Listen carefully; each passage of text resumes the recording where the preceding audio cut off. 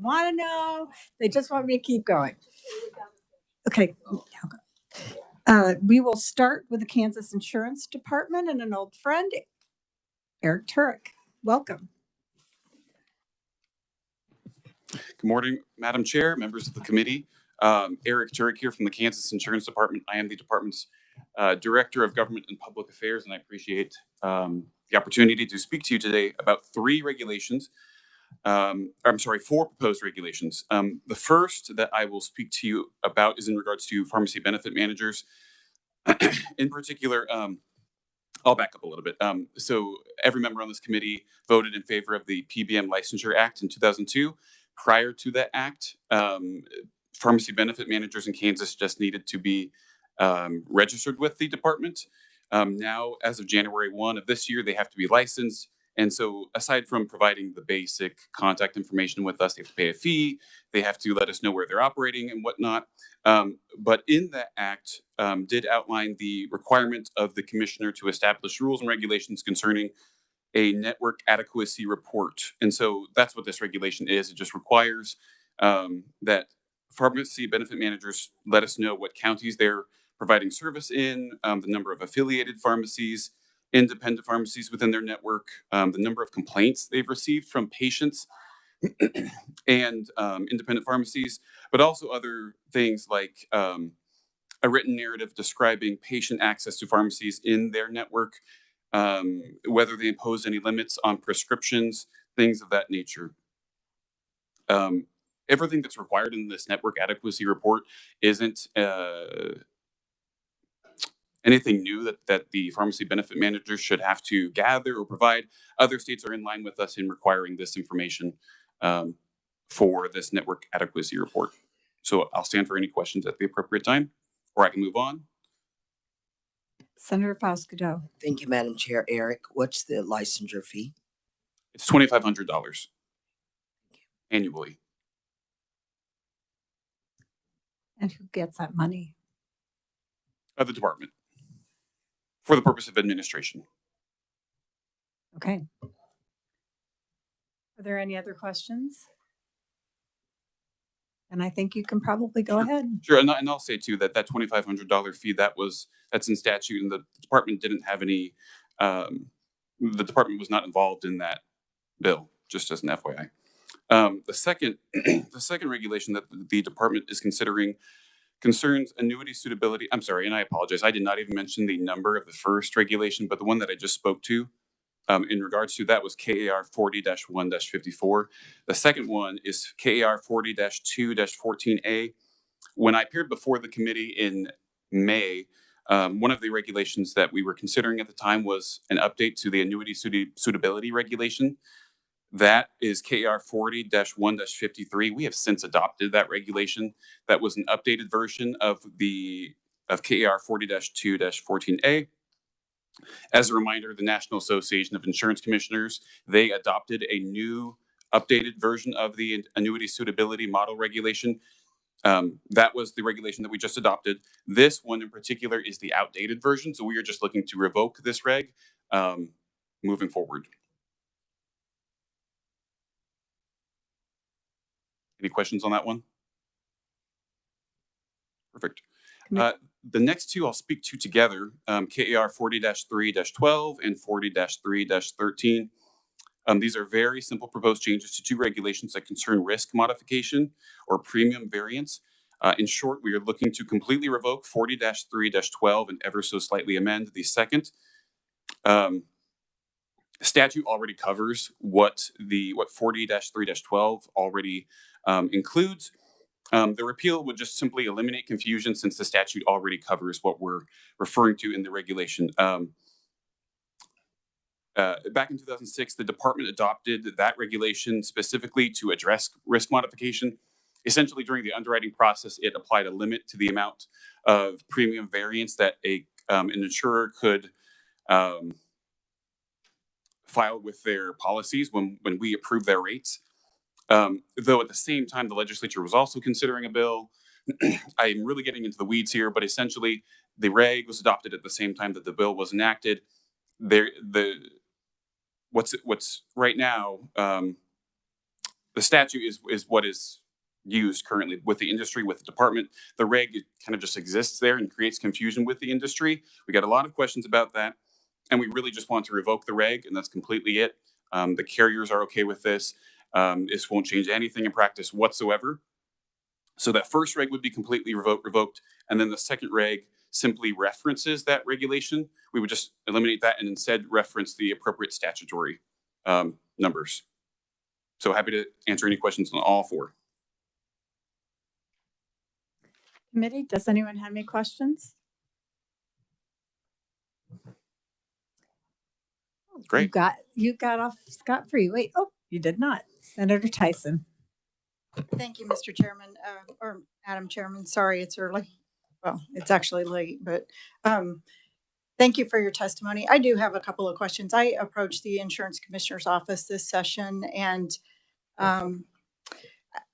we need some help on balancing between insurance companies and their customers. It seems to be heavily weighted toward the insurance companies at this time, and I have grave concern over that. In fact, this weekend I was out in Western Kansas, and it was brought up several times how insurance companies are not paying for health benefits that seem very standard.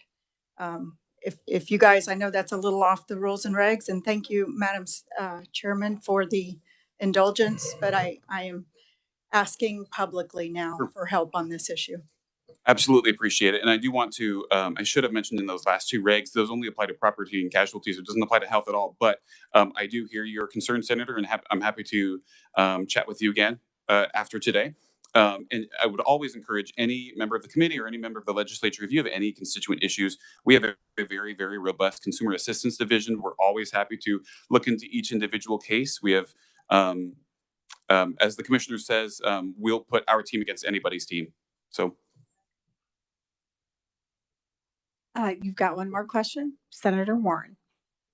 Thank you, Madam Chair, and thank you for the presentation today. I want to take us back to 40-1-54 for just a moment, if I might, and I apologize if I missed the earlier opportunity for questions. Regarding, there's a part of the network adequacy report that requires a reporting of the number of complaints submitted by pharmacies concerning the applicant's network that the applicant has received in the previous 12 months.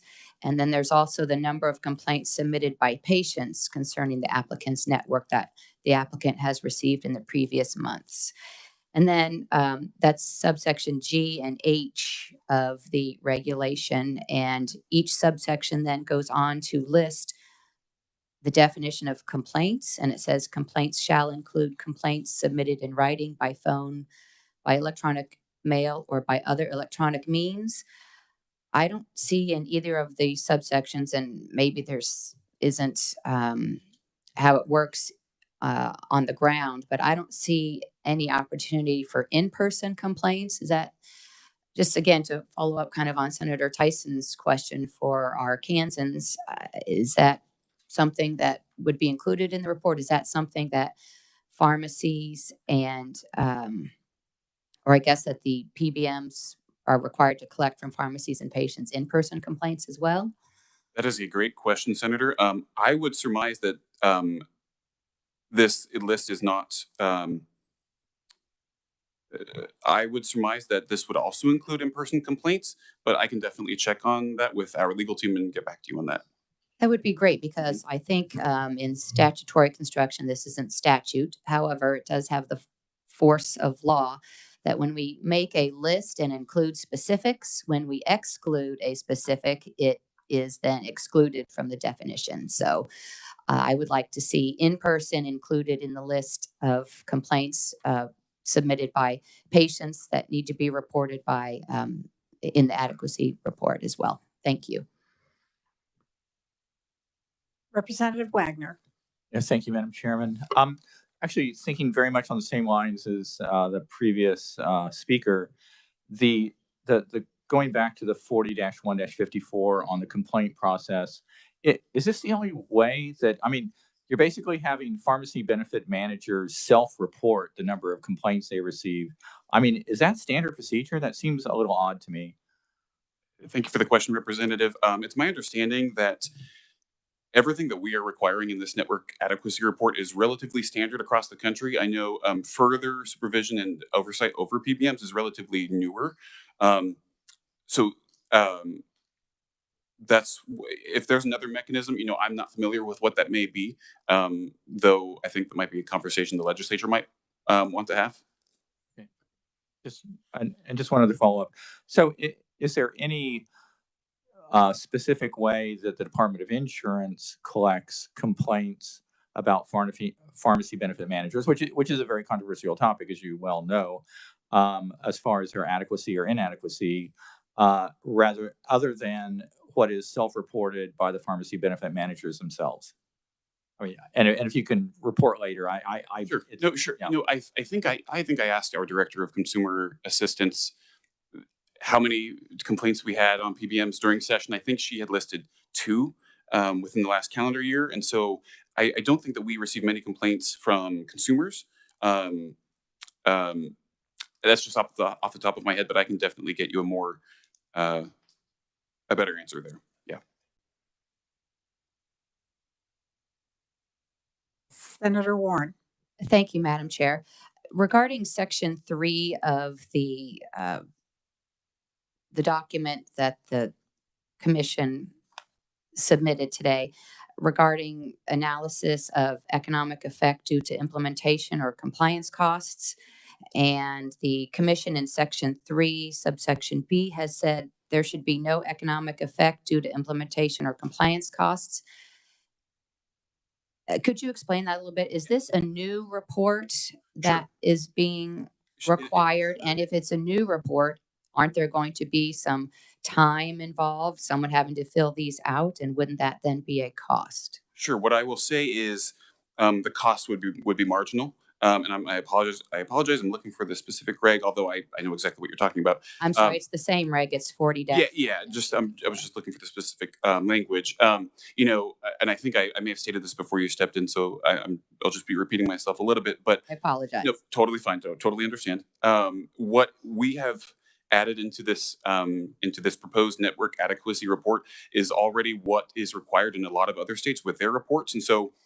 With PBMs who are especially working across state lines, which I believe is principally most of them, this information, they already have a process of gathering this information anyway, and I don't think this would be too onerous on the PBMs. And then in subsection C of Section 3, if I may, Madam Chair, one last question. It asks for the analysis specifically addressing businesses that would be directly affected by the proposed rules and regulations.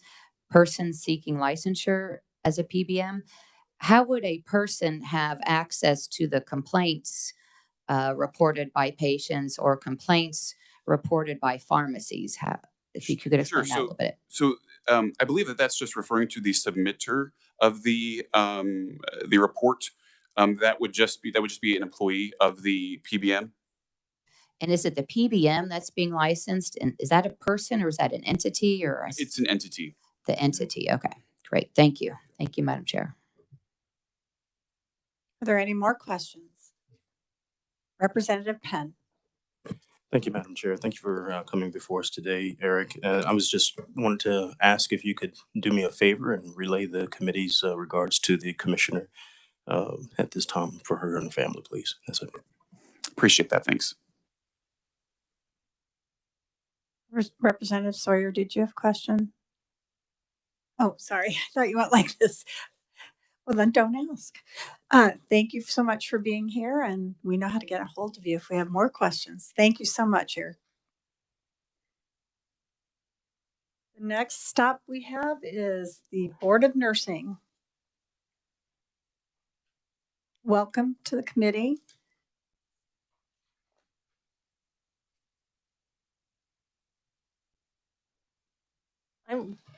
I'm Carol Moreland, the administrator for the Kansas State Board of Nursing. Madam Chair, committee members, I am here today to discuss with you proposed permanent changes to one of our regulations, and that would be 60-2-103.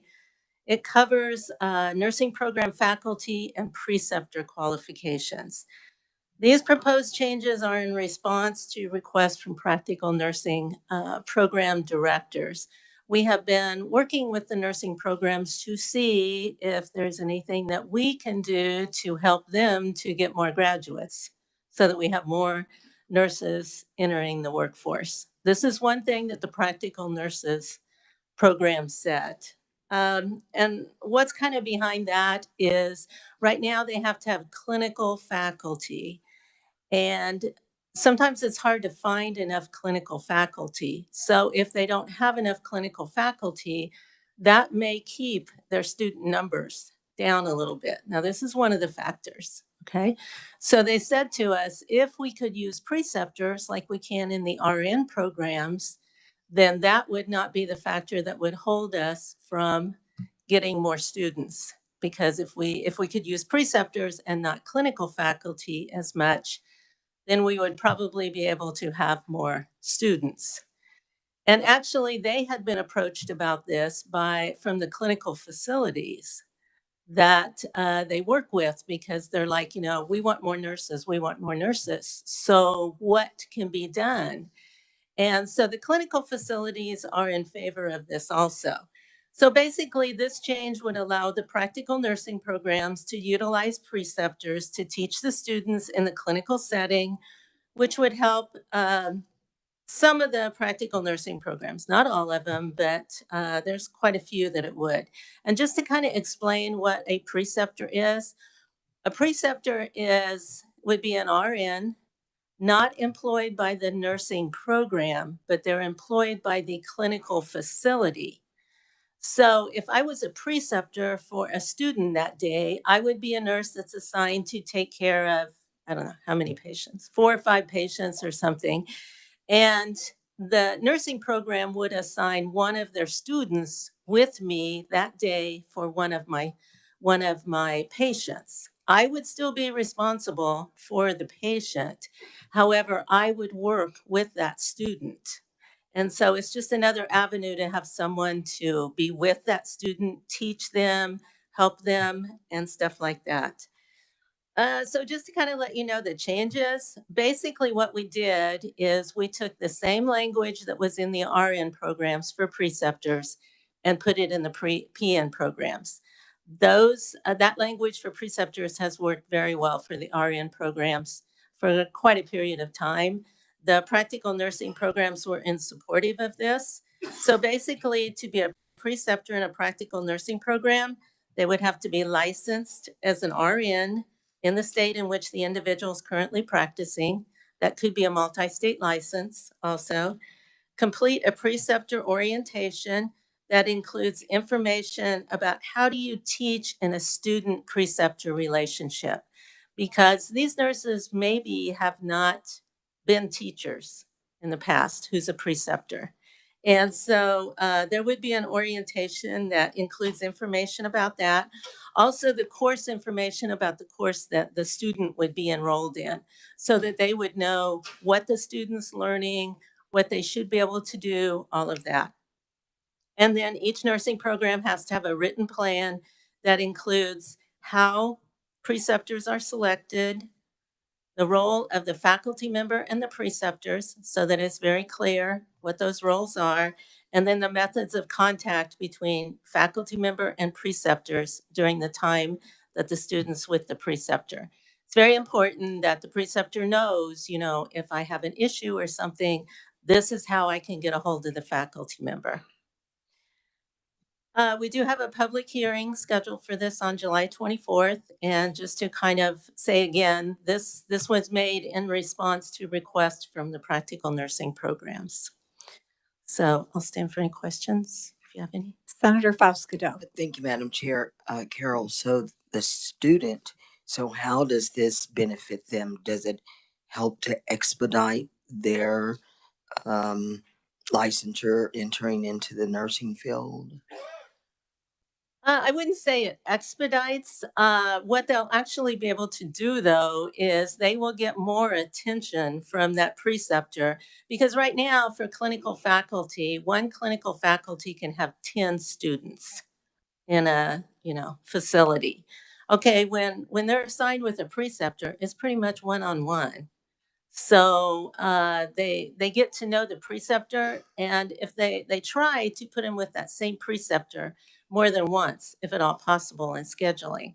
And that way they get very used to each other. The student feels usually more comfortable that way. Any other questions? Representative Penn. Thank you, Madam Chair. Thank you, ma'am, for coming before us today. I'm a little confused. If the preceptor goes to the one-on-one, and do you have any evidence that it produces a better nurse, or as the senator was asking, a quicker pipeline? What is the juice that we get for the squeeze? And the second question, Madam Chair, is what exactly is the squeeze? If the preceptor is pulled out of their regular duties and added on duties, do they get added compensation, and who pays that bill? Okay. Great questions. The preceptor is an employee of the clinical facility. So the clinical facility pays their salary. Okay. And probably an advantage for the preceptor is typically they do not have as many patients to watch because they are working much closer with that nursing student.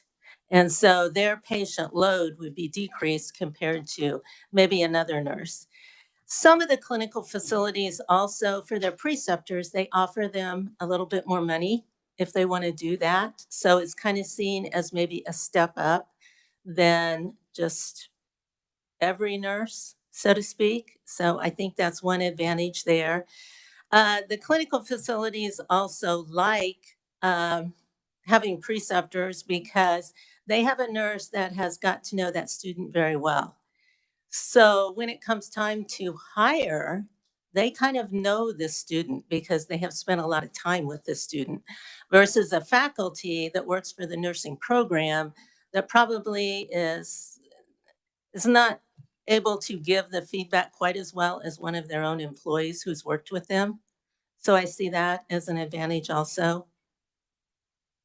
Did I answer your question?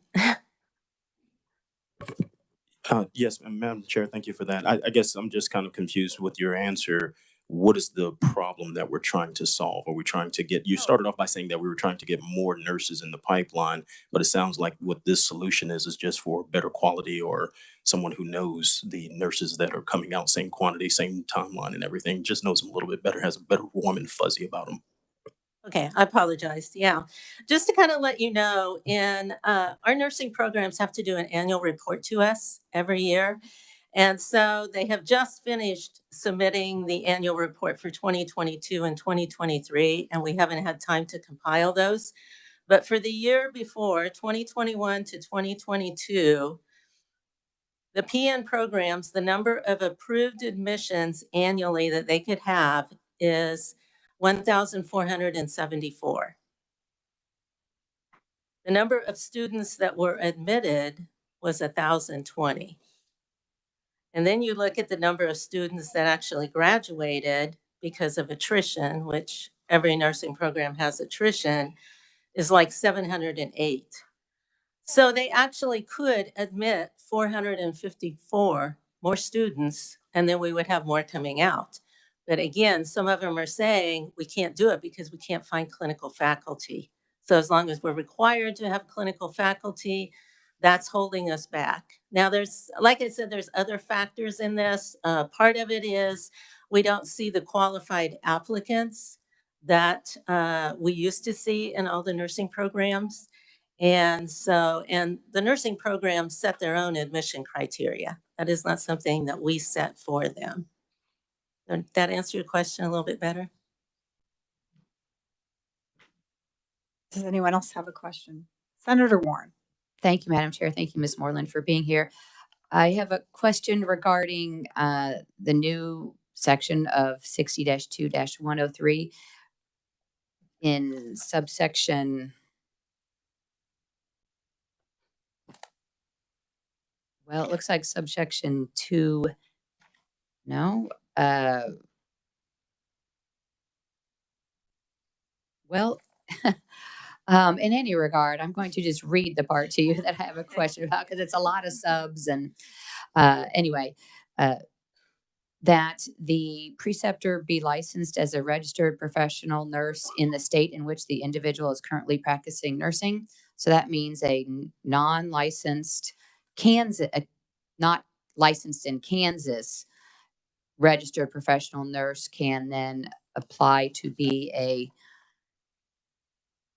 preceptor in a nursing program in Kansas. And do I have that right? And if that is right, does that follow and mirror the language in our RN language already in regulation? Yes, it does. And basically, what that would mean is if a clinical facility had employed a nurse that has a multi-state license that perhaps they got out of Missouri, okay, because we see a lot of between Missouri and Oklahoma. Okay, if that nurse is in Kansas at that facility working on that multi-state license, that nurse could be a preceptor. And that's the same language as we have in the regulations for registered nurses. Yes. Thank you. And then I have identified which subsection it is. It's subsection B2A that I was asking about. So thank you. And just to kind of maybe add to, usually the clinical facilities choose who's going to be their preceptor because they know who would be a good nurse to teach someone. And so they do have input in that. Is this also part of the expanded scope of practice that we've allowed for certain nursing professionals in Kansas recently? This doesn't expand the scope of practice for an LPN. No. And that's what we're talking about here is practical nursing. Okay. So it's different. Thank you. Yeah. Thank you, Madam Chair. Are there any other questions? I have a quick one. So, why do you use the term registered professional nurse? I kept reading, I'm thinking they need just a registered nurse, but I didn't, the whole thing kind of confused me. And I agree with you. But if you look at our Nurse Practice Act, every statute from like the beginning of it refers to either professional nurses or practical nursing. And so professional nursing then is the RN. So for us to change that terminology, we'd be changing a lot of statutes and stuff, but we do get that question a lot. Well, I know it's a onerous burden, but it would be great if you could make it clearer for everywhere. And so I think it's important if you get that many questions, you might need to try to update it. So, all right, is there anything else? Thank you so much for being here. We appreciate it, Carol. All right. Now we'll move on to the Kansas State Board of Healing Arts, and I see Susan Guile. Welcome to committee. I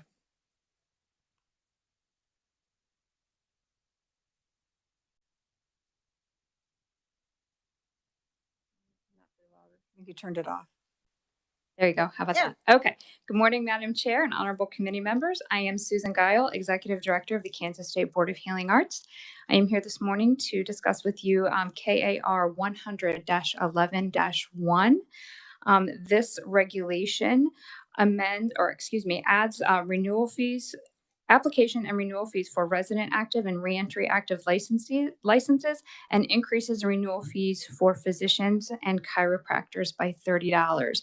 You have my testimony. I wasn't planning to just read that to you again. So really, I am ready to stand for questions if you have any, unless you would like me to read my testimony. Does anyone have a question? Does anyone want her to read the whole thing? I hear a resounding no on that one. Okay. Anyway, thank you. Are you raising the fees for everyone this year? We have no plans at this time to raise other fees, just these fees for the physicians and chiropractors. And why did you do that specifically for those two professions? So many of our professions already are at their statutory maximums. So that's one reason. A lot of them that are not at their statutory maximums are within maybe $5 of them. And this was where these professions are our largest number of licensees. And so this is where we could, so to speak, get the most bang for the buck with a fairly minimal fee increase for the largest number of licensees.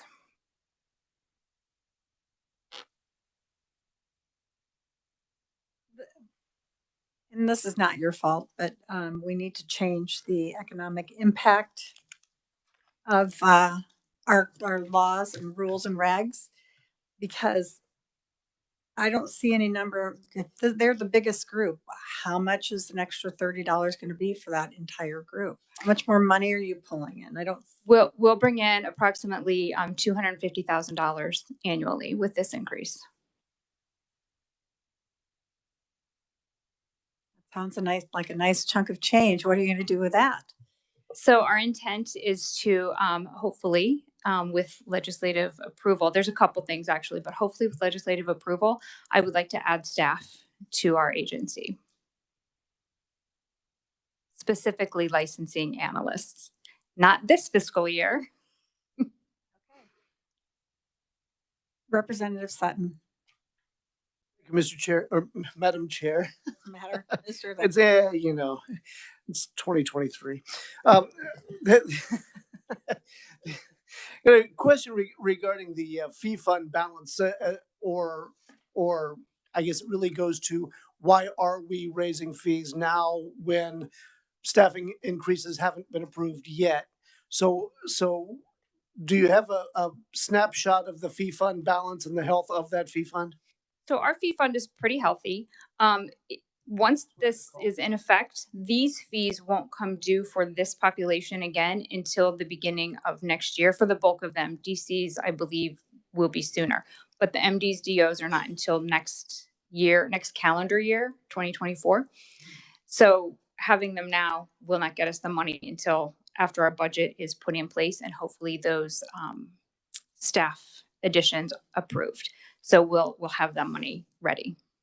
It kind of seems to me, and this is just call it constructive or not, I don't know. It kind of seems to me like this should go hand in hand with the staffing increases in your budget recommendations or requests for the year. But that's just me talking. I appreciate that. Thank you, Madam Chair. Representative Penn. Thank you, Madam Chair.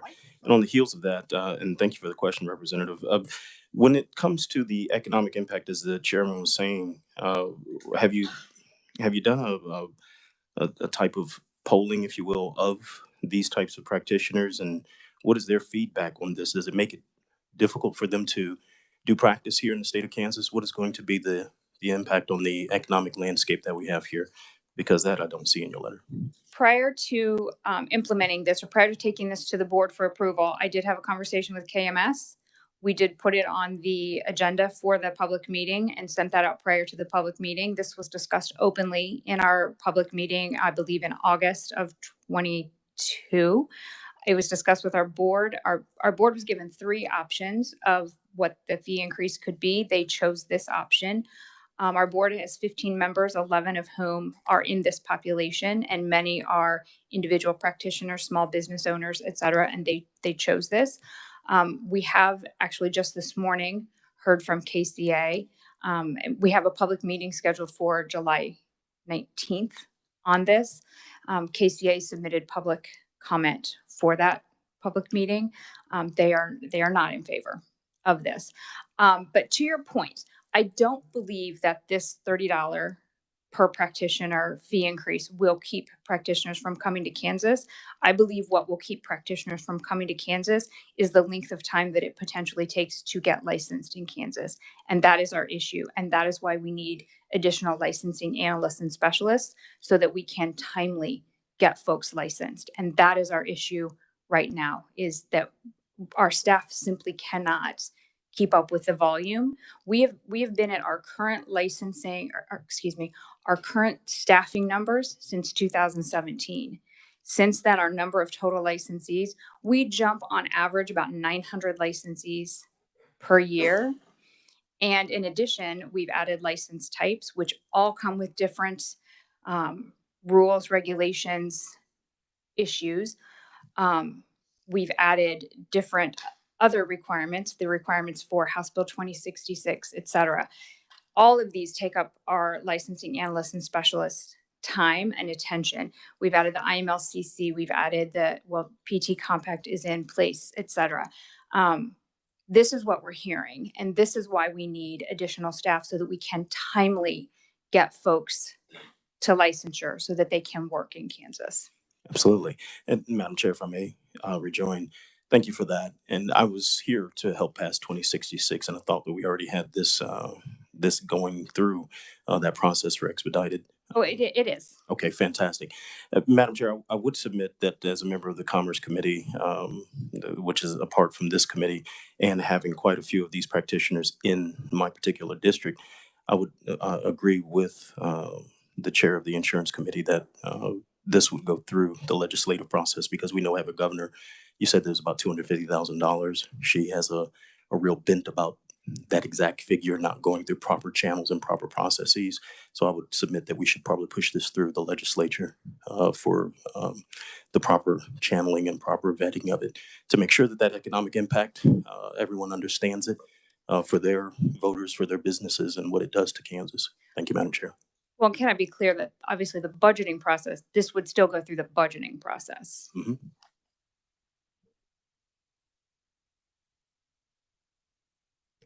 Senator Faustido.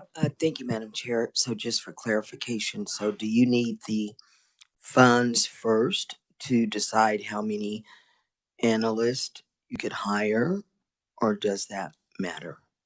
We need to know that we would have the budget to support additional staff to be able to know how many. Yes.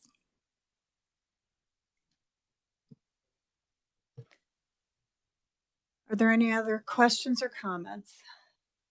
Representative Sutton. Thank you, Madam Chair. And I wasn't going to swing twice here, but there was a question that arose from one of your previous answers. Did you say that we're getting 900 new doctors and chiropractors in Kansas every year? 900 new licensees. So that's all of our license types, not just doctors and chiropractors, but all license types. We license 16 healthcare professions. Gotcha. Okay. Thanks for that clarification. That. Thank you, Madam Chair. Senator Warren. Thank you, Madam Chair. I wasn't going to ask a question, but then it came up from a comment that I heard. So the additional staff for the board hasn't yet been approved, yet the request is for the increase in fees for our physicians and chiropractors. And you had said that the fees wouldn't be implemented if this regulation were to become not just proposed, but regulations of Kansas. The funds wouldn't come in until which fiscal year is that? Could you say that again? This fiscal year, but next calendar year 2024. And if there is no staffing increase approved for the board by the legislature, then this $250,000, I guess, is still subject to the budget process and then could be used for something else. I think I just answered my own question, but the thought is that nonetheless, the fees are going to be there if the staffing is approved and if the legislature then budgets the money to the board. It seems a little bit putting the cart before the horse. Understood. Without the policy going through the legislature, and causes me some concern for our physicians and our chiropractors under the Board of Healing Arts, as well as for Kansans, that we need to make sure that policy goes through the legislature. Thank you. Thank you, Madam Chair. Did that bring up any other questions? I have a couple. One is, do you have an approximate value of your fee account right now? And what do you use the fees for? The fee account for? Can you, I'm not sure I You understand. said you're getting, this is going to raise an additional $250,000. Right. So what is the balance of that account? You said in our, Of our fee fund? balance, yes. So I got our budget actually today. So it's at this point in time, our fee fund is inaccurately inflated because we are at the end of the beginning of our fiscal year is always the end of our MD renewal cycle, which is our biggest renewal cycle, and also the end of graduation season, which is when we get the bulk of our money. So right now, our balance is $6.1 million. That will, I know, I really, that will carry us. That is the bulk of our money through the fiscal year. Our expenditure, however, is 6.9 million. So our cash balance is less than our annual expenditure. So we have to take in more money to meet our budgeted expenditure. So we're not at our expenditure level yet. I hope that makes sense. So even though it seems like a lot of money, it is not. And we have to carry a fairly high cash balance because we are a fee-funded agency. And that balance also funds our no limit fund, which is what we use for our expert witnesses.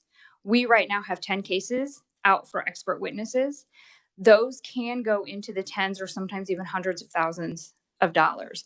Those are the cases that are most likely to carry further through the court system. They're the most complicated of the medically contested or legally contested medical cases. Right now, they're involving stem cells. They're likely to get into laser light therapy, very complex issues. We anticipate down the road, we're going to get into some of the AI realm. These are very highly complex issues and will require lots of expert testimony. They'll be very expensive. We are right now the subject of 2 lawsuits that potentially have cash payouts that we will be responsible for. So we have to have some pretty significant cash available. Our lease is up in 2026. Even if we stay where we are right now, I have no doubt that our rent will increase fairly significantly. If we move, our rent will increase very significantly because we have a pretty good deal where we're at right now. So there's those expenses that I have to consider moving forward. I also think it's important to share with you, we just conducted and completed a staff satisfaction survey. What we heard from our staff, one of the key things was that they feel that they are overwhelmed. And what we heard from the comments from them, I think it's really important for y'all to hear this. They said very clearly, we love our jobs. We love the work. We are very committed to the work that we're doing, but we can't keep working at this level. There's too much to do. And those of us who have been here for a long time, we see the turnover. The new people come in, we train them, we spend our time training them, they get overwhelmed and they leave. And we can't keep doing this. We can't keep burning at this level. So we really do need, I think, to listen to them and give them what they need. You know, we talk about making sure we're giving people the technology that they need, and I do think that's important as well, but we need to give them the people that they need as well. So I think that's important. All very, very important information. It's a little alarming that you're spending more than you're bringing in. I thought that the point behind it was to just let me go clarify. live This within is our your means. biggest piece, but we'll continue. We have 16 different professions. They renew their licenses at various times throughout the year. So we still continue to bring more money in throughout the year. This is just our largest portion. So we'll bring more in throughout the year. We balance throughout the year. It comes in various times. Okay, and the last comment I'm going to make is it alarms me that we need more people we need to keep hiring people to do a job. And so Kansas has one of the largest number of governmental employees, and you're lumped under all of that as well. So that's a deep concern to me. Senator Tyson has a question. I'm sorry, Representative Sutton. Thank you, Madam Chair. I just really just wanted to point out it's good to hear about the feedback from your employees and how they have needs and all this. But really, what we're talking about is a fee fund increase. Yes. Or increasing a fee to increase the fee fund, which is currently not lacking. I'd have to see the historical numbers, and I'm doing this from memory, and I have been asleep since at least once since last session. but as I recall, that fee fund was growing, not shrinking. So I'm having a compelling story. The employees are overworked, and I get that. I get that, but I'm not understanding how that relates to a fee fund for additional employees that aren't approved yet, that isn't even necessary based on the current balance of the fee fund itself. Does that make any sense? Fair point. Very good. Thank you, Madam Chair.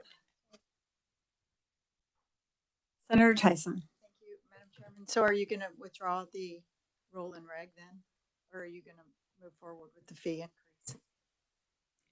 At this time, it would not be my intent to withdraw it. I think that our futuristic outlook is legitimate, and I think that we need these funds to move forward and meet the goals that we have set for the agency, and what we're hearing from our staff, and the reality of the work that is there.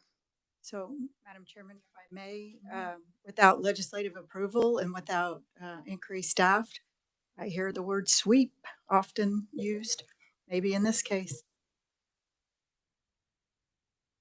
Representative Carmichael. Thank you, Madam Chair. I also have heard the word sweep many times, and there is now a Kansas Supreme Court decision which prohibits sweeping fee funds into the state general fund. So I'm not nearly as concerned about sweeping as we all used to be, and I don't think the legislature can do it anymore. Thank you.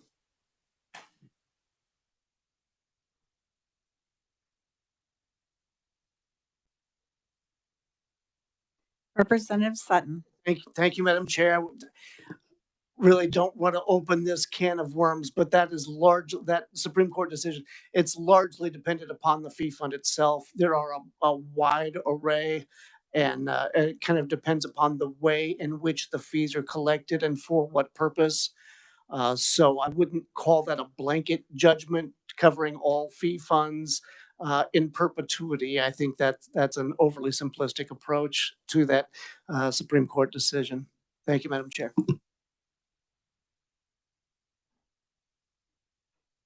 Any other questions? Thank you. I think you understand that there's some discomfort with this, and we would appreciate you revisiting it when you get back to your board. Thank you. Thank you so much. Appreciate your time. All right. We will now move on to Kansas Department of Wildlife and Parks, and we have Dan Riley at the podium. How are you doing since you had surgery? I'm walking. You're walking. That's good. A big improvement over the last meeting. Thank you for asking. Welcome to the committee. Thank you, Madam Chair, members of the committee. I am Dan Riley, Chief Counsel of the Department of Wildlife and Parks. And we have quite a load on the agenda today. We actually have 7 that were scheduled, and I believe 1 additional one, if that's correct. We've added one that. Is that correct, Jill? Yeah, okay. Okay. The first regulations on the agenda today for us relate to fishing issues. KR 115.7-10 is a regulation that mandates the manner in which fish can be removed from waters if those waters include invasive aquatic species. And the only change that we're making to that regulation in this amendment would be to update the aquatic species designated waters version to the November 17, 2022 edition. Would you like me to ask for individual questions on each regulation, Madam Chair, or would you want me to go through for a while? I'll see if there's any questions on that first part. And I think we can ask our questions. We'll just wave. Throw something at me if I'm not looking up. Okay. Thank you. Second reg on the list today is 115.18-10. That regulation adds the rusty crayfish to the list of prohibited nuisance species in Kansas.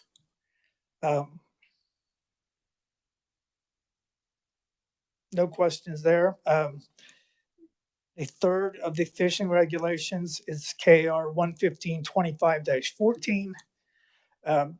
This is a regulation that includes reference to a number of size limits, creel limits, bait restriction tables, and also specific information about trout fishing in the listed waters where that's allowed. And those are the nature of the amendments to that regulation. Does anyone have any questions? Very good. I have one. Yes, ma'am. I have one. How do you designate a water as being a nuisance water? And Well, what? it's based on the species that have been found there. If a nuisance species has been detected in that body of water, and this includes reservoirs and smaller bodies of water, streams, rivers, regardless of the type of water, if the nuisance species has been detected there, then it goes on the list. Because the idea is to restrict movement from that body of water to try to prevent that nuisance species from spreading to others where it may not already be. And that works. Well, it helps. You've probably heard of zebra mussels. Zebra mussels have gotten a lot of press lately, and they're high on the list of nuisance species, and they're particularly difficult because they will adhere to boats and be in the water that may get splashed into a watercraft. So they're responsible for a lot of inspections when boats enter water bodies. And unfortunately, we're not winning the fight because zebra mussels continue to spread, but we're still trying to prohibit that as much as possible. I hope that answered your question. Yes, I think so. And that's easy to find, that you shouldn't be fishing in those areas. It's easy for sportsmen to find. Yes, ma'am. I It's understand. Okay. yes. And it's always published on our website also. So anybody that wants more specific information can always go to the website and find it. The next three regulations on the list today deal with antelope, elk, and deer seasons. KAR 11525-7 is the regulation that sets the open seasons, bag limits, and permits for antelope. And this set of parameters has been amended this time to reflect the extreme drought conditions that are impacting the antelope hunting area in Kansas, which is basically the western half of the state. And I'm sure that everyone's aware. I'm sure that everyone is aware that that area of the state is still suffering from extreme drought, and it's having an impact on the antelope herd numbers, which we've reflected here in the number of permits. General resident draw permits were being reduced by 2. The overall draw is being reduced by 4, which is about a 2.5% decrease in the number of permits available. We've also made the change to eliminate the late archery season, which is a total of 40 permits that are typically offered during that season. And that will cause a reduction of $50 per permit in terms of revenue to wildlife and parks. And we have attempted to assess the economic impact of that reduction also. And based on the information that we have been able to come up with, and largely this is from our own records, but the majority of those 40 permit holders for that late antelope archery season are also deer hunters historically. So that will reduce the economic impact somewhat, since they're already hunters anyway. But we have to make these changes because the antelope numbers just have not been able to sustain the drought. And that's the basis for those changes. All right. Does anyone have any questions on the elk, or the antelope, I should say?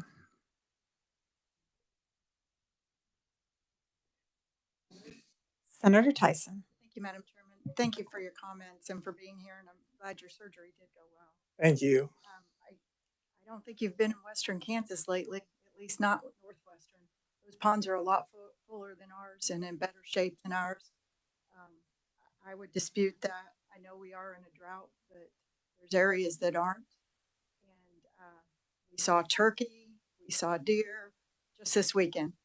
I mean, I question the decision by the department because it seems like all of these rules and regs are doing everything they possibly can to decrease the amount of hunters in this state and especially out of state hunters. So I have concern over you guys implementing this rule and reg. Madam Senator, we don't take any changes lightly because obviously we consider a lot of factors anytime we make this sort of a change. High on our list is always going to be the benefit for the species themselves. And based on the antelope numbers that we have been able to detect, the numbers are diminishing. So that becomes an obligation, but we certainly never do it without an eye to the economic impact also. So it's a balancing act of a lot of factors. And I know I've heard of the kind of spotty rainfall in areas, and that's great. I mean, that's the best thing that anybody could hope for. But this isn't an immediate kind of a snapshot when we make a change, and it's based on the information that we looked at for the whole year since the last time we were up here with this reg. So we do the best we can in terms of balancing the information and also all the considerations. So. Thank you, Madam Chairman. I'll listen to the rest of the rules and regs, but I would say that your attention has been basically on restricting hunting while not taking care of noxious weeds. And if you gave it the attention that you're giving some of this other, that is a major issue in the state. And I got to tell you, wildlife and parks are not good neighbors when it comes to taking care of noxious weeds. And all you have to do is look at the land that they own in Lynn County and the cerisa that has gone wild there. So I understand that you're trying to manage the animals. I think you're falling short on that effort, and I know you're falling short on the noxious weeds. Thank you, Madam Chairman. Are there any other questions, or can we move on to, I believe we go to elk next? Yes, the next reg on the list is 115.25.8, which is the elk regulation. There are basically no changes in this regulation with the exception of the dates. Those have just been moved ahead 1 year, and otherwise there are no changes.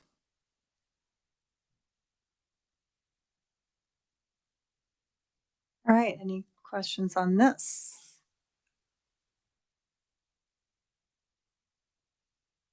Not seeing any, you may go ahead. The next in the list is 115.25.9, which sets the deer open season bag limits. The only substantive change here in terms of numbers is to add a few days of antlerless hunting to unit number 12. So that basically adds some doe hunting days to deer management unit number 12.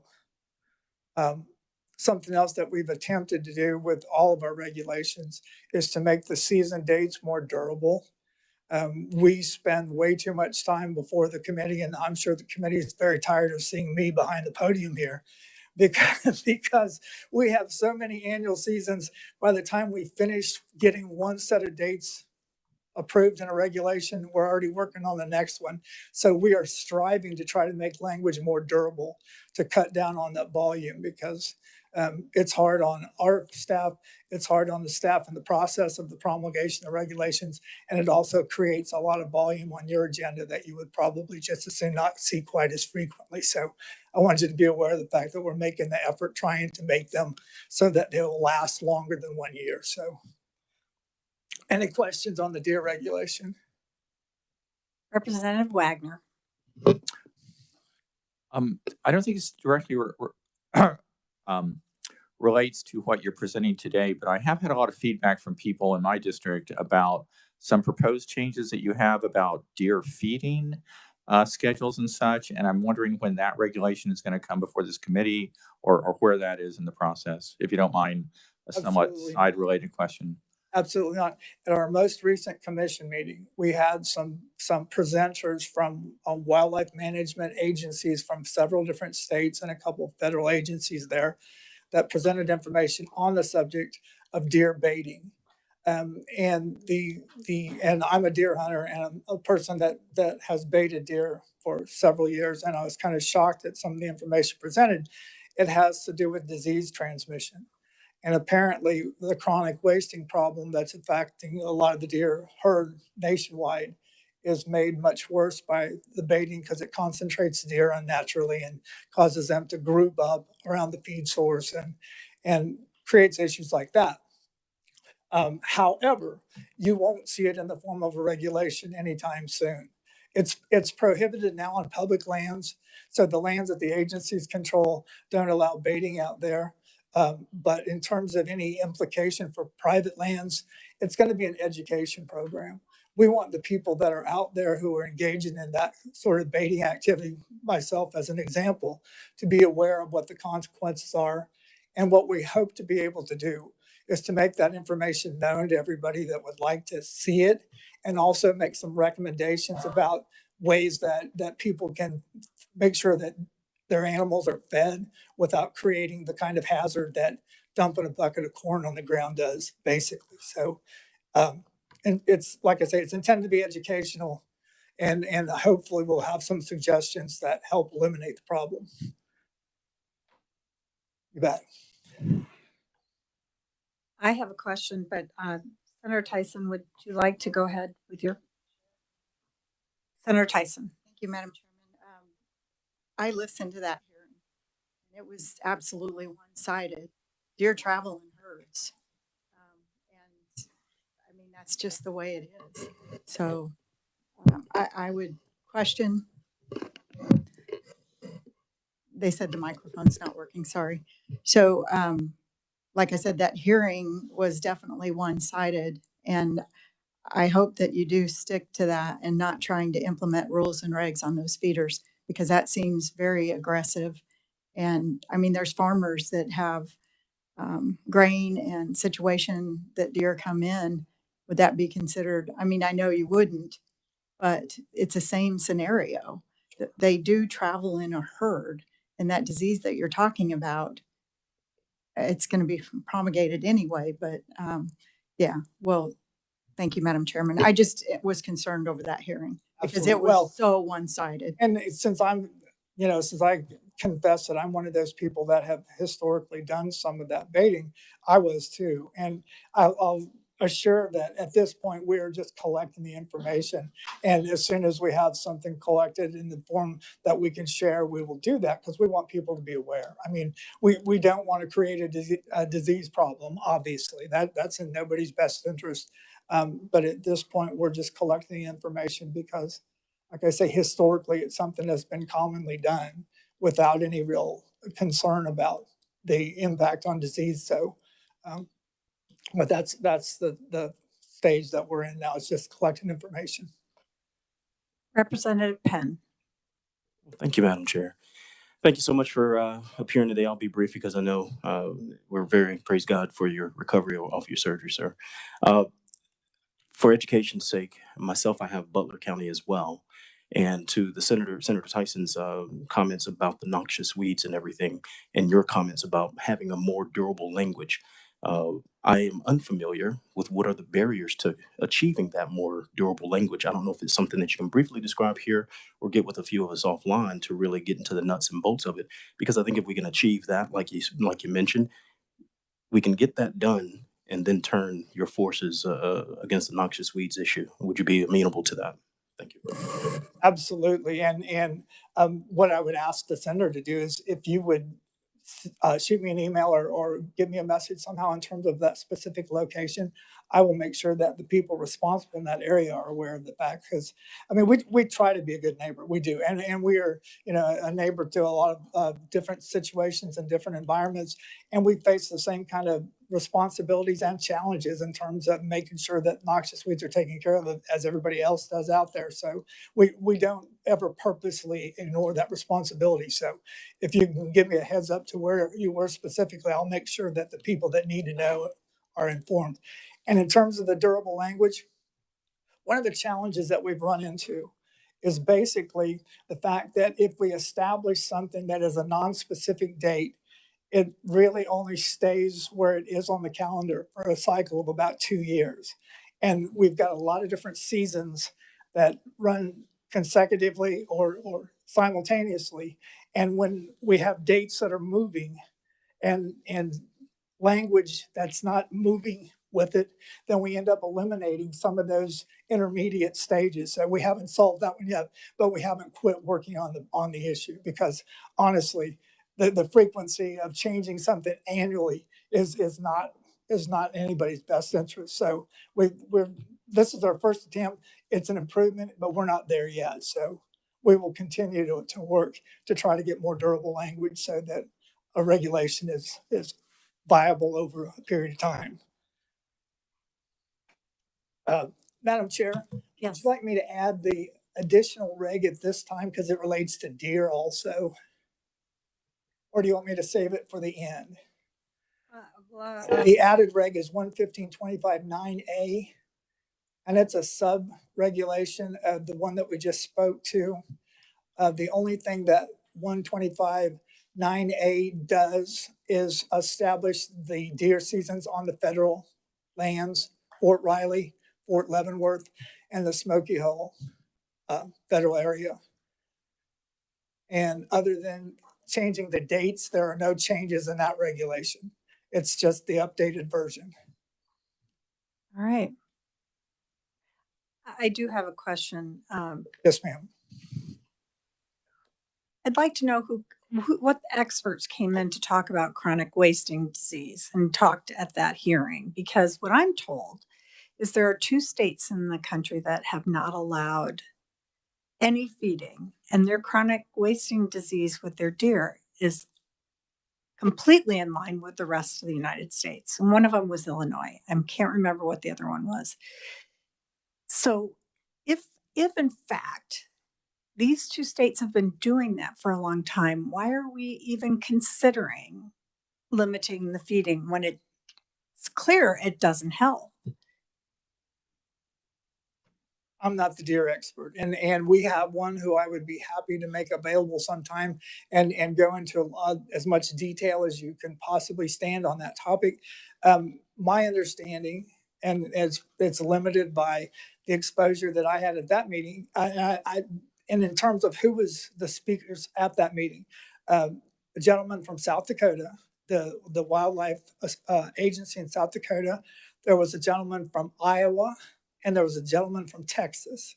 And I don't recall their names, and that's not a complete list of the individuals that spoke, but those were the 3 states that were represented. Based on my own knowledge and my own reading, I know it's controversial. It's not clearly established that it's a cause and effect in terms of the feeding and the disease. There was information I saw presented at that meeting that made sense to me. There was information presented that I would also question. And I think that's the process we will be going through. I mean, we're not going to accept anything as being an absolute until the science indicates that it's so. But if the committee wishes to have an in-depth presentation, Levi Jaster is our deer expert, and I'm sure that he would be willing to make himself available for that purpose. Because, like I say, it's going to be very interesting to me to see what the information that we collect does indicate. All right. Is there any other question or comment? You have one more to go? I have one more regulation. Yes, I do. That's KAR 115-20-2. That regulation basically limits the number of reptiles and amphibians that can be possessed by any individual or any domicile.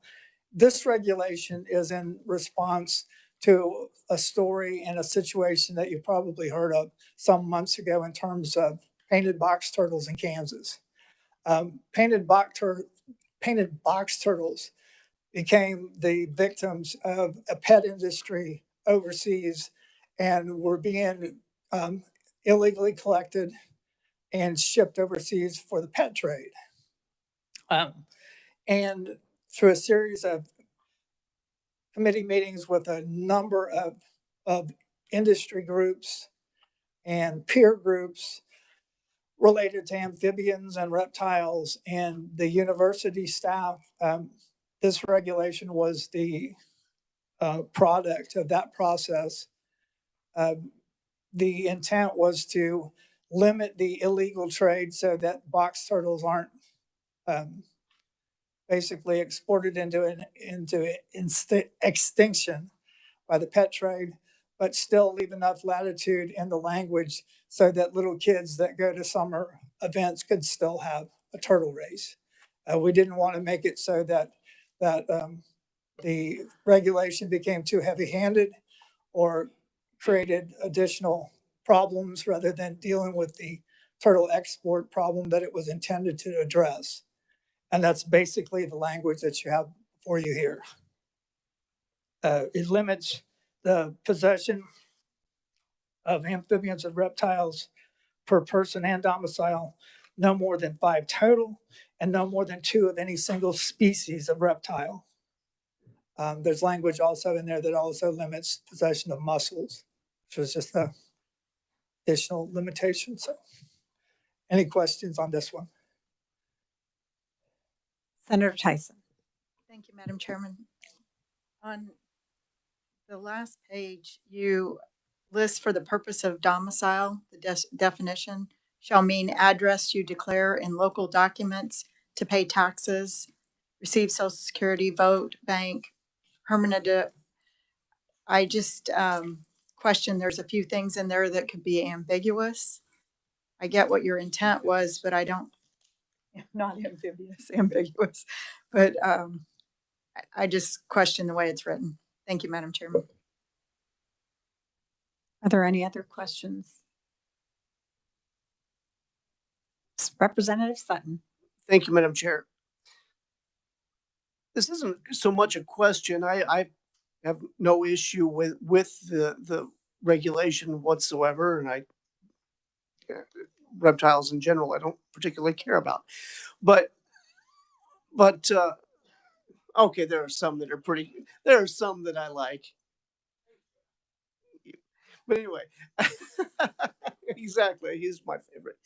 But no, my question really goes to so, will this solve the problem? It seems like this is a really tough one to enforce, and just my way of thinking, it would be easier to stop it at the export step rather than trying to police possession of turtles. You know, that just seems really, really difficult to me. I don't have a really good answer for that. What I would suggest, and this is as much based on other regulatory programs as this one, since we haven't had this in place long enough to have any real history on it, but I would think that a combination is probably the best approach. Obviously, there are federal regulations that deal with export. You know, since we're a long ways from most of the export terminals, we don't get into those sort of enforcement activities very frequently. But on the ground level, I think the education and the public awareness of the problem and having the regulation that sets a standard. Because apparently what was happening in a lot of the instances is we had the prior language here created a limitation. It drew a line. But basically what people were doing were going out and collecting what they could find up to the limit, shipping those, and then basically coming back and restocking again because there was no quantitative stop point in terms of that. So I think it'll have an impact and an effect. Again, if somebody makes it their purpose and their mission to covertly, ship painted box turtles out of Kansas, that's going to become a bigger enforcement issue, obviously. But we've got an enforcement mechanism if it's necessary. So, I mean, hopefully public awareness and just getting the word out that it's detrimental to the species, it's prohibited. Don't pick up turtles and then try to sell them to someone as a pet. So hopefully we'll get a lot of benefit from that. And we'll, if we do need to do something further, then we'll go back to the drawing board at that point. All right, very good. Thank you, Madam Chair. Are there any other questions or comments? I hate to labor a point, but with this deer feeding issue raises that ugly head of hunters who have called me and said that the Department of Wildlife and Parks is trying to get rid of all outside hunters from getting any permits, and you're taking money directly from that. That's that economic impact. That's that tourism dollars, that's the hotels, it's the gas stations and everything else. And the trend is I see more regulations, which make it more difficult for hunters to continue what they really enjoy doing.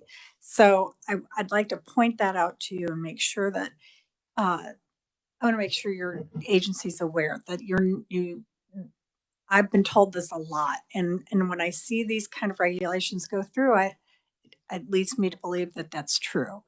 So I'd like to I'd like to change that. I'm not sure I can, but I did want to give you some warning that that's what the belief is. So. Well, I appreciate that. And I agree with the sentiment there.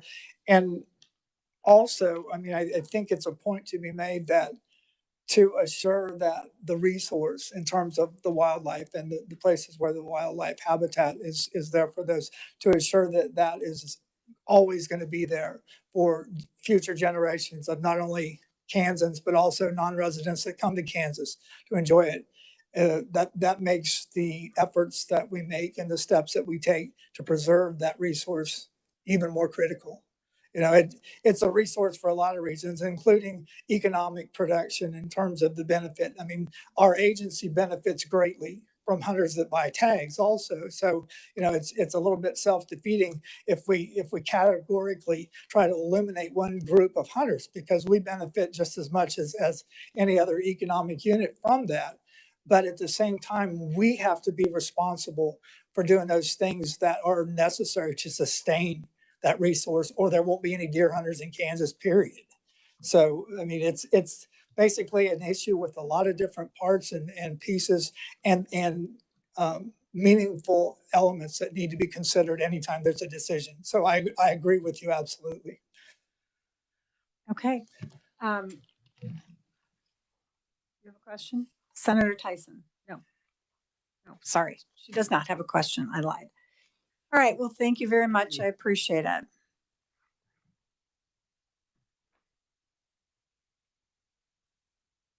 right. We'll move on to the Board of Pharmacy.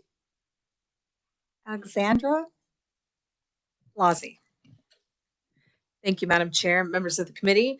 The Board of Pharmacy is pleased to offer testimony regarding the board's. Yes, ma'am. Would you reintroduce yourself, please? Yes, I apologize. I'm Alexandra Blasey with the Kansas State Board of Pharmacy. I'm the executive director with the agency. The board is pleased to offer testimony regarding recent efforts to adopt both a temporary regulation and a permanent regulation that is in front of you to emergency schedule the drug known as flubromazolam. It has a lengthy chemical name that I will not attempt to recite, in Schedule 1 of the Kansas Controlled Substance Act. In early May of 2023, the board received notification from a Kansas assistant district attorney that it intended to initiate prosecution against an individual arrested with a large quantity of this drug. Pursuant to Kansas statutes 65-4102, the board is required to initiate emergency scheduling proceedings when two sets of circumstances occur. The first being a notification from an attorney regarding the initiation of prosecution with respect to a controlled substance analog. The second, that the board make a finding of an imminent hazard to the public safety. And in this case, the finding is supposed to be based on, per statute, the board's consideration of whether the substance has been federally scheduled on a temporary basis, the history and pattern of abuse, the scope, duration, significance of abuse, risk to the public health, and clandestine importation, as well as the manufacture or distribution of the substance. It is important to note that while the regulation may bear the description of a permanent regulation, this is actually only allowed to last until July 1st of 2024. And the goal of that is to give the legislature sufficient time upon resuming session to consider the drug for permanent scheduling or to allow the regulation to expire. The board has in this matter utilized the authority vested by the Kansas legislature to respond promptly and swiftly on the threat to public safety and looks forward to the legislature's ultimate determination regarding this substance next session. In response to the notification, the board investigated this drug, flubromazolam, and found that it is a triazole analog of the designer drug benzodiazepine, has a high potential for abuse, no currently accepted medical use or treatment in the United States, and is not safe for use under any kind of medical supervision. It is similar to other scheduled drugs, and the DEA published a notice of intent to schedule flubromazolam in Schedule 1 in December 2022. We did not see the drug then in Kansas until later, which is why the board is acting now. Flubromazolam is known to cause depressant effects, similar to other benzodiazepines. When taken in conjunction with an opioid, the likelihood of death increases substantially. And with a finding, with the notification from the ADA, the board did make a finding in this case based on the research that it does present an imminent hazard to public safety. As I said, the board has also drafted a temporary regulation matching this one, which has already been approved by the board on June 30th and is now headed to the State Rules and Regulations Board for their final consideration. The board also noticed the public hearing on this permanent regulation last week for a date of September 28th, 2023. The temporary regulation, of course, would expire 120 days, so that would be the purpose of the permanent regulation to take over until July 1st of next year. With that, Madam Chair, I'd be happy to stand for questions. Although my knowledge of pharmacy is somewhat limited, I do have all of the resources available to explain the drug in more detail if necessary. Okay. Does anyone have a question? Representative Sutton. Thank you, Madam Chair. My knowledge of pharmacy is just outdated. Is the only problem there. The new one, this new drug. Okay, first off, did you say that it's already been federally scheduled? At least on a temporary basis, yes. Okay, December. very good. The other question, where is this one coming from? We've heard about fentanyl for a couple of years now coming across the border. Where's this one coming from? I don't know. And at this time, the information that can be shared is limited because there is ongoing investigation and prosecution that was not shared by the agency with us. It wasn't shared to you? No. Okay. All right. Very good. I think that about covers it. Thank you, Madam Chair. Representative Carmichael. Thank you, Madam Chair. I wasn't clear during your testimony. I think you indicated in December of last year, DEA initiated proceedings to schedule this particular medication. Whatever. I don't know if you should even call it medication. This Correct. It's a drug. Drug.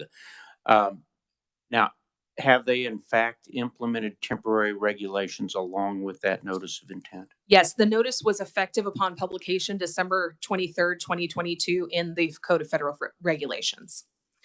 And does it still await final action by DEA? It is in effect for a minimum period of a year, I believe, and will ultimately require permanent federal action, yes. And I received a notification this morning that in about a week or two, there is something pending before the Rules and Regulations Board from you all. Is this that? Yes, that's correct. That would be the temporary matching regulation. So I've now completed my preparation for that hearing. Thank you, Madam Chair. Are there any other questions or comments? If not, thank you for being here. We appreciate your meeting us. Thank you, Madam Chair. We'll move on now. We actually are pretty much on time. The Department of Transportation. I think we're looking for Emily Brown. Welcome to committee.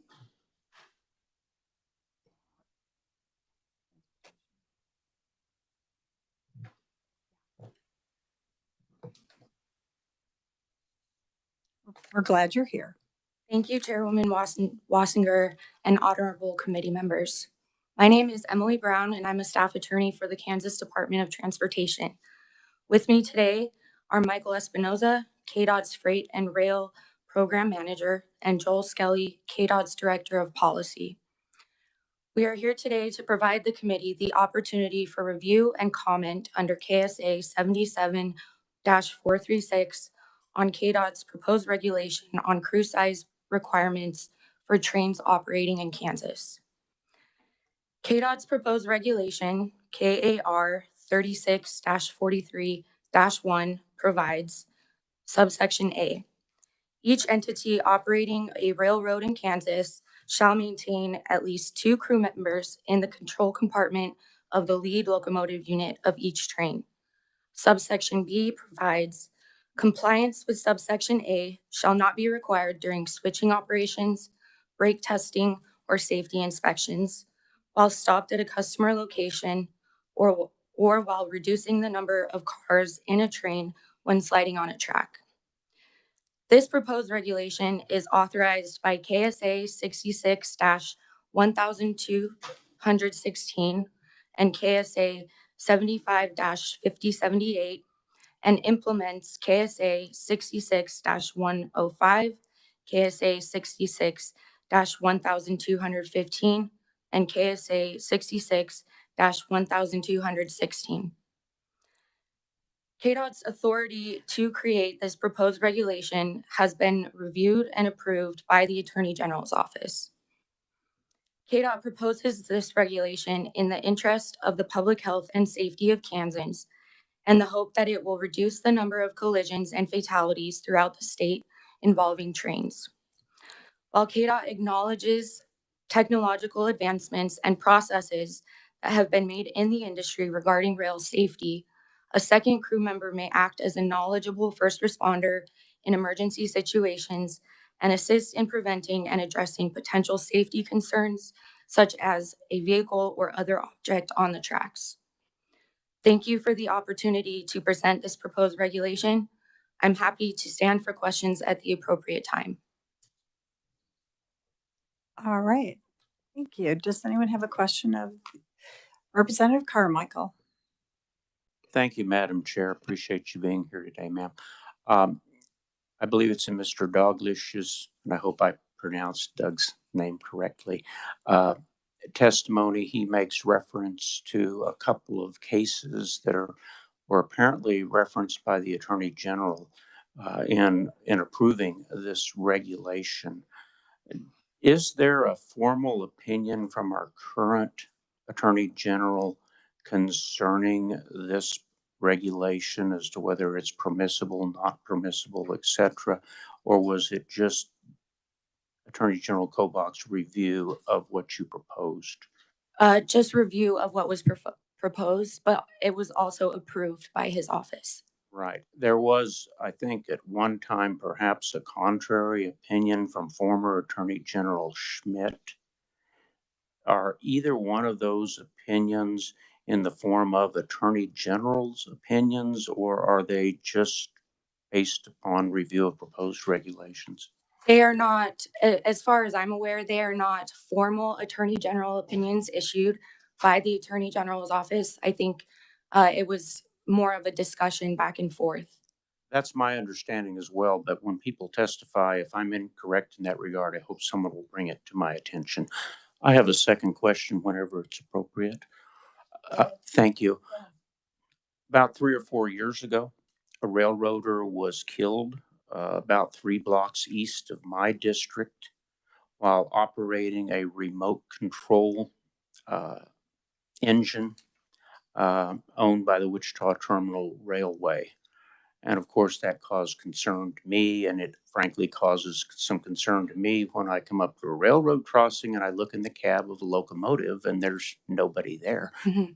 And I'm not commenting whether that's a good or bad idea. But as I read this regulation, it looks to me like this would not apply to those types of activities because they're switching, and this regulation does not apply to switching. Is that your understanding? That is my understanding, although I'm no rail industry expert on the different types of operations that are done via trains, but the language of the regulation itself does exclude switching operations. Once again, Madam Chair, if there's someone in the course of their testimony that would interpret that differently, I hope they would bring it to the committee's attention. Thank you. You're welcome. Senator Faustido. Thank you, Madam Chair. Thank you so much for your presentation. First responders, etc., they usually have a couple of attendants on board, one driving, one caring for a patient. I'm wondering if for one individual, a conductor or some sorts on the train, if they were to fall ill, a sudden heart attack or something of that nature, is there a mechanism or a remote mechanism to autopilot to operate the train? Thank you, Madam Chair. I will refer to Michael Espinoza on that. Sure.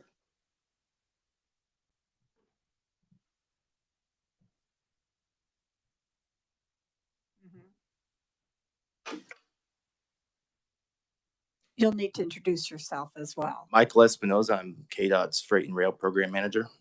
And could you please ask the question again?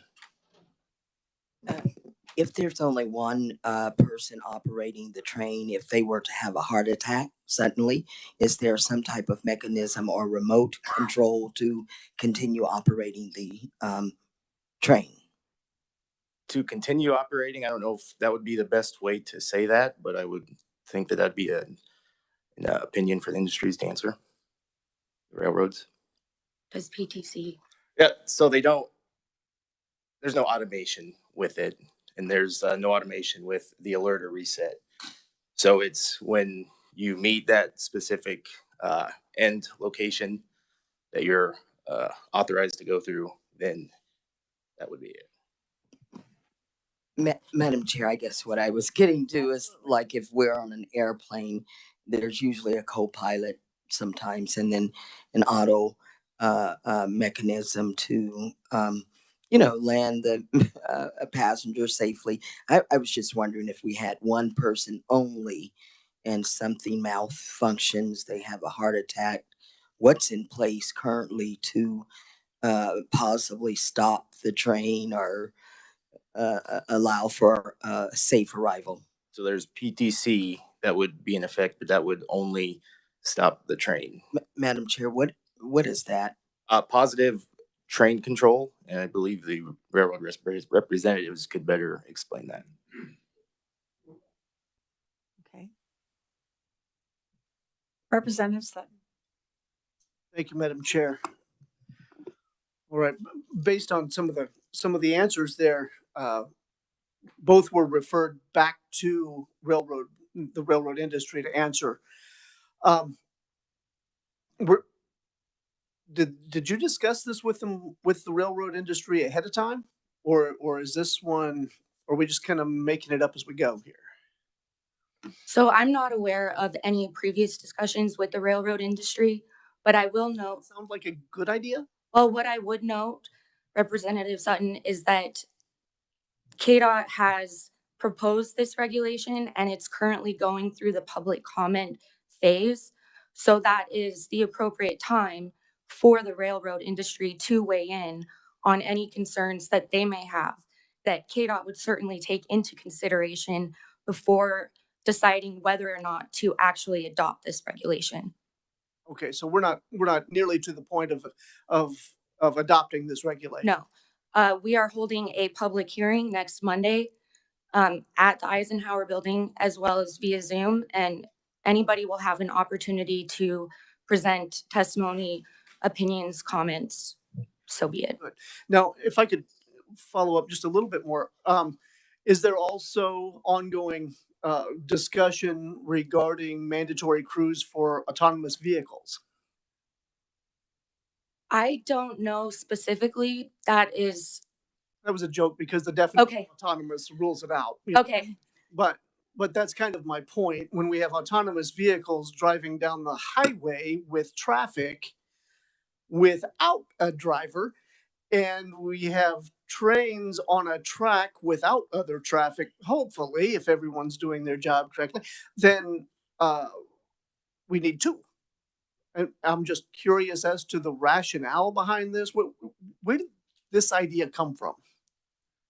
It's just been a safety concern. You know, I can't speak on autonomous vehicles specifically, but I do know that in the past, concerns have been raised about no drivers in such a vehicle. But with trains, sometimes they're 2 miles long carrying hazardous waste. And it requires a specific knowledge and training to operate those types of locomotives. So, you know, having additional people in that cab, it is a safety consideration. Was there discussion? Well, I guess Oh, you already answered that. Representative, Sorry, go ahead. perhaps the policy, you said that the director of policy is here. Perhaps it would be a little easier for him to answer some of these questions. I hate to push you off the microphone, and then I'll let you finish your question. It's still morning. Good morning, Madam Chair, members of the committee. My name is Joel Skelly. I am the Director of Policy at KDOT. And to answer Representative Sutton's question, actually both of them, KDOT is proposing this based on rail safety and just transportation safety in general across the state. As far as the AV, there is an AV committee, advisory committee under that law. So there was a statute that was created in 2020, or no, wrong, 2022, I believe. I'll make sure I get that right or corrected for y'all. But we actually did have a law passed that created an advisory committee to talk about AV operations, with pilot operations possibly. To date, that committee has not been fully formed or met yet. And that is that committee, the establishment of that committee was essentially to discuss possible operations of pilot AV operations, whether it be through a business or any other sort. So right now in Kansas, without that application ultimately to that advisory committee from someone who would like to try piloting out AV, there are no AV operations happening, at least to my knowledge. Now, as everybody knows, some Teslas have that ability, so someone may actually be able to operate. However, there's no formal authorization yet. And part of that was based on the discussion that we had in several committees throughout that session to say, there are concerns, as you mentioned, and we want to proceed cautiously with this. And so again, same thing from a safety perspective, we want to proceed cautiously. And so that public comment period for this proposed rule, I think, was opened in May and will close basically at the end of the day of the public hearing, which is July 17th. So that has been out there for folks to be able to provide comments. I believe there have been about 6 comments so far. We anticipate more, of course, and we anticipate to have some folks come to the public hearing and attend via either Zoom or in person. And we welcome those comments. Everything that we get will be taken under advisement as we continue to propose or consider this proposed reg. All right. And if I could ask just a couple more here. I'm coming in the home stretch. Good to see you, Joel, by the way. First off, didn't we in this committee have this issue just a few years ago? That's a really good question, but to my recollection, no, we did not have this proposed reg in front of this committee. I could be incorrect. I read it. By all means. We'll hand the baton over to Senator Tyson. Thank you, Madam Chairman. It did not make it to this committee. This rule and regulation was submitted prior years, but it did not make it to this committee because it was rejected as overreach. And that could very well be true. And I think part of that was tied back to the Representative Carmichael's question about the Attorney General's opinion as to whether or not KDOT had the authority to do that. And that was actually the finding by the review of the Attorney General was KDOT indeed does have the authority to issue regulations on this because they were transferred from the Kansas Corporation Commission when that changed back, and I'd have to look at the dates, but that was, I think, what caused that to not come in the last time because of what you'd said, overreach. But I think that now with the Attorney General's opinion, that's what was brought forward, why it was brought forward this time. So, Madam Chairman, if I may. So, thank you, Joel, but that's not quite accurate. And so the letter that the prior Attorney General was September 1st, 2020, and there were 3 conclusions as to why it should not go forward as a rule and regulation. And those have not been addressed in any of the information that's been provided for us. In fact, I would say one of the most compelling ones was that the federal government attempted this rule and regulation in the past. Did you know that? I know they've been discussing it. I don't know what the status is.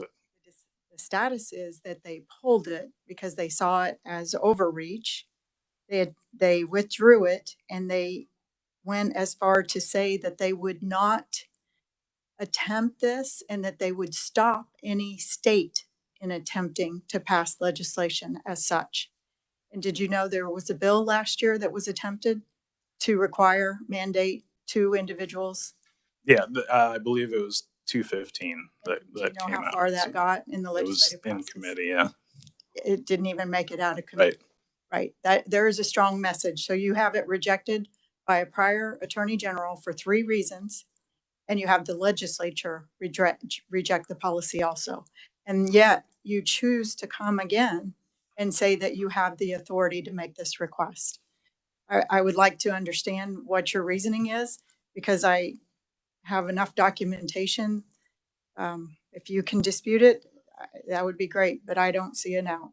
Okay. Thank you, Madam Chairman. Senator Falscado.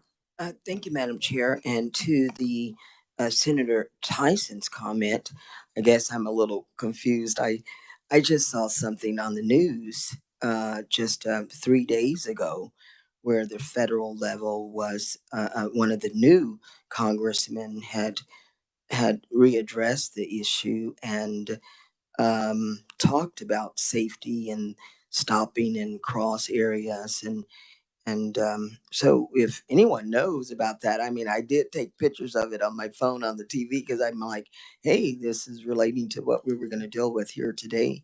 And so I would like clarification on that because I was going to ask the question if in fact the federal requirements, do they trickle down to the states and how does that look? So Thank you. Answer your last question first, and then I know Emily has come up. She may have some other information, but your last question first. Yes, federal regulations in a lot of ways will and can trickle down and impact how the state operates.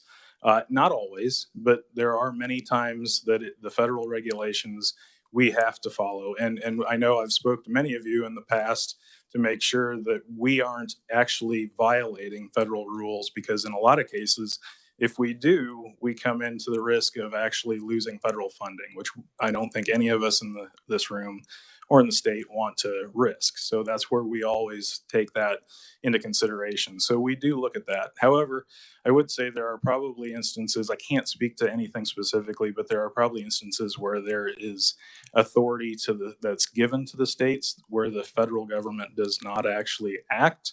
And so I think in some cases, there may not be an official opinion or a direction from the federal government. In this case, I believe there has been, and I think it has ebbed and flowed.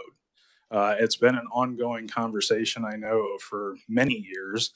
I would say I don't know exactly what the status is to the opinion or the direction of the current administration, nor would I know exactly what it was of the previous. Now, there are probably many people in this room that could speak to that a lot more clearly than myself.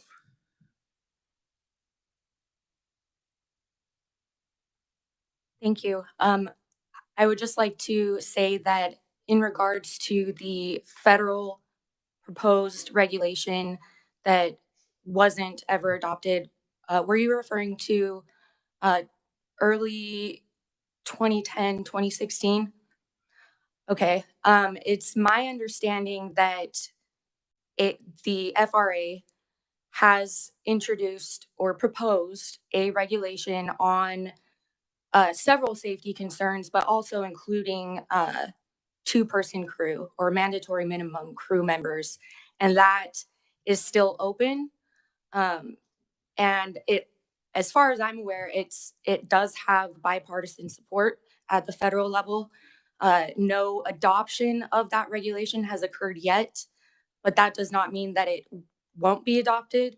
And in the event that it is ultimately adopted, it's my understanding that KDOT would consider its proposed regulation that we're discussing here today as preempted by the federal regulation because they would be speaking on the same matter. Thank you. Representative Penn. Thank you, Madam Chair. Mr. Joel, I didn't hear you answer the senator's question at all. Where's your documentation to refute what she stated? Do you have it? That would be a good question. I wouldn't say that I have it because I can't say that I can put my finger. I'd love to be able to talk with you about that information from, I believe, the previous Attorney General as far as those things, and then we'd be happy to respond as an agency. Okay.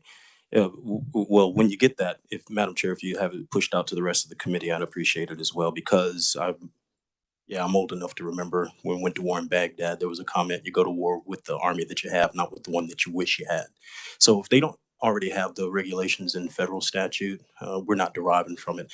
Question. How many years have the railroads in Kansas utilized sensors for safety at railroad crossings and things of that nature? Great question, and I'm going to have to defer to subject matter experts that are sitting, quite frankly, behind me, because, again, Director of Policy for KDOT, pretty generalist view of what we've got, so I would have to defer. Okay. The reason that I ask is, and it's not a gotcha or anything like that, is I have a neighbor, one of my constituents, as a matter of fact, works for the railroads, and he told me what he does and everything. It's a really cool job, right? So he goes out and checks the lines. He has a team of folk and everything, has this really cool truck that brought over to the house and let down the wheels in the back and the front and everything like that. Kind of narrow, looks a little weird, jacked up, you know. But when he goes out, it's not him and a whole crew of folk. There are sensors up and down the miles and miles and hundreds of miles in his footprint of the rail in order to check sensors for safety, automation. Is that a problem? Are you proposing that we add more personnel to do that job as well, or is that something that you deem satisfactory? I wouldn't say that we've considered any of that necessarily, so I think the question would still be out as to whether that would be something that should be considered. Right. The reason that I ask that is you make mention of the federal transportation and everything. There was a train wreck out in Ohio where my wife is from. And I don't know if the transportation secretary ever got off of his publicly funded private jets long enough to go out and check it out. How many people were operating that train? Was it 1, 2, 3? That would be another very good question for the industry. I'll answer it for you. It was 3. It was 3. Sure. So I guess my question to you, sir, madam, and other sir, is what is the problem that we're having? Do we have evidence of accidents, injuries happening here in Kansas with 3 or 2 or train derailments and wrecks? What are we trying to get after here exactly to propose more personnel in a system that you all already operate with automation and you see it satisfactory because that's at least 6 years that I'm counting that he's been working on the railroad for you. So one, just a point of clarification so that for everybody, KDOT does not operate any of the rail operations. So that's one thing. We don't actually operate over the last. But you're proposing the regulation, 6 right? years, correct. Okay. That's why I'm asking you. Correct. And so what we're doing is proposing this based on erring on the side of caution to make sure that we do provide a safe transportation network across all modes so that there is safety. Well, the administration's been in power for at least 5 years, 6 of which, as I told you, my constituent has been working in the rail yard with automation. Are you saying that during that 5-year period, your rails have been, as you say, erring on the side of precaution and caution and overabundance of caution for safety? it's been unsafe this entire time?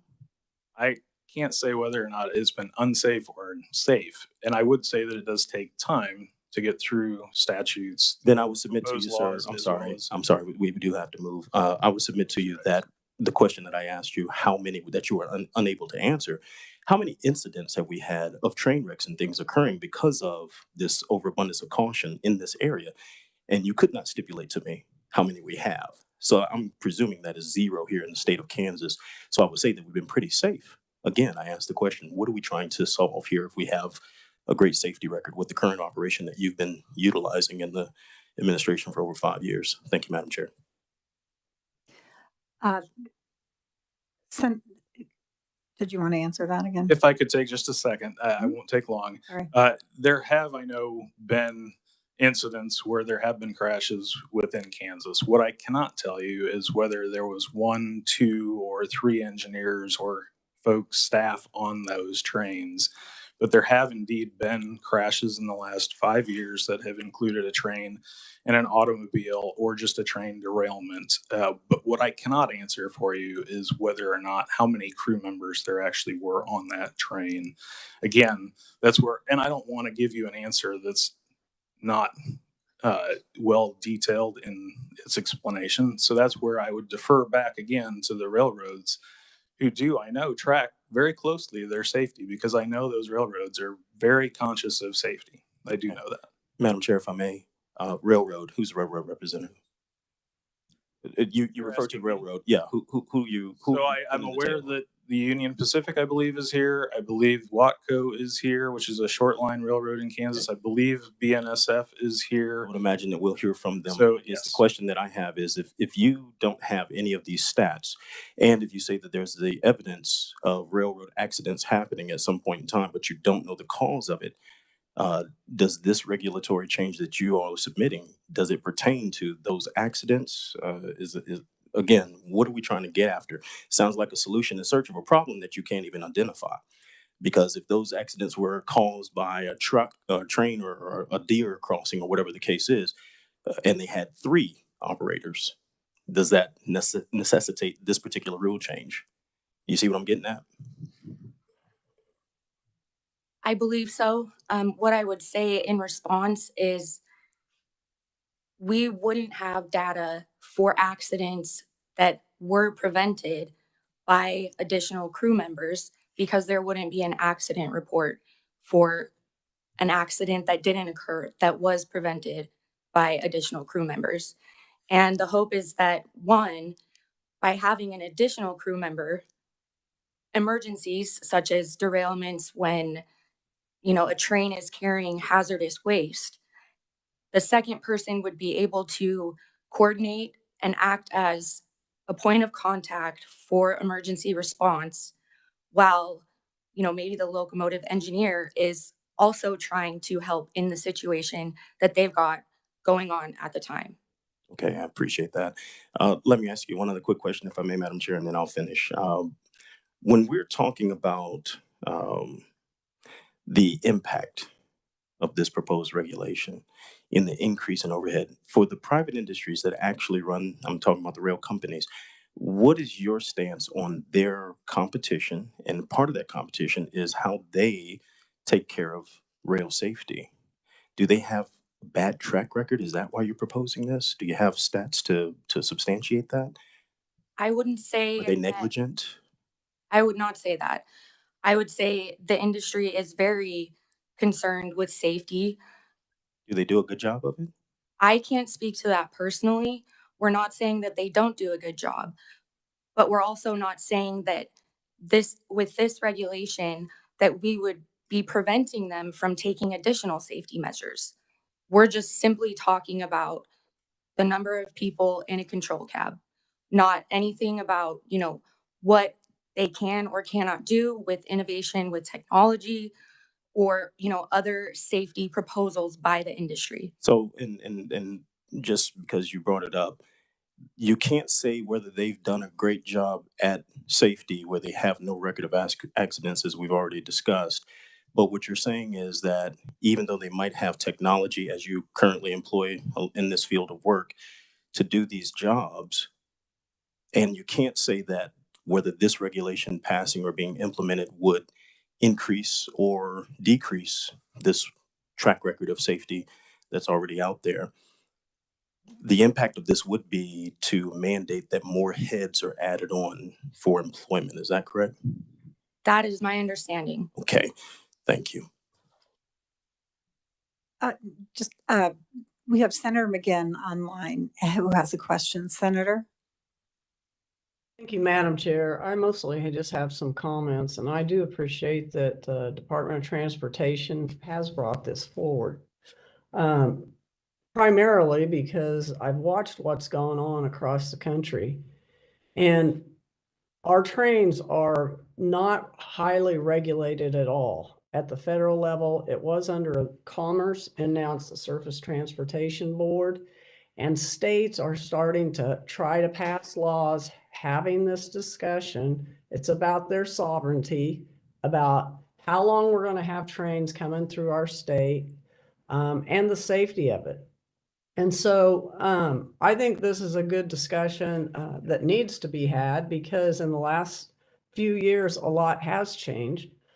I am from a community that is constantly cut off by trains that are 5 miles long and just sitting on the tracks. So people can't get emergency services and those types of things. The other thing has to do with back to the being able to watch the front end to the back end. If you've ever really watched a long train, and maybe some of you don't have long trains, but you can see that if you are in the front train, you cannot see what's going on there at the end. I know positive train control was brought up, but positive train control is not perfect.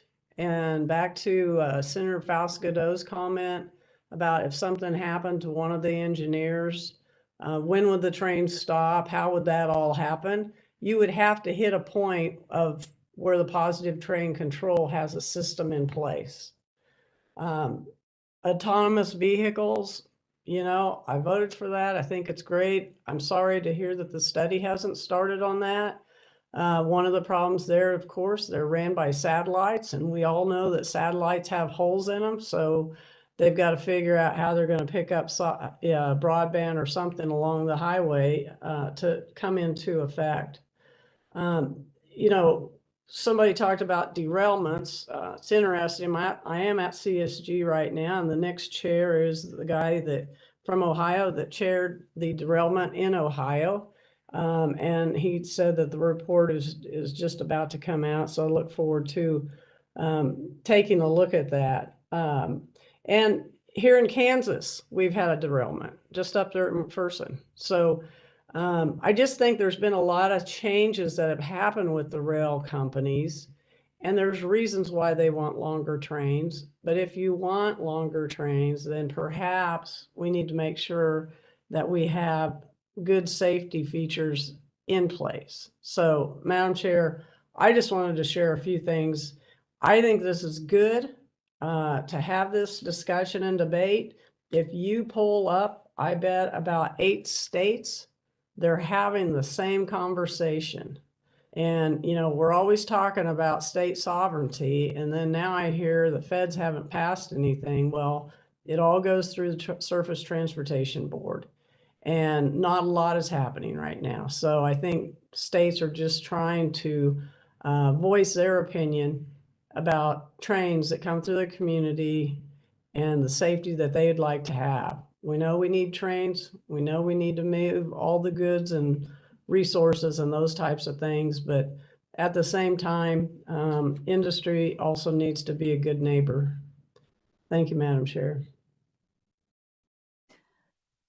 Okay, Representative Carmichael.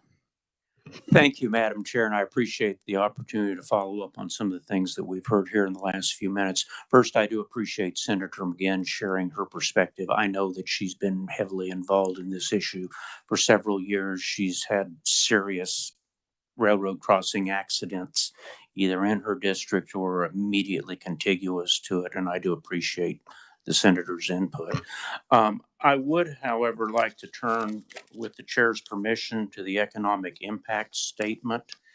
And we've had discussion of what may be a pending federal regulation, which I think, as DOT acknowledges, if adopted, it would probably preempt the field and supersede this regulation. That pending regulation is actually cited in your economic impact statement in section 3, I believe it is, at footnote 1. But I'm not familiar with the citation style that your office has employed. So I've been unable to locate that pending regulation. It's cited as 2022-15540.pdf parent govinfo.gov parent. Could you all track that down for me? Absolutely. Get me a copy of it. Yes. So we know, at least I know what it is and where it's at in the regulatory process. Yes, sir. The second area is in your economic impact statement, there is reference made to 4 different exhibits that were apparently appended to the economic impact statement. And so far as I can tell, we have none of those exhibits. But they make reference to 71 train accidents in Kansas with reportable damage according to 2022 statistics. There are reference here to information about how many operations there are in Kansas and other data that I at least would like to have copies of the exhibits to the economic impact statement. Absolutely. That's my mistake, and I will make sure to supplement the record and get that information to you all.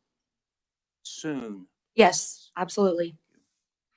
And as an extra comment on the economic impact statement, when you say the cost to affected businesses is $1,476,615 just to the short rails for having to hire another conductor, I would think that would just be 1 year. And the economic impact statement says it won't go over 2 million within 2 years or 3 million. I would say go over pretty darn quick if you're having to hire more people.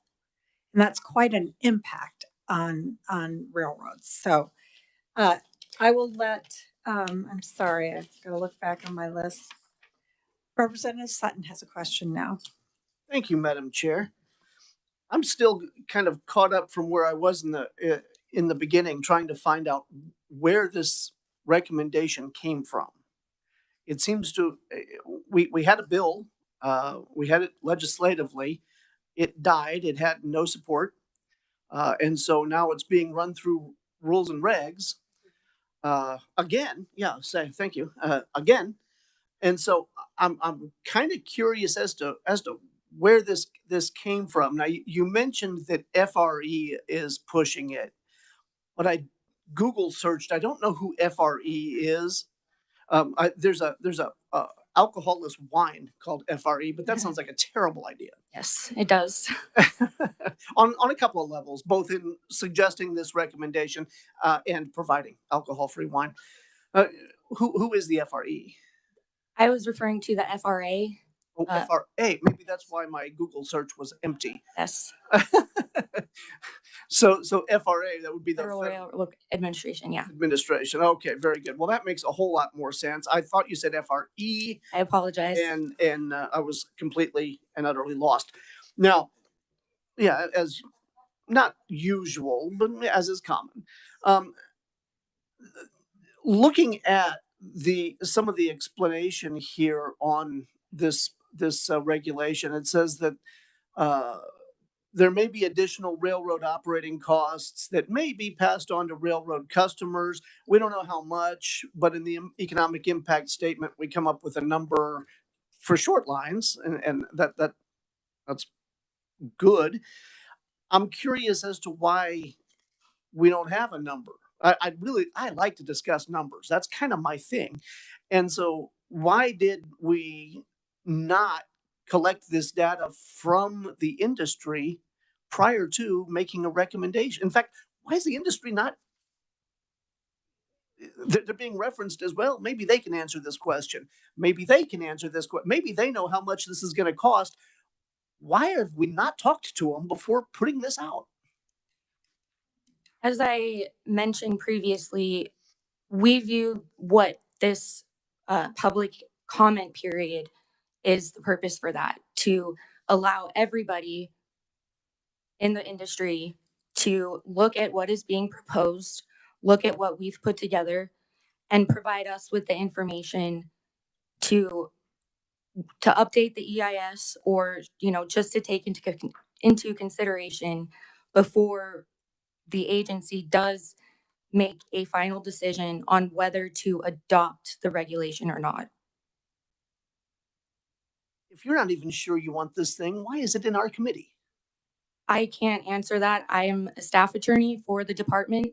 I would be happy to go back and speak with executive staff about this proposal to see if I can get you an answer to that question. Sounds lovely. I am curious as to what form that answer would take. So yeah, name that tune. I'm for that one. With that, thank you, Madam Chair. Okay, now we're on to Senator Warren.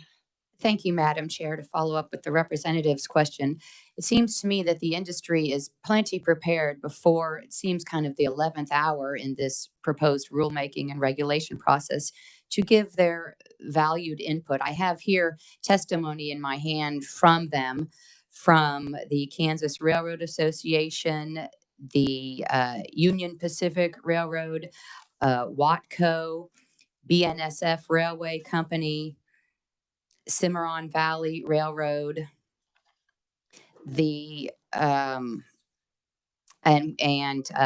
Railroad Company, as well as testimony from the Association of American Railroads, all standing ready to provide information and not in support of the proposed regulation. And in fact, the Association of American Railroads, its conclusion is, for the reasons discussed above, KDOT should withdraw proposed regulation KR 36-43-1. My question is, that was asked earlier, and just want to make sure it was asked and you answered it, but we have the Director of Policy here as well. The answer given to the question, was input from the industry requested, provided, looked at, considered, and the answer was no. Just want to make sure that the answer still is that the Kansas Department of Transportation, the agency of the state of Kansas, looking at transportation across our state, did not consider input from the industry and its customers and its suppliers for the state of Kansas before this proposed regulation was brought to us. Is that correct? Okay. Thanks for the question, Senator Warren. Essentially, yes and no. So before and that's kind of Now a weird question, I know. Clear. So yes. You can stop. So I can okay. So in expanding on that, we have been in discussions with multiple stakeholders over the years in general around this concept. As Senator Tyson had mentioned, it's come up in the past. Whether it's a popular subject with all of the folks that are impacted or not is, I think, another question that has to be asked and answered. And that is, sometimes people don't like what's happening, but it's an important thing to have happen. So while we do want to take everybody's input into consideration, we as a state agency that are looking to the transportation safety of the network and of Kansans traveling across the state, and quite frankly, anyone traveling across the state, do have to explore those. And so with this proposed regulation, I think the discussion is a good point to start, where we opened this up with our May announcement that we were going to propose this after a lot of other discussion had happened, not specifically with anybody in general about here's exactly what we want to propose. Because technically, I believe 215 was larger than just two-person crew, if I remember correctly. It was more than just two-person crew. I think it also established something on train length, I think. And I can check that. Well, this is a pretty simple regulation. Yes. I think it's about 6 lines, and the impact of it is a two-man crew. So what is complicated about this that the industry couldn't have been consulted prior to this today? Because it doesn't sound like you have a lot of your safety questions answered. You've said this is in the name of safety, and it is important to operate safely for sure. However, that is an unlimited principle, and you can always do different things, but we have to be cognizant of what is already in place. And I think the industry will provide testimony that there are already electronics, I think, on the railroad cars that the conductor has to be touching the mechanisms and make sure that they're aware and that to keep the train running. But I'm not an expert in that field. I guess my question is more than where did your information come from then, if not the industry, because you still do have a lot of industry questions and safety questions that could be answered by the. So where did your information for this proposal come from, if not from the industry? So part of the materials that I believe are missing from the economic impact statement are some of the exhibits that were asked about, which I have said I will supplement this committee with. But you know what those exhibits are. Just tell us what they are. So there's FRA statistics showing number of accidents. In Kansas? Yes. Related to the number of crews members? I don't believe specifically to the number of crew members. Okay, I don't know that that is regulation. Tracked. Why the regulation? We're trying to err on the side of safety and have people on board that can help in situations where there's a derailment, there is a crossing accident, to have somebody there that can help coordinate emergency response and clean up, whatever it be that that second person can help with. Don't you think that as a state agency, it's important to talk to both sides of the discussion? And to me, it appears that that hasn't happened in this case, that the public comment period is far down the road in this process to be taking in that information. I have a couple of other questions, if I may, Madam Chair. If this regulation advances in this in the regulatory scheme as proposed, would Kansas be the first state that would be mandating this by regulation rather than through legislation? No, it's KDOT's understanding that 2 states so far have imposed minimum crew requirements through administrative action, agency action, and that would be Arizona as well as Washington. And when were those adopted in Arizona and Washington? The information that I have, Arizona, the effective date of that regulation was May 28th, 1992, and Washington, the effective date of that regulation was December 31st of 2022. Okay, and then if I can ask a few questions on the economic impact. Part of the economic impact the agency says is it would be expected that operating with a two-person crew would have a positive impact on various governmental entities. So we're proposing regulation to have a positive impact on various governmental entities. What does that mean? And aren't we concerned about Kansans rather than governmental entities? Can you tell me which section you're referring to? The first page.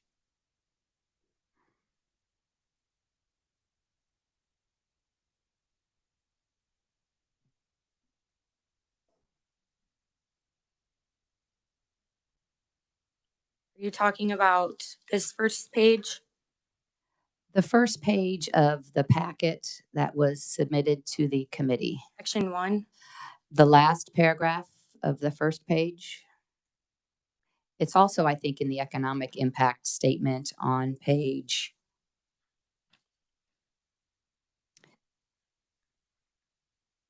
on subsection B, section 3, subsection B.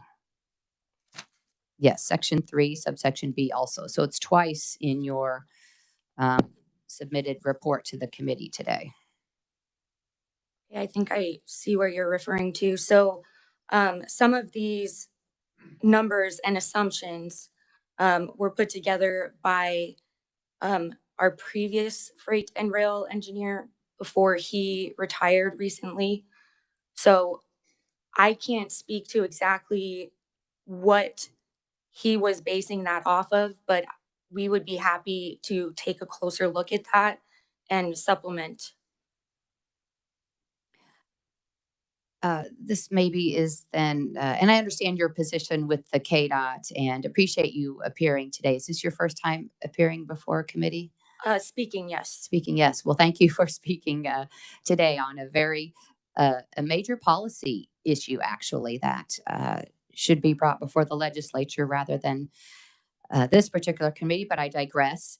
So it is KDOT's responsibility, though, isn't it, that when you submit a report to this committee, that the statements therein are the statements of the department, and I would think, would be owed an explanation of a statement in the report twice that operating a 2-person crew would have a positive impact on various governmental entities. And perhaps if you're not able to answer, maybe the director of policy would be able to. I mean, it seems to me that this regulation isn't just about safety as submitted by the department. Thank you for the question. The blue report, I'm not sure if that's ours or if that's someone else's. Is that submitted by us? Because I know we didn't. Okay, thank you. I know we didn't print it on blue paper, so that was what was throwing me. That way you guys can tell color coded. Got it. All right.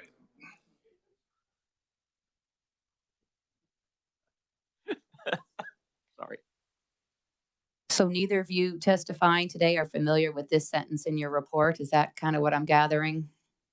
Well, as Emily had mentioned, I just wanted to make sure I got the full context. As Emily had mentioned, yes, our previous rail manager just retired here. So he was the one, because again, as I'd mentioned earlier, this has been kind of an ongoing long process of us discussing this and working through this. I know it brings up the question, why haven't the railroads, again, you'd asked, been brought into the loop? And discussing it with who? This is a long process for years. So I think it was asked earlier, why now? Why now? But I want you to answer the first question first. Positive impact on various governmental entities. So as I'm reading this, I think what my guess would be, and again, I apologize for this being a guess, but what I would say is it is likely tied to the fact that there is going to be a safety and impact for those local government agencies, such as it's not going to increase insurance rates from people having crashes. It would also possibly provide for law enforcement officers who wouldn't necessarily need to respond if there was a blocked crossing to help unblock the crossing in some cases. Again, I'm kind of looking at this and saying that's what I would suspect, but we will definitely look into it more and get you a more solid answer. And I apologize for not having these ahead of time for you all. Well, I might even suggest suspending the hearing until we have an opportunity to have our questions answered before this go forward any further. If I may, just one more question. It is acknowledged in the report, section 3C, businesses that would be directly affected by the proposed rules and regulations. The answer is those railroads operating in Kansas with 1-person crews and the businesses they serve, assuming any additional costs are passed on to their customers. So in the end, this is going to be me and other Kansans, other customers, bearing the brunt of this, the economic impact of this without any, in my mind, clear evidence that there's any safety prerogative initiative needed to get this done. And the only costs that you have put into your proposed costs to effective businesses is you have come up with a salary for each new crew member and you've multiplied that by the number of anticipated new crew members needed for one of our short line railroads here in Kansas. Did you have a discussion, I'll just ask, with that particular railroad and the impact to that particular railroad about this regulation before you proposed it?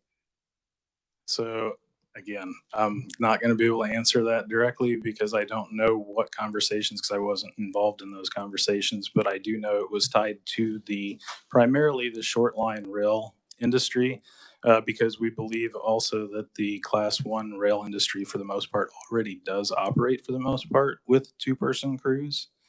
And I don't mean you personally, I mean the department. The agency, correct. And the industry, no one in the industry has come to the department asking, we need 2-member crews for all railroads. No one has come forward to the department and said that from industry. Is that correct? That would be correct as far as I'm aware. Well, it seems to me that a major policy decision like this, the discussion is, the prior senator who spoke had mentioned that this would belong in the legislature for a full, robust policy discussion where we could have all stakeholders present and available to answer questions. It seems to me that in this instance that KDOT has not done its proper vetting of a regulation before bringing it this far in the process. You yourself have stated you're a generalist. You can't tell us how many accidents there are caused, particularly by one-man crew versus 2. And I would think that would be of utmost relevance considering that the regulation is proposed, as you have said, for safety. And I might answer that in a way. So again, the federal government, the STB, as I relate to as the federal government, the Surface Transportation Board is the primary regulatory authority over railroad operations, essentially.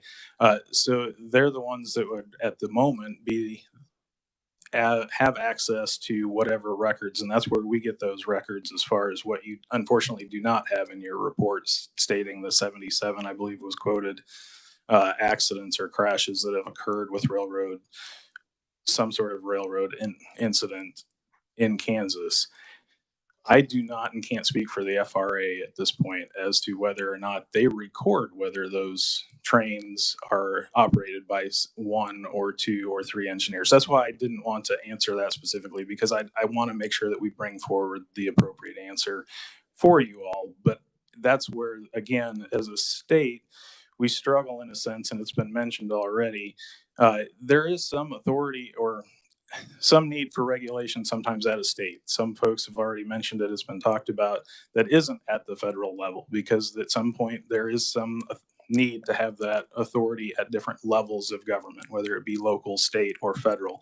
And so I think there's been a little bit of gray area in the last, I don't know how many years around this. And so from a regulatory standpoint, again, federal government, STB, that transferred from the Corporation Commission at the state level to Kansas Department of Transportation years ago. And so there has been shifts over years where then you start to get your feet under you to feel what authority you may have and what you want to do or need to do for the safety of the traveling public in Kansas.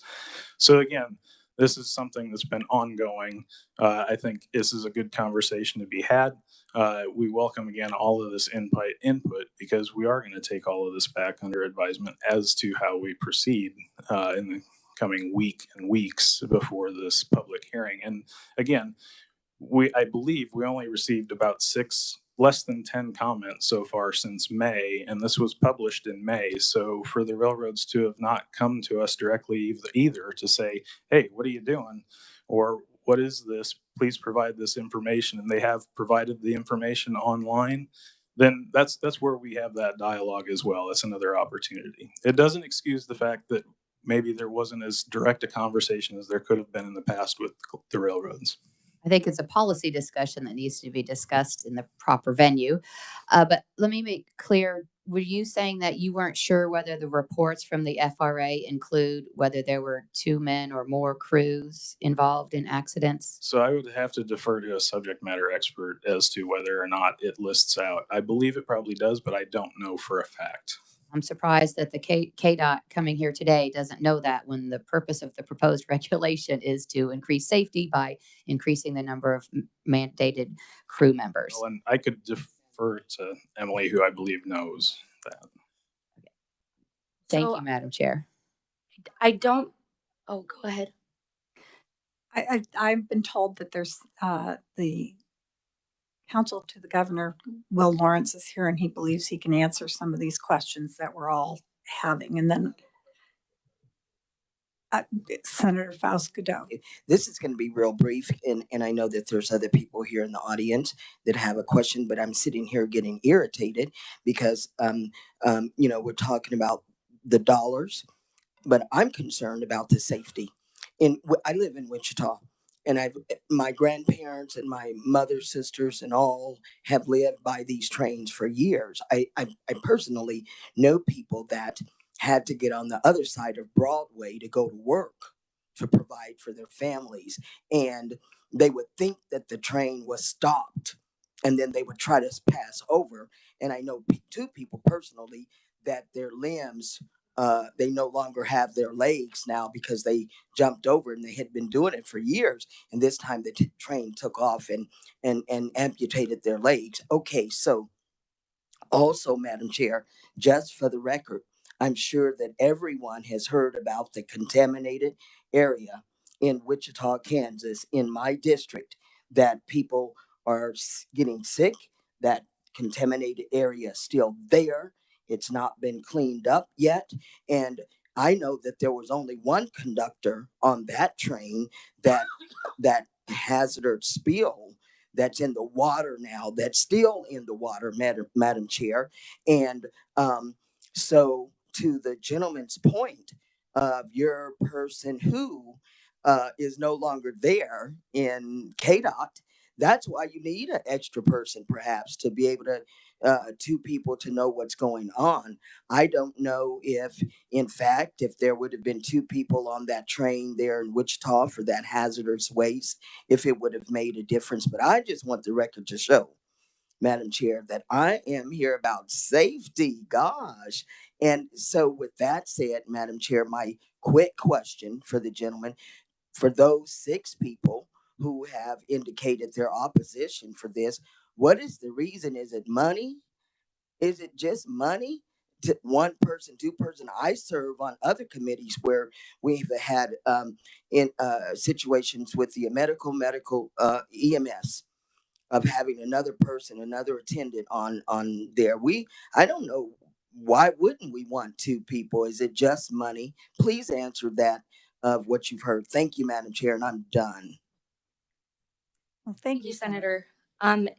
From what I've seen in the comments, to be clear, 5 have been in opposition. We have received 1 that is in favor, and the person in favor of the regulation has been a locomotive engineer for many, many years. The opposition consistently appears to mention the cost to the industry, yes, as well as stating that the regulation lacks any safety justification. That's basically what I've seen in the comments that we've received. Madam Chair. Okay. I would request that you come up, please.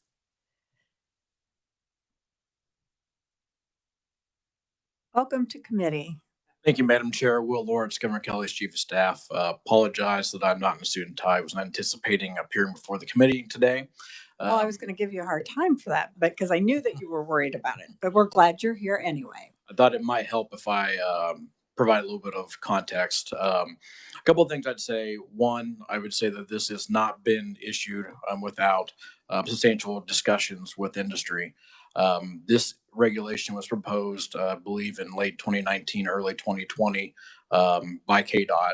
The governor was involved in those discussions. The request for this has come from industry. You'll hear from one individual, Ty Dragu with Smart Transportation, who I think is a well-renowned expert in this area, who has been requesting this for a number of years. And the governor did have conversations with the CEOs of both BNSF and UP back in 2020 before KDOT submitted the regulation. So there were discussions to let them know ahead of time that that was ongoing. After it was submitted, the Attorney General at the time, Derek Schmidt, issued a letter which indicated they had 3 objections. One, that it was preempted by federal law. And the second one that we focused on in the letter that I distributed to the committee was on the ability and the statutory authority for KDOT to issue this regulation. Since the last election, with Kobach becoming the Attorney General, we've engaged in new conversations. We've always disagreed with the opinion of the AG, and I wrote a letter to kind of dig into those issues and specifically address the statutory authority of KDOT to issue the regulation. I did not go into the federal issues because there's a whole series of litigation in multiple states and multiple federal circuits and court of appeals on whether or not the withdrawal by the FRA of the regulation, they said this, they intended that to occupy the field and prohibit any regulation by the states. The states then started passing a number of laws and regulations in several states that ended up in court. Ultimately, there were several rulings on this that withdrawal did not occupy the field, and states could, in fact, enter into this area of regulation, and it is a joint regulated area. Now, if the FRA were to promulgate a new reg that would occupy the field, that'd be a different conversation. But because of that history, there is no preemption under federal law, and states can, in fact, go this direction. Another issue where the federal railroads have argued that there's preemption is on the length of trains.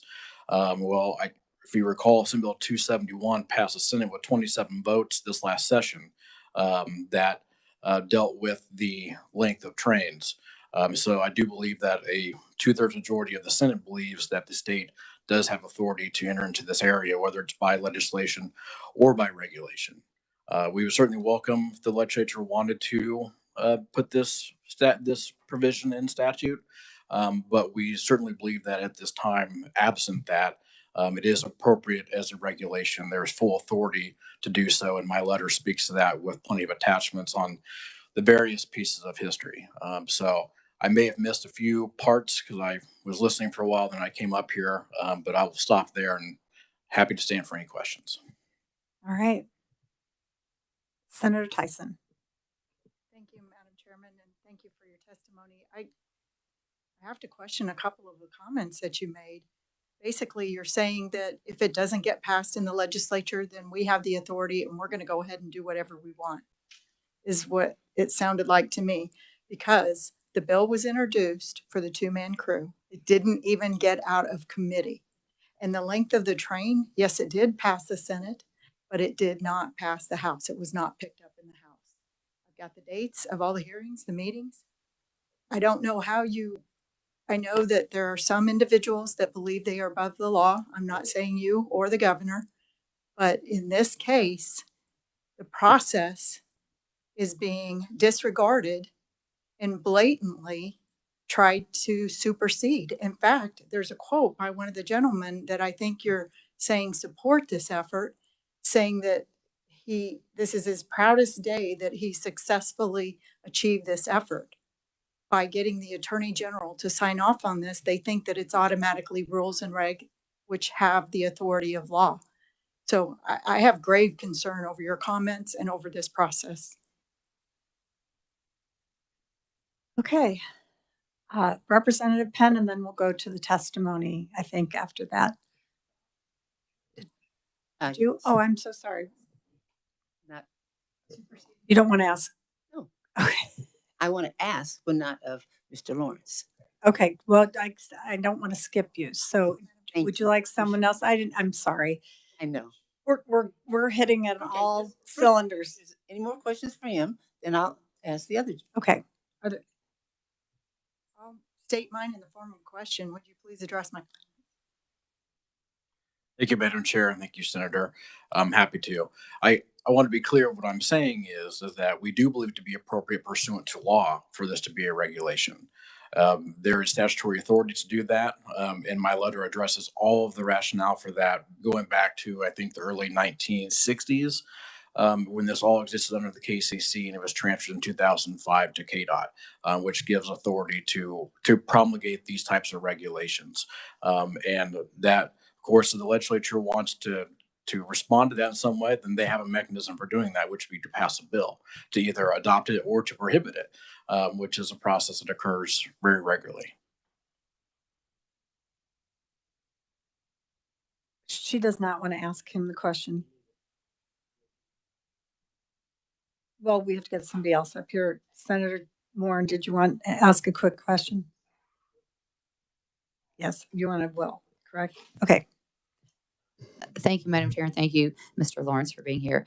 And it may be your sincerely held belief, it may be the governor's as well, that the opinion that this isn't preempted by federal law, but that's not the final say-so of whether it is or it isn't. So, and I know you know that as well, but just to clarify that, that's something that is not necessarily for you to decide or this body, but it is a concern and a question. So, and a concern that I think is still the official position of the Office of Attorney General, with that letter that is addressed in your materials not being withdrawn or otherwise superseded officially by the office. So thank you.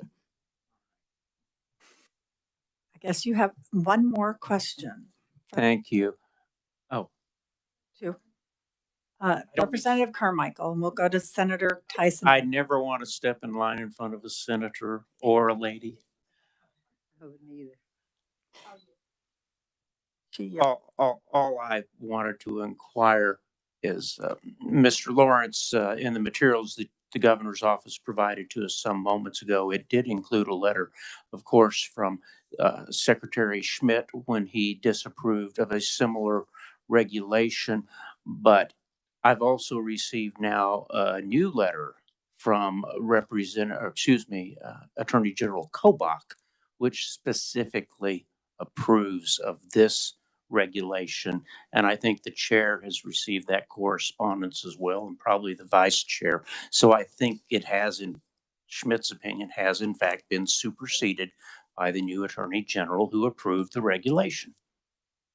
Madam Chair, if I misspoke about procedure, then I apologize, but I hadn't seen any of that correspondence. Not that it wasn't sent or it was sent. I'm just saying I hadn't seen it. Thank you. It came in a whole bunch of other ones. It was a big package of pro forma approvals, I think. Thank you. Yeah, Madam Chair, I just say in my letter, I was responding to that letter, which is why that's in my my letter that I sent to the committee. The letter from Attorney General Kobach came after that. Okay.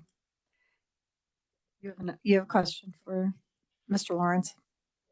Thank you, Madam Chairman. Thank you again. This sets a terrible precedence. I know that you think that the law is there and that the governor has the authority, the administration has the authority, but it could be disputed when you compare the two opinions of the attorney generals.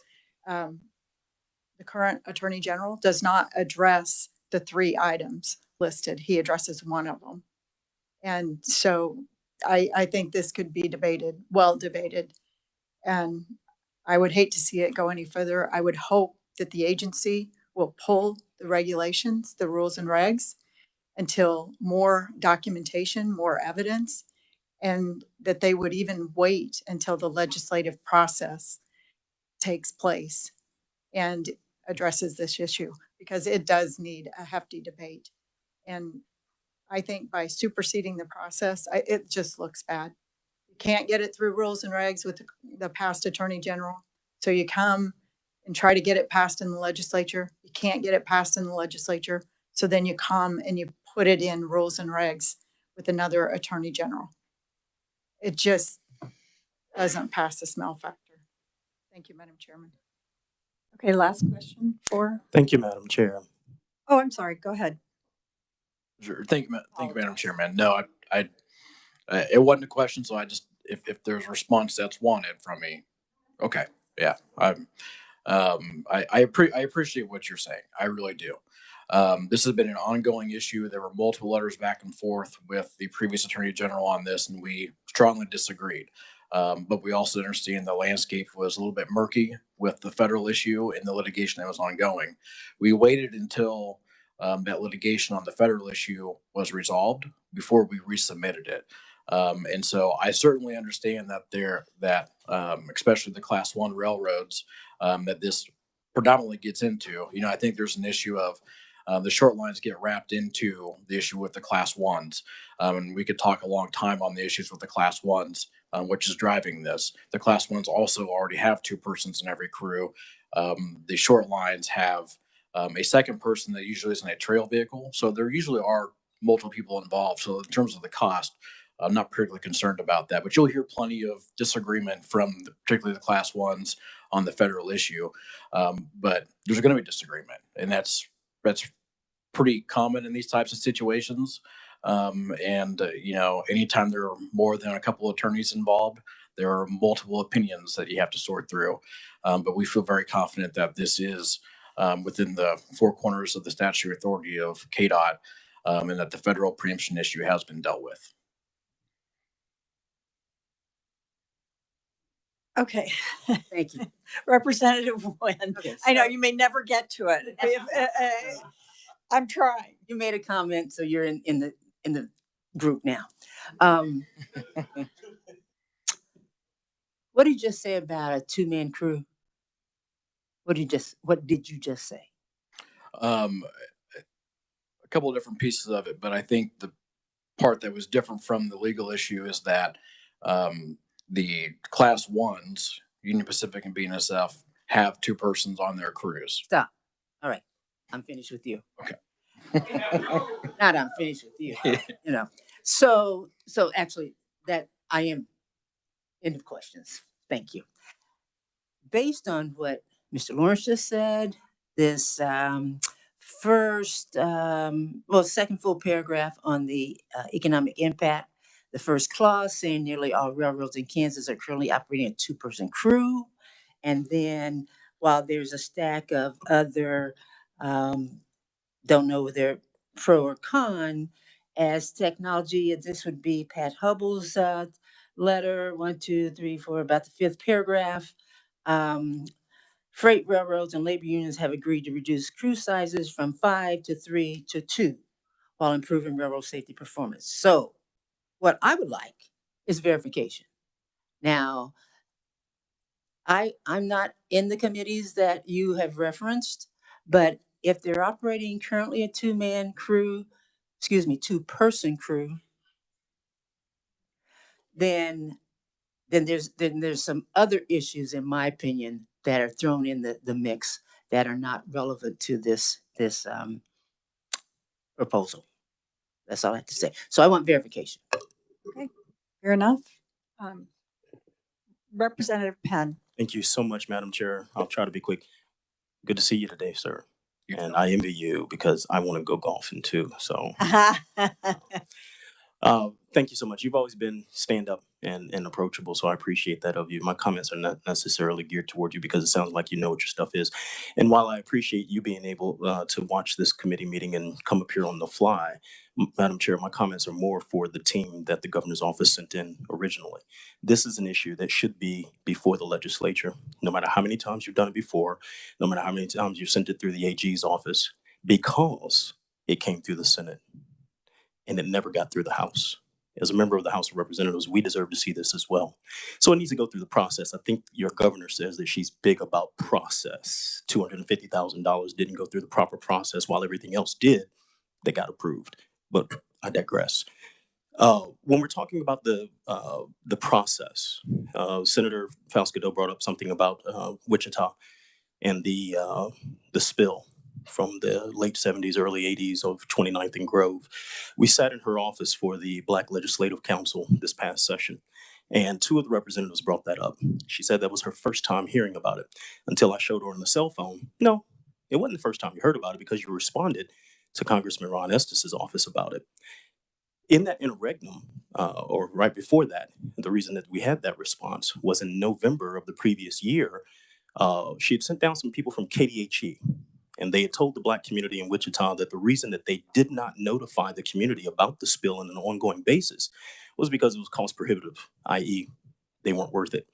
That's pretty much what I'm seeing here when the folks sitting behind you say, we put this up for public comment and we've only gotten 5-10 responses. There's this whole thing of let's throw it on a corkboard somewhere and hope that people see it. There's not a real intent to promulgate what's going on with this entire process. So, Madam Chair, if you can't tell from my voice, I'm a little upset, a little offended, just a little, because the governor did not send from her administration her A game, her A+ game. We have people in here today who came before this committee expecting a rubber stamp to snow us over and hurry up and get something approved in rules and regulations process, okay, without doing the hard work of sending it through the committee. They don't know the origin story of the proposed regulation. This representative has asked several times. They don't know the economic impact. They haven't put it, as the chair brought up, in congruence with the trigger for the 1 million, 2 million over 2 years, or 3 million over 3 years, or however that goes. They don't know what the impact of it is going to be for any of these other governmental entities that we're looking out for. They don't even know, pretty much, as you were asking, Senator, what the wording says of their own documentation that appears before us in 2 different places. So I don't like the disrespect to this committee. I'll say that plainly. If you're going to come, bring your A+ game and not have to come upstairs because they're watching it over Zoom. Be prepared before you come in here. Therefore, Madam Chair, I would respectfully request, or recommend, I should say, that we take this entire thing and push it through the process so that we're able to hear it in the House and have all of these members of the House hear it, examine it, debate it, and vote on it for the constituencies that they serve. Thank you.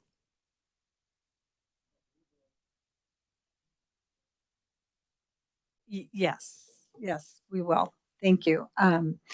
It's just honestly, well, it's just another example of legislation by regulation. And it has been happening more and more. It just explodes as the years go by. So it's a problem.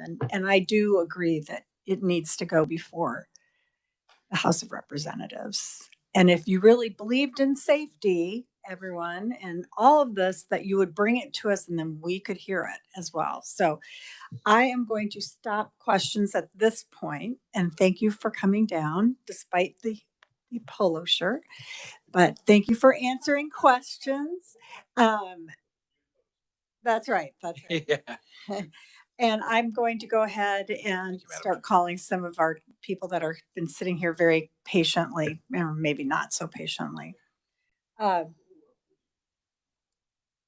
We have a Ty Dragoo, Kansas Legislative Board Director, Chairman of Sheet Metal, Air, Rail, and Transportation Workers. I believe you're a proponent testimony, correct? I am, Chairwoman. All right. Thank you for the opportunity, and I promise I will try to be brief. I understand that we are running behind schedule. You are running behind schedule, so I'll do my best. We're on Senate time. All right. And I am glad I wore a suit today. So my name is Ty Dragoo. I represent thousands of railroaders in the state of Kansas through the Sheet Metal, Air, Rail, and Transportation Workers Union. Our office is essentially the Kansas rail infrastructure. We are conductors, switchmen, brakemen. We're out there working every day in this environment. We see what's going on. We know the problems. We know the good things. We know the bad. We know the ugly. I have seniority on Union Pacific Railroad. I'm a through freight conductor. I currently hold a terminal job out of Marysville, Kansas. That's where my seniority is based. I've been a brakeman, switchman, footboard yardmaster. I've seen it all as well. I'm elected amongst my peers to come up here and be their voice for them in the field in the state of Kansas to talk about the issues that are going on. We are huge proponents of 36-43-1. It was a very proud moment for my organization when we heard that Policymakers in this state decided to put public safety first over money. Very, very proud of that. One thing that I want to hone back in on as we have this discussion, this sets a floor, a minimum safety standard in the state of Kansas. And it just has to do with two-person crew operations. We're not talking about train length, not talking about weight. We're not talking about all these other things that have been discussed, rightfully so, in this hearing. But it sets a minimum public safety standard of saying that there should be two individuals in the cab of a locomotive. We think that is vitally, vitally important. One of the things we need to understand about how we got there from the 5-person to the 3-person to 2-person is we need to talk about railroad safety in general in the last 50 years in the industry, in the state of Kansas, and our nation. Precision scheduled railroading is a term that you may have heard. More than likely, you probably haven't, but it is a concept that has started in our industry in roughly the last 10, 15 years. And the need for this regulation, the need for this policy has really arose from PSR, precision scheduled railroading. What has happened in our industry, railroads in this country have gone from regionally managed properties, managed by railroaders, managed by people that know how to railroad, and the ownership and the management of these railroads have been placed in multinational holding companies. Short lines included, class 1s included. Blackstreet, Warren Buffett, foreign investment funds own these railroads.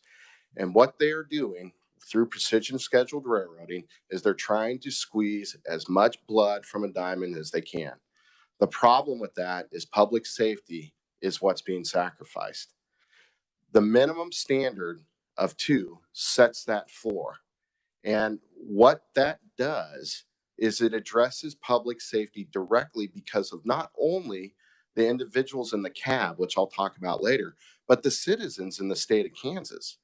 You have time and time again where our crews will come up to an accident, a hazmat release, whatever it could be. I believe I heard Senator McGinn talk about a fatality in her district recently. We are there to respond to it. Precision scheduled railroading, the policy of these multinational companies is to get to the point where there's one person or no person. Numerous states across this country, ever since the federal government and the FRA has said states have a right to look at this issue and promulgate rules and regulations to address this in their locations, they have the ability to do that. So states have seen precision scheduled railroading, what that's done in their states, and they are starting to say, we have to have these minimum safety standards in place to protect our citizens. I believe Senator Faust-Godot stated, what's it about? Is it about money? It is 150% about money, in our opinion. That's the issue. 150% about money. The other issue I want to talk about as we're talking about money and why this is good, not only for public safety and our crew members, which I'll touch on further on, but the businesses that this involves. We, as little as 4 months ago, the Surface Transportation Board held hearings in Washington, D.C. from the business community talking about how railroad service has been detrimental to their supply chains. Now, with precision scheduled railroading, you have numerous businesses in front of STB saying, we can't move our freight. And we're currently at 2 people for, again, 2 persons in the cab of a locomotive is the rule. It's not the exception. Very few properties run 1 person only. So this is not something new. This is something that we're currently running at. We're getting in, we're getting proactive, and we're asking, and we've asked public leaders to say, we need to make sure that that minimum safety standard is in place before railroads start to automate, before railroads start to get rid of crew members. So there isn't this huge cost factor that comes in. I'll go through a list briefly of some of the comments at the STB. One of them was through the National Grain and Feed Association. This was a quote during his testimony 4 months ago. This was by the CEO of Surfert, of the National Grain and Feed Association says, due to the inefficient number of employees to handle the additional volume of non-agricultural products, we recommend the board request from the rail carriers the targeted number of employees they need to hire to meet the 2022 demand.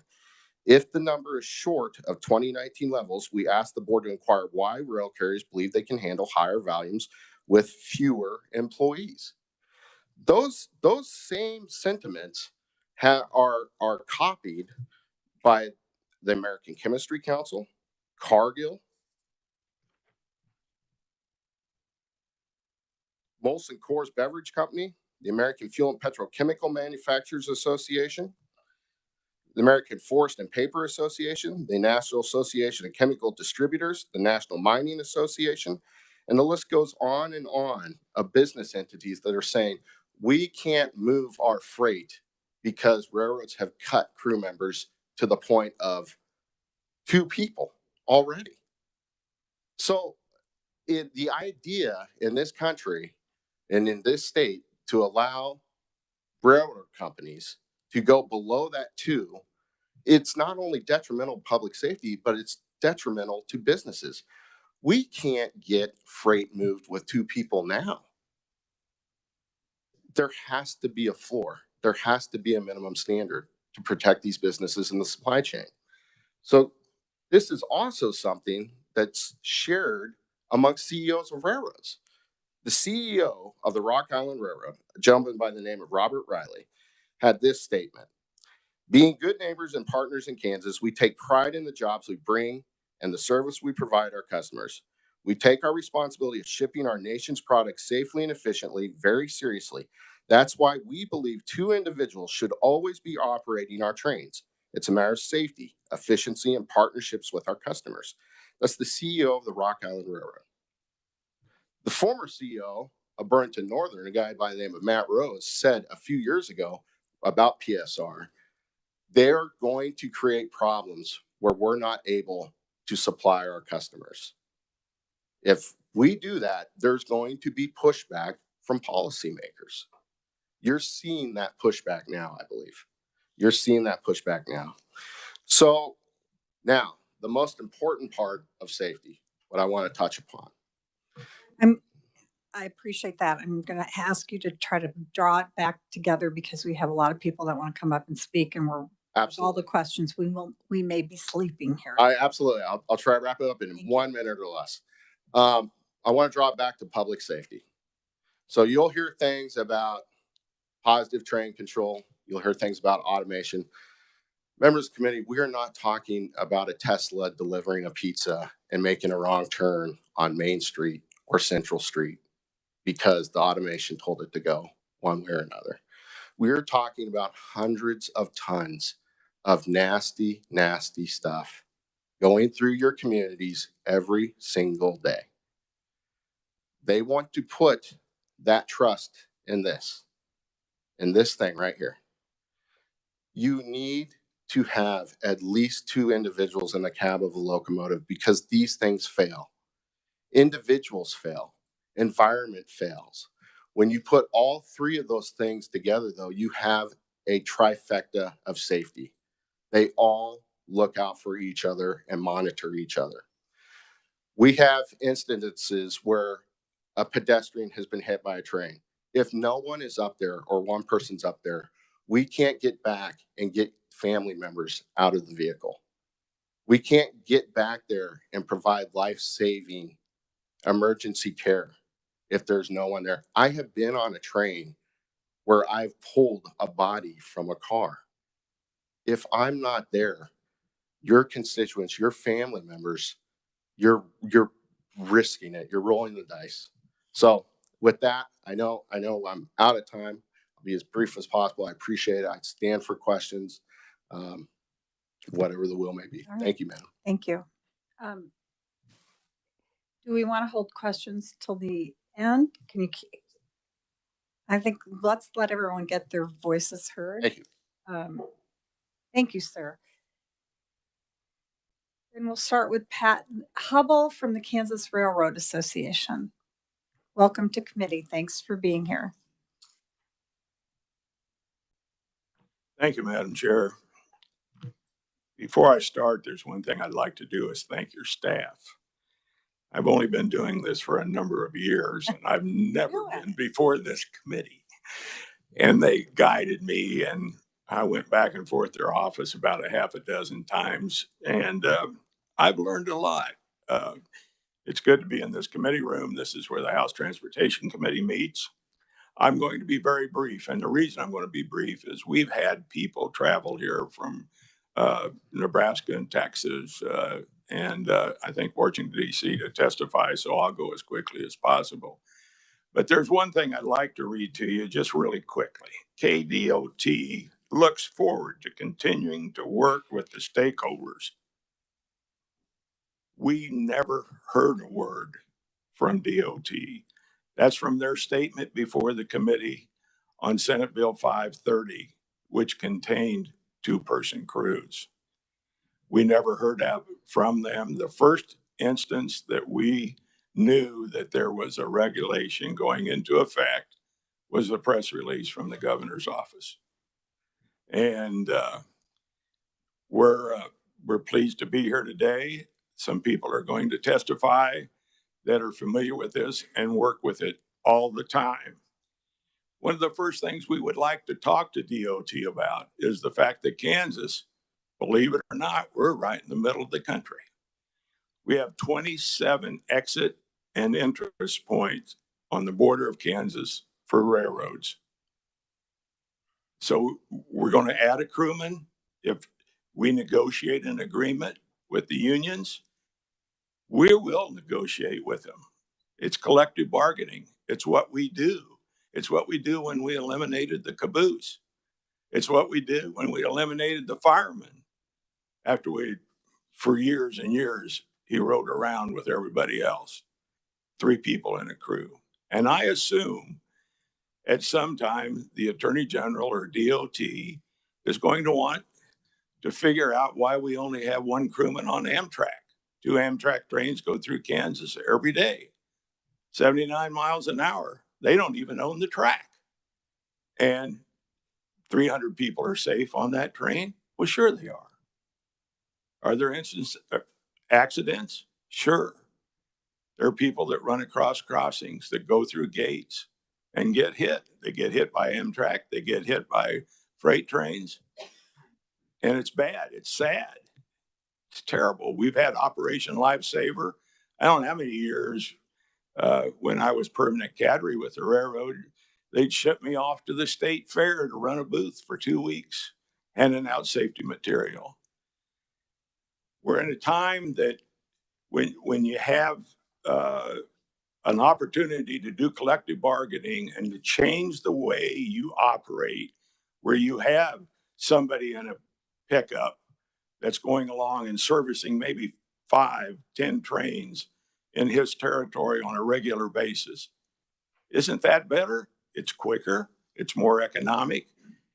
We have the positive train control now, which is incredible. And Topeka profited a lot from that because we had the company here in Topeka that made all the boxes the positive train control was in. So I would like to end by just letting you listen to some people that deal with this every day. And I would assume, again, that maybe the Attorney General and DOT will be petitioning the government to put 2 people on an Amtrak train if this is the direction we're going to go. Thank you very much. And I would stand for questions when the other group finishes. Thank you. Senator Fausto has a question about she didn't hear something that you said. I'm sorry. Repeat it. Hi, Pat. Thank you. Yes, Senator. So just clarify, did you say that a person follows along in a truck? Yes. And the short lines can really explain this to you because we've learned a lot from them. But what they do is they do the switching, or if a brake hose goes down, they fix it and the train can go on. They don't ride on, they just take a territory on the railroad and they service the trains within that territory. Okay. And they can explain more to it. All right. All I do is come to the State House. and look pretty, right? I need Burrocks and Hayes. Thank you very much, Madam Chair. All right, thank you. Our next testimony is from Jason Pinder. Is that correct, Pinder? And you'll need to introduce yourself, please. Thank you. Madam Chair, committee members, thank you for having me. My name is Jason Pinder. Dr. Jason Pinder. I'm a General Director of Network Development for Union Pacific Railroad. I've got 18 years experience. I'm a former licensed conductor and remote control operator. Thank you for this opportunity to speak about safety. Safety is Union Pacific's #1 priority. As a company, we continuously look for innovative approaches to enhance the safety of our employees, communities, and the customers that we serve. We invest significant resources in training, research and development, and public education, all with the goal of increasing rail safety awareness and improving safety. The Kansas Department of Transportation's efforts to require at least 2-person crews in the freight rail industry lack a safety justification and ignore the successful use of crew redeployment in the U.S. and globally. Such regulations disrupt collective bargaining and hinder the rail industry's ability to compete with less climate-friendly transportation methods, while also impeding innovation and harming Kansas businesses. Doctor? Yes. If I may, could you not read your testimony? Sure. Because we have it, so we can look at it. If you could try to just give us the high points, and then we'll have questions of you later if we didn't get enough. So if you would do that, I'd appreciate it. Sure, Absolutely. We've got some opportunities here. I talked about all the stakeholders that we serve, so I'll talk about our employees. And through collective bargaining, as crafted by the Railway Labor Act, we have the opportunity to make some quality of life changes for our employees. So just negotiated for us is an expanded use of a utility position that we will be trying, and that will be in addition to 2 people in the cab. I want to make sure that you heard that. Really, really excited to see that take place for our employee base when it comes up. But I will say, for us, Union Pacific, operating in the state of Kansas, we will have 2-person crews in the cab of a locomotive, an engineer and a conductor. And that will not change until the next round of national negotiations, which is 2025. I want to share that with you.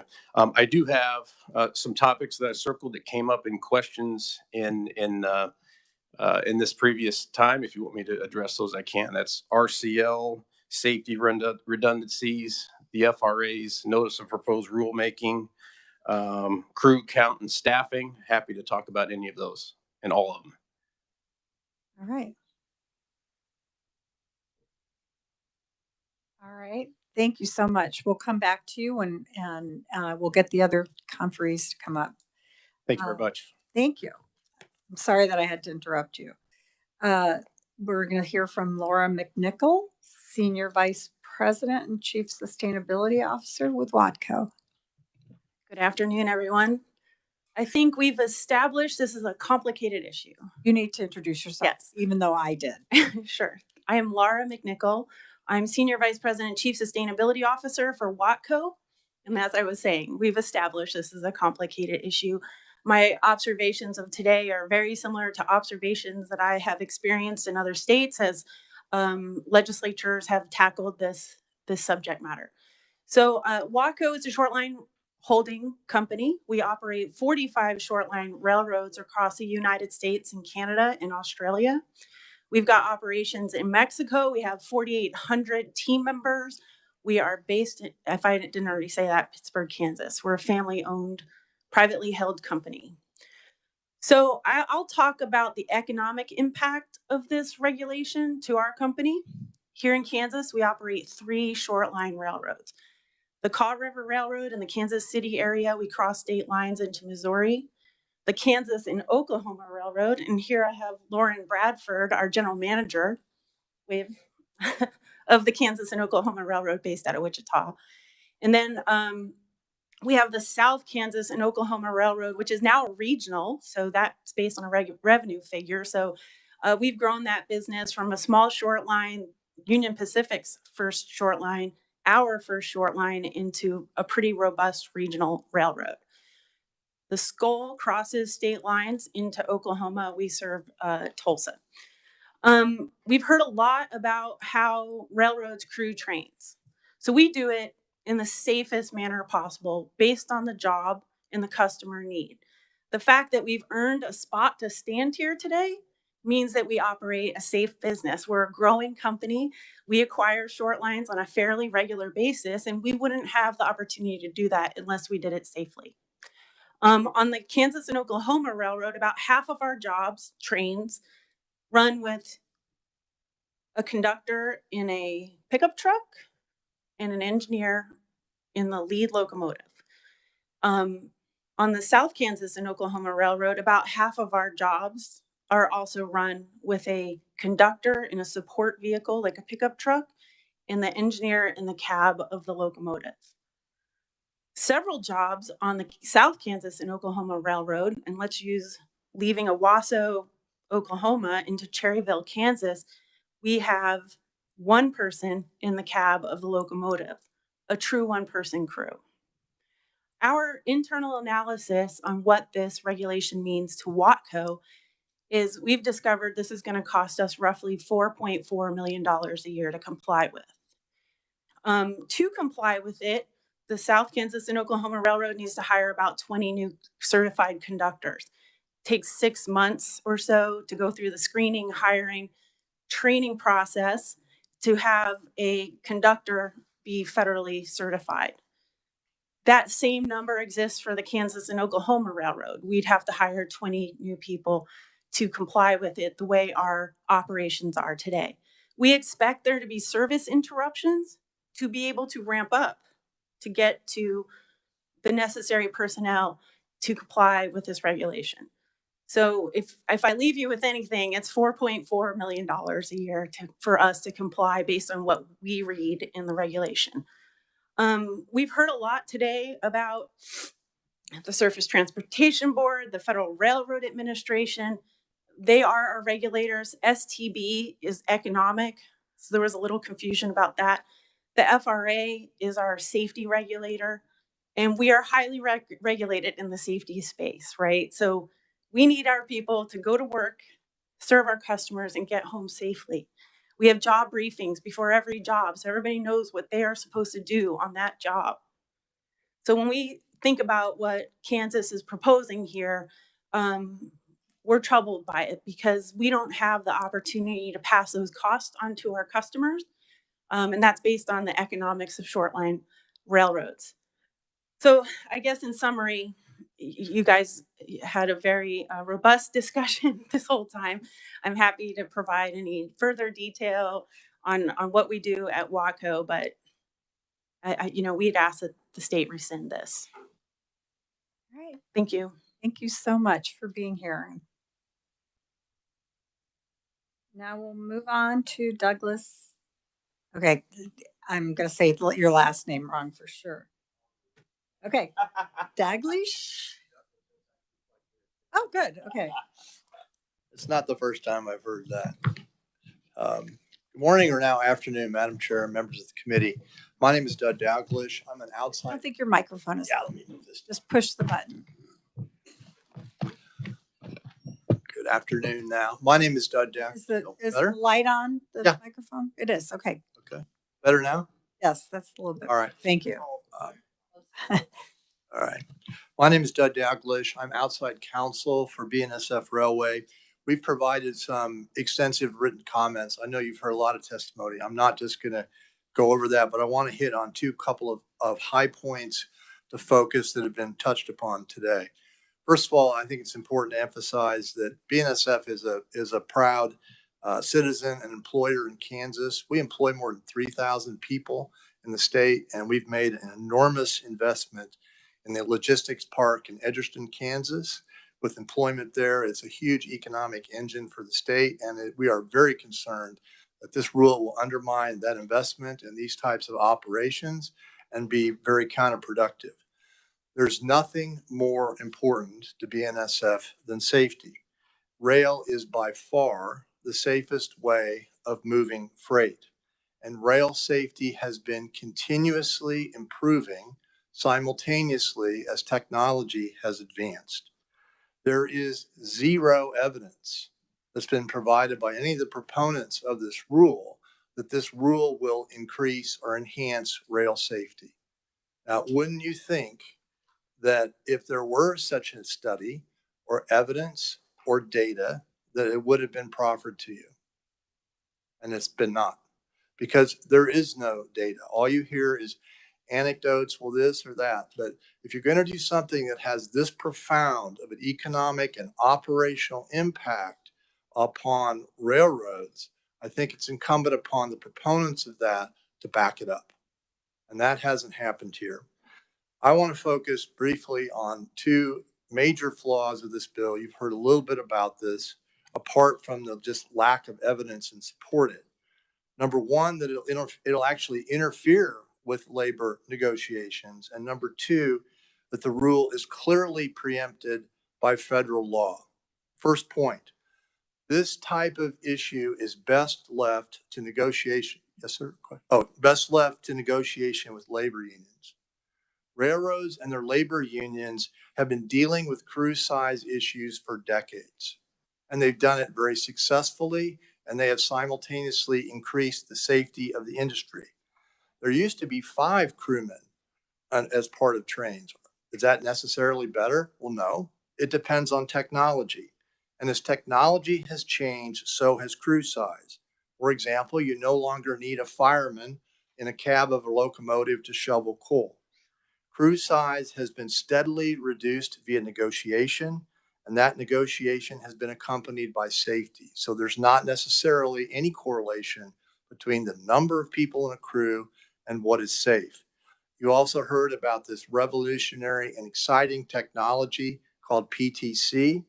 The railroads and their unions have proven their ability to negotiate crew size, and respectfully, that's where the issue should be left.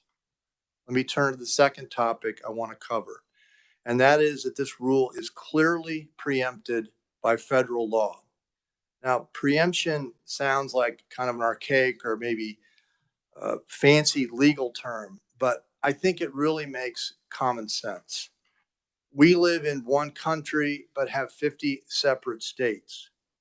There are some things which require national uniformity, not 50 separate or different laws. Or if you really take it to the other extreme, if you take the position that anybody can pass a law so long as the federal government doesn't, you could have every city in the state passing their own rules. Railroad operations and safety are one thing which require national uniformity. That's what will enhance safety and operations. And that's why Congress has explicitly ruled and said that explicitly in separate laws. Railroad operations are extremely complex. A given freight train can roll through multiple states and dozens of cities in a single day. What would happen if each state could make their own rules about an issue as critical as railroad crew size? Well, it would destroy the uniformity of the laws, and it would create a patchwork of laws and regulations that could change every single day. So let's use an example. If the proposition is that the states can pass whatever they want on railroad crew size, what's going to happen when they reach different numbers? For example, what if Missouri decides, well, we want to have 3 crewmen, and Kansas does something like this and says, well, we want to have 2, and Colorado says, no, only 1 in Colorado? What will happen when a given freight train goes across state lines, across different jurisdictions that have different rules? They're going to have to stop and change crews at every point, which will lead to chaos, gridlock, more congestion, and do nothing to enhance safety. What it will do is make the interstate operation of railroads extremely difficult and make everybody worse off. That's why Congress has spoken so clearly here in 2 separate laws, 2 separate statutory laws. And I respectfully disagree with what was said earlier, that this has all been decided and states can do it. I would challenge anybody who says that to offer you a single law or court decision that says states can regulate however they want on railroad crew size. It is not true. In fact, the reality is just the opposite. There are two separate federal regulations called ICTA and the Federal Railroad Safety Act that say this is an issue for the federal government to deal with. And that makes sense. To have national uniformity, to have this discussed on an above board level, to establish one regulation for the entire country. And this is not an issue for the states respectfully to delve into. It should be best left to the experts in the field. So respectfully, on behalf of BNSF, we urge you to withdraw or not pass this proposed rule or regulation. Does not have a safety justification. It was clearly preempted by federal law, and it's not going to accomplish anything positive in the industry. Thank you. Thank you so much. Good information. Thank you. We'll move on. Get back to my list. We'll go to Bill Kelly, Vice President of Safety and Compliance, Cimarron Valley Railroad. Please introduce yourself as well. Good afternoon, Madam Chair, members of the committee. My name is Jeff Van Shake with the Cimarron Valley Railroad. Unfortunately, Bill had to leave a little bit ago to go catch a flight, but I would direct you to his. I apologize. No, it's perfectly okay. It was an interesting discussion. I appreciate the forum that it's had and all of the various viewpoints. So I would just direct you to his testimony. I think what you'll find when you read it is it largely echoes what Laura with Watco was talking about with some of the operational practices that short lines have, where we also operate with one engineer in a cab and a trailing conductor and view that as an incredibly safe way to operate our system. In addition, he was going to walk through a lot of the measures of safety that we have inside of the locomotive that can help aid in operational safety with one in the cab and one in a truck.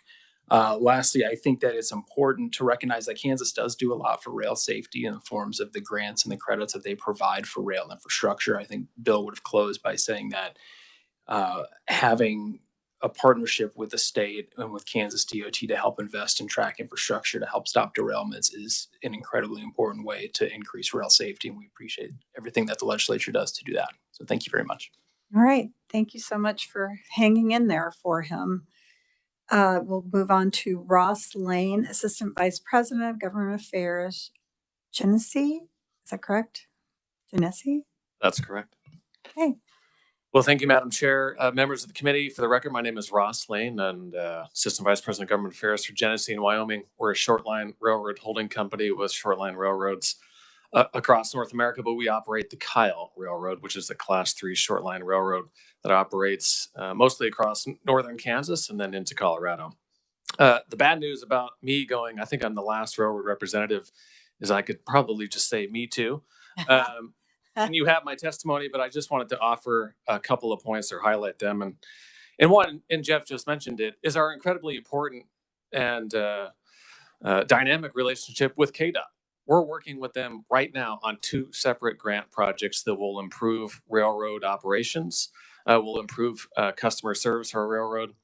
And we do as well think it will increase railroad safety by replacing old worn rail with new rail that becomes a lifetime asset over 100 years. However, we believe that this rule, if it were to go in force, would put a lot of those economic benefits of short lines at risk. As Laura mentioned in her testimony, we cannot simply, as short lines, pass along increased costs to our customers. Our primary competition as short lines is the trucking industry. And with respect to, I know there's some folks here from the Grain and Feed Association. We can't just say to them, "Oh, by the way, our rates have gone up. Your rates have gone up because we have to comply with new regulations." That simply isn't the case. Customers, whether they enjoy shipping by rail or not, they will most assuredly find the cheapest and most cost-effective way to move their freight. And if that ends up being trucks, that's the way they're going to go. That will result in increased wear and tear on public roadways.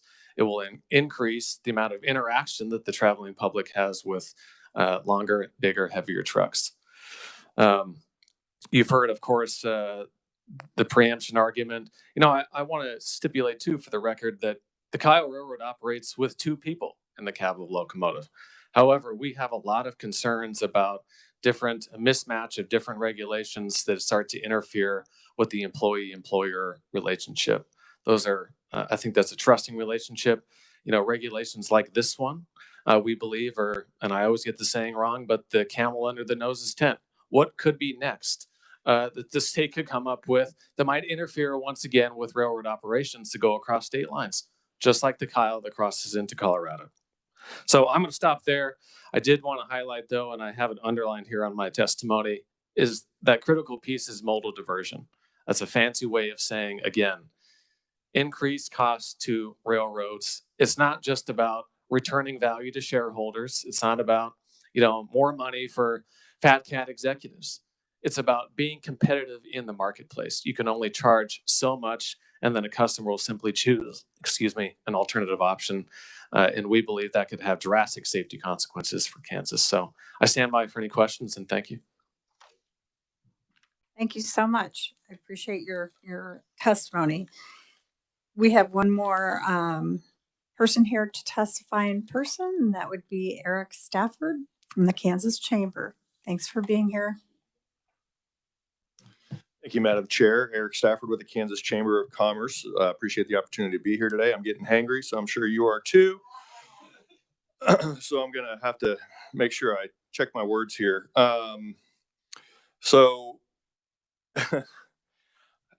We say all the time, just because you can doesn't mean you should.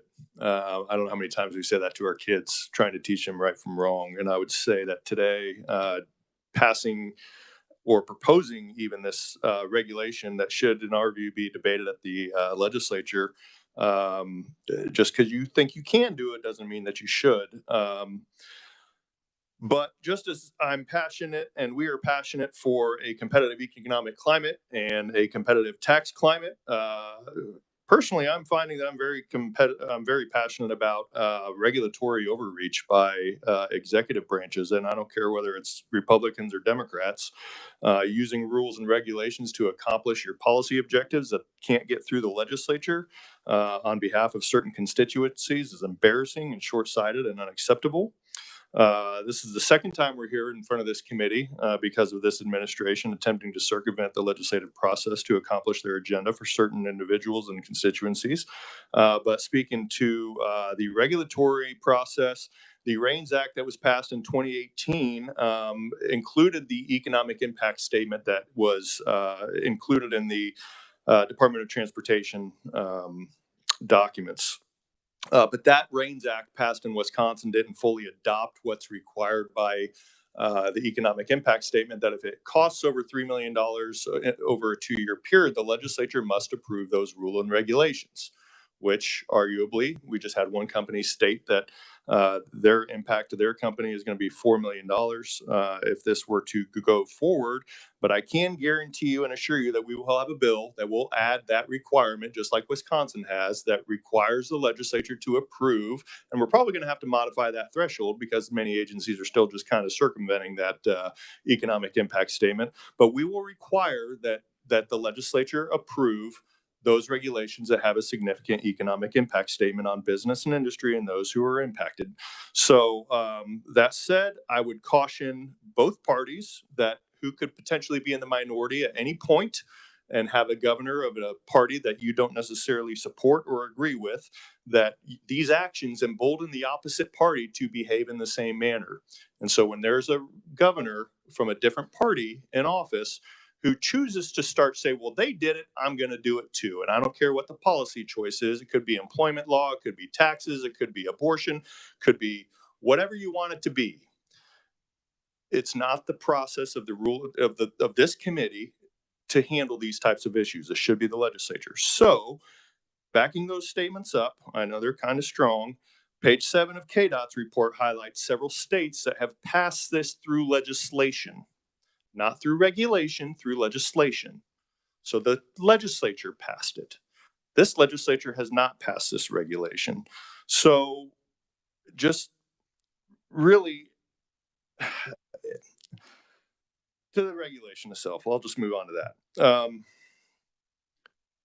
We have had numerous committee hearings on workforce issues. We've had numerous committee hearings on childcare issues and access to workforce issues, and many discussions in this building about access to workforce. And so railroad companies, because we're going to pass this, are going to just be expected to double the crew requirements that are on their trains under the guise of safety when we're already facing supply chain issues as a country. So where are we going to get the people from? What impact will this have? It's still pretty speculative on whether there's actually any impact to safety or any improvement to safety by having two-person crews on here. What cost will it have to companies? It's all about money, is what one proponent said. It is all about money because, unlike government, private companies have to live by a budget. They can only do so much, and they have to compete, as the previous speaker just spoke, with other potential alternatives and options that exist. So it's not that they're not concerned about safety, but when a customer is going to face those added costs, because the railroad companies say, I'm going to have to raise your cost to cover these changes that the legislature did not pass, but ultimately the Department of Transportation did, those costs go on to other companies and other industries, other businesses, the grain industries, the livestock industries, the auto industries, anybody who uses freight and rail to transport their goods will face higher costs because of this. And two, I think the general counsel who spoke did a great job. That is why there is federal laws overseeing interstate commerce, because you can't have a patchwork of laws when you're dealing with interstate commerce that causes complexity and issues with industry and commerce in our country on a state-to-state basis. We often say patchwork of laws are bad, and this would create another example of a patchwork of laws. So, Madam Chair, I think that's all I have to add just in terms of concern about time, but be happy to answer any questions at the appropriate time. Thank you. All right, thank you very, very much. We also have here, before we start with all our questions, we have Randy Stuckey as a written-only testimony for Kansas Grain and Feed. And then we also have Tony Porter, Wichita Regional Chamber of Commerce written testimony as well. I will open this up for question or comment through the committee. And okay, I'll start with Representative Penn. Thank you, Madam Chair. Sir, I'm so sorry, I didn't get your name. Could you please come up for a couple of questions? Mr. Dragu. Hi, Dragu. Hi, Dragu. How you doing today, sir? Good. How are you? Thank you. I'll be brief. You said that it was all about money. Would like to know how much you represent a union, is that correct? Correct. What are your union dues, and how much do you propose that you're going to increase with the addition of these personnel for the union? We're not proposing to increase union dues, and our union dues are approximately 150. No. I didn't say increase your union dues. I said the increase head, apply your union dues. How much do you stand to gain on increase, since it's all about money? Well, frankly, all the railroads that I represent have two individuals in the cab, so we will see no gain in union dues. There will be no net income into our organization. We all operate currently two-person. So this is revenue neutral proposal? When it comes to my organization, absolutely. And then the question would be, you heard the testimony that is at least for that one organization, $4.4 million is going to be the hit for them, correct? Do you see that same hit happening across the rail lines that operate here in Kansas? I know that most of your testimony is talking about the federal. I'm talking about Kansas. And I respectfully disagree with that statement, because my individuals, my members that do interchange with that railroad know those jobs, know who's working them. And I frankly disagree with that number. Would you allow those individuals, were this regulation to be imposed, to not be unionized? Could they be away from your union if they come and work on the workforce? Absolutely. And if these other rail lines that we just discussed that you're not familiar with, if they get closed down here in the state of Kansas, in your estimation, is that a way of picking winners and losers from the extra burden that's the onus that's placed on those private companies? I think when it comes to the question of picking winners and losers for the discussion in this room, we need to have a discussion about who's the winners and losers when it comes to safety. Is the public the winner? making sure that there's people responding to these accidents, these hazmat releases, these emergencies, or the railroad's going to be the winner. And I'm glad that you brought that up because we actually spent a long time this morning before you came up. I don't know if you were in the room, and I actually asked the question several times of the administration. Where's the documentation for any of these that you mentioned, incidents, spills, and things of that nature? They did not produce anything. They did make mention that it was 77 or something to that, but if we don't have the evidence, it didn't happen. So we're looking forward to having some actual evidence presented to this committee. But right now, I stipulate that that is not true until I see evidence of it. Absolutely, I agree with that. I get quarterly reports from the Federal Railroad Administration. Are they here? On accidents. They bring the quarterly reports? No, I did not bring, but that number from my recollection of the quarterly reports that I see of accidents, I think it's probably pretty accurate. Yeah, understood. And I look forward to KDOT getting that. Again, sir, I'm sorry. We don't see it. Yep. It didn't happen. We look forward to you actually bringing your A+ game if you're going to come before the committee. Okay, thanks. All right. Thank you, Senator Faust-Godot, and then we'll move on to Representative Carmichael. Thank you, Madam Chair. My question will be real quick. I want to ask Eric and Ty a quick question. So a statement you just made, Ty, saying you already have 2 people on the train. So then this reg would just simply mandate that. But the question to both of you, so to what Eric stated, and good morning again, Eric. You and I arrived here at the Capitol together. I don't know if you realize that. One of the elevators was non-operational. So you were going that way, then you looked that way, and then you took the stairs. I took the other elevator. Yes. And so with that situation, sometimes you need that alternative option. And so if what you described in your testimony of it's going to cost, because this is the same question for both of you to answer, what is the alternative? What is the alternative to address the businesses and the product getting to market versus the money or that increase of? Is it or isn't it? And what's the alternative? The truck that Pat spoke about? Or what do you think, Ty, if we don't do this reg, would it be subject to eliminate those 2 to 1? What's the alternative? What's the compromise? Thank you, Madam Chair. So I can't speak to the alternative from the railroad's perspective, but I did hear testimony from Union Pacific. I share their enthusiasm about them saying we have 2 individuals in the cab. So I am perplexed at the pushback. You'll hear time and time again, various railroads saying, we have 2 people. We want 2 people. The CEO of Rock Island Railroads said, we want to keep 2 people. I think it just becomes a matter of, we just simply don't want to be regulated. We don't know what it is, but we just don't want a regulation. So I'm enthusiastic about that aspect of it. As far as the alternative, I think society, especially what you've seen in Ohio and in the last 2 years as results of PSR, you can't turn on the evening news without seeing a derailment in this country. Trains are derailing at a greatly increased rate than previously.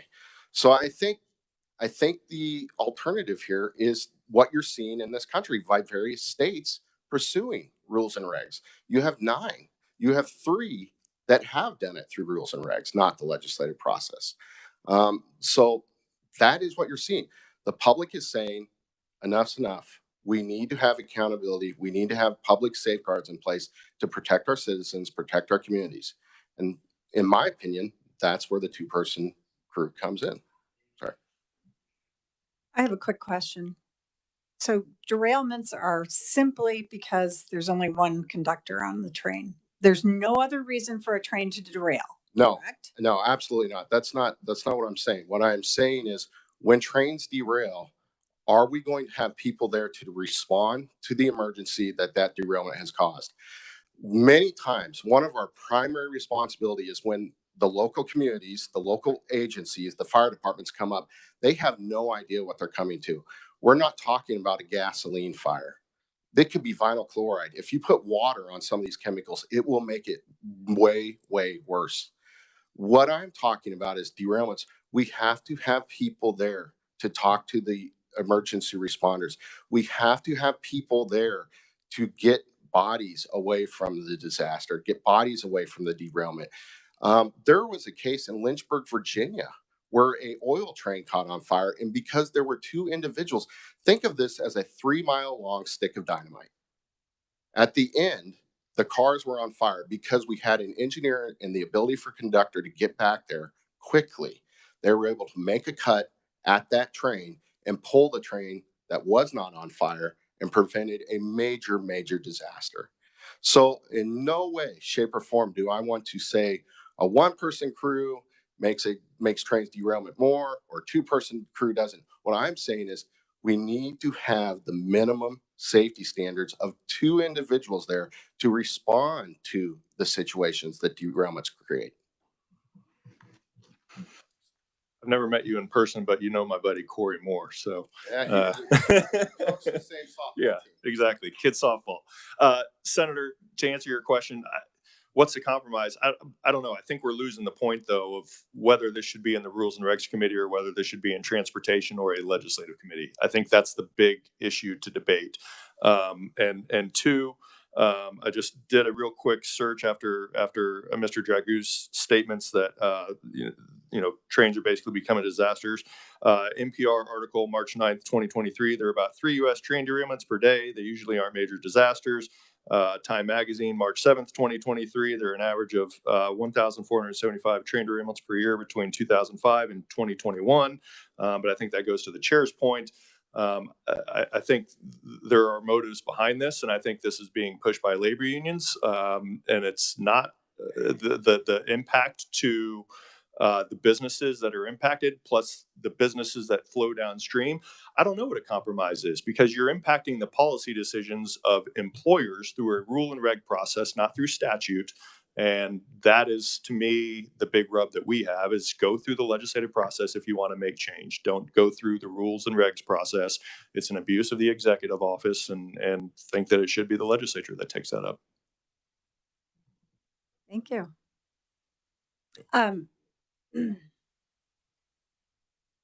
Does it? Oh, I'm sorry. Representative Carmichael.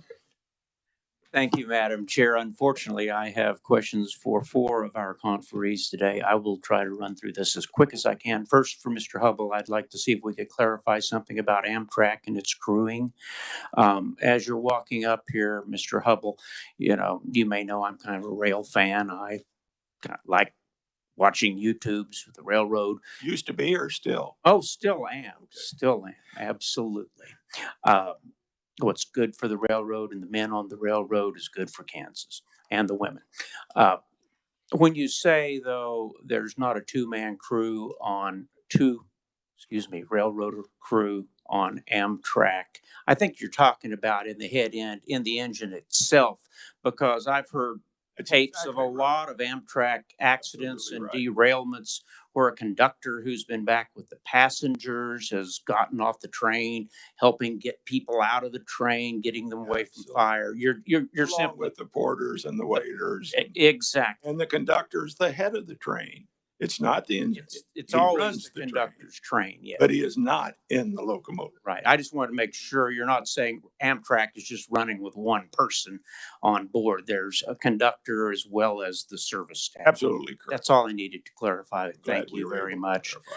Mr. Lane, a question for you. I just want to make sure I'm clear that your railroad, at present at least, operates with a minimum of a 2-person crew. Is that correct? That's correct. Yes, sir. Okay.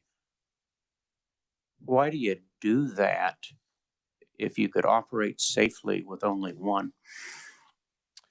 The reason that we do that is that was negotiated between the union that is represented by those railroad employees and the management of the railroad. And so your short line, kind of contrary to what we might have understood from some other questioning, is in fact a unionized railroad. That's correct. Yes. Okay. That doesn't mean that everybody has to belong to the union, but almost everybody does. Yes, sir. And there can be different crafts or different jobs that are represented by different unions. Okay. So this regulation, if it were to come into effect, would not presently cost your short line railroad any additional money because you've already got 2-person crew. That's correct. I don't want to answer with 100% certainty, and that's because the way that the regulation is written doesn't have any exceptions for if an employee has to step off the train to switch a switch, for example. Does that count? I mean, I follow your concern there, and perhaps that needs tweaking. Thank you. Ms. I keep calling you Laura, but you really do have a last name, and I try to be respectful, Ms. McNichol. You indicated that you believe this regulation would require that the southern Kansas and Oklahoma, as well as the K&O, both add 20 positions for conductors or a total hire of 40 additional employees. Is that correct? Madam Chair, sir, yes. Okay. But I read in your testimony that you have a conductor either preceding or shadowing every train except for on the Owasso, Oklahoma to Cherryvale line.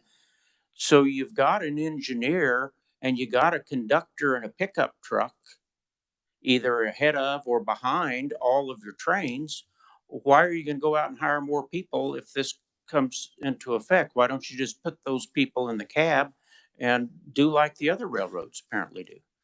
Madam Chair, sir, yes. So we consider that 2 crew today, right? So that the trailing conductor could be doing a rolling inspection of the train, throwing open and closing a switch, decoupling a train or cars from a train, coupling them for pickup from a customer site. For us to comply based on the broad definition in the proposed reg is that we'd have to have a second person sitting in the cab of the locomotive, effectively not really doing anything. And it's pretty broad. It's not explicit and specific in what we are to comply with. So obviously, as we conducted our analysis, having 2 people sitting in the cab of every lead locomotive makes us hire. As you know, right now, the class 1s in Kansas, and I think all over the country, are running with 2 people in the cab right now. In those railroad operations, is your understanding that conductors can get off to throw a switch or do whatever's necessary? I think that's the way it works on a class 1, isn't it? And I can't speak for class 1 operations. They operate differently than us. They might be coming with a train through Kansas and not even stopping, where we are operating at 10 miles an hour or 25 miles an hour, serving the local customers as kind of the first mile, last mile service. Our Kansas and Oklahoma Railroad is more than 900 miles, right? So it's a pretty broad territory. One of the things I didn't say in my statement earlier is time is short, so please. Sure. Crew hauling is an issue. There's not crew hauling services in Western Kansas, so that conductor that supports the train in a pickup truck also provides crew hauling service. You covered that in your written testimony. Yeah, I did, sir. Thank you. Very good. It was a good explanation. Okay, thank you. By the way, you go through 3 blocks in my district. You may go 900 miles on the K&O, but it's only 3 blocks in the 92nd district. With your permission, Madam Chair, for Mr. Douglas, and this will wrap up my questions. Mr. Douglas, I've been listening to Mr. Stafford say that this needs to go to legislative committees, that if this is going to be a rule in Kansas, it needs to be passed legislatively. I'm led to believe that multiple states, California, Nevada, Washington, Arizona, Illinois, Colorado, Wisconsin, West Virginia, have passed similar rules legislatively. But as I understand your position, there will be federal preemption whether this is a legislative action or a regulatory action. Is that the BNSF's position? I believe so. Okay. And you know that even though you interpret the authorities as being uniformly holding that this would be preempted, that there is substantial discussion in the legal community, briefing cases, amicus briefs right now, for example, in Ohio versus CSX on the petition for cert, that there is another side to that coin. You do understand that? I actually don't agree with that. Okay. I know that the mere passage of a law by a legislature does not mean that the law survives preemption. Right. What happens sequentially is a state X may pass a law unless and if it's challenged, and if and only if it's challenged and approved, would it survive or survive a preemption challenge. So whether the number is one or two of states that have gone down this path, I don't know, but I'm not aware of any court decision which has affirmed an action of this nature on cruise size, which to me is quintessentially a matter of railroad operations and allegedly safety, both of which have two very explicit federal statutes. And you believe that doesn't fit the exemption to the preemption doctrine that is contained in the appendices to your testimony? It does not fit because the local safety exception can only apply for things which do not target railroads, for things which do not interfere with interstate commerce. And this does both. I understand your interpretation. Thank you for your wisdom. Thank you, Madam Chair. All right.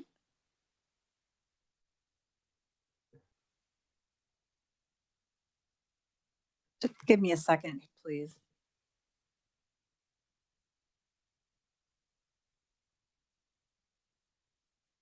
Senator Tyson.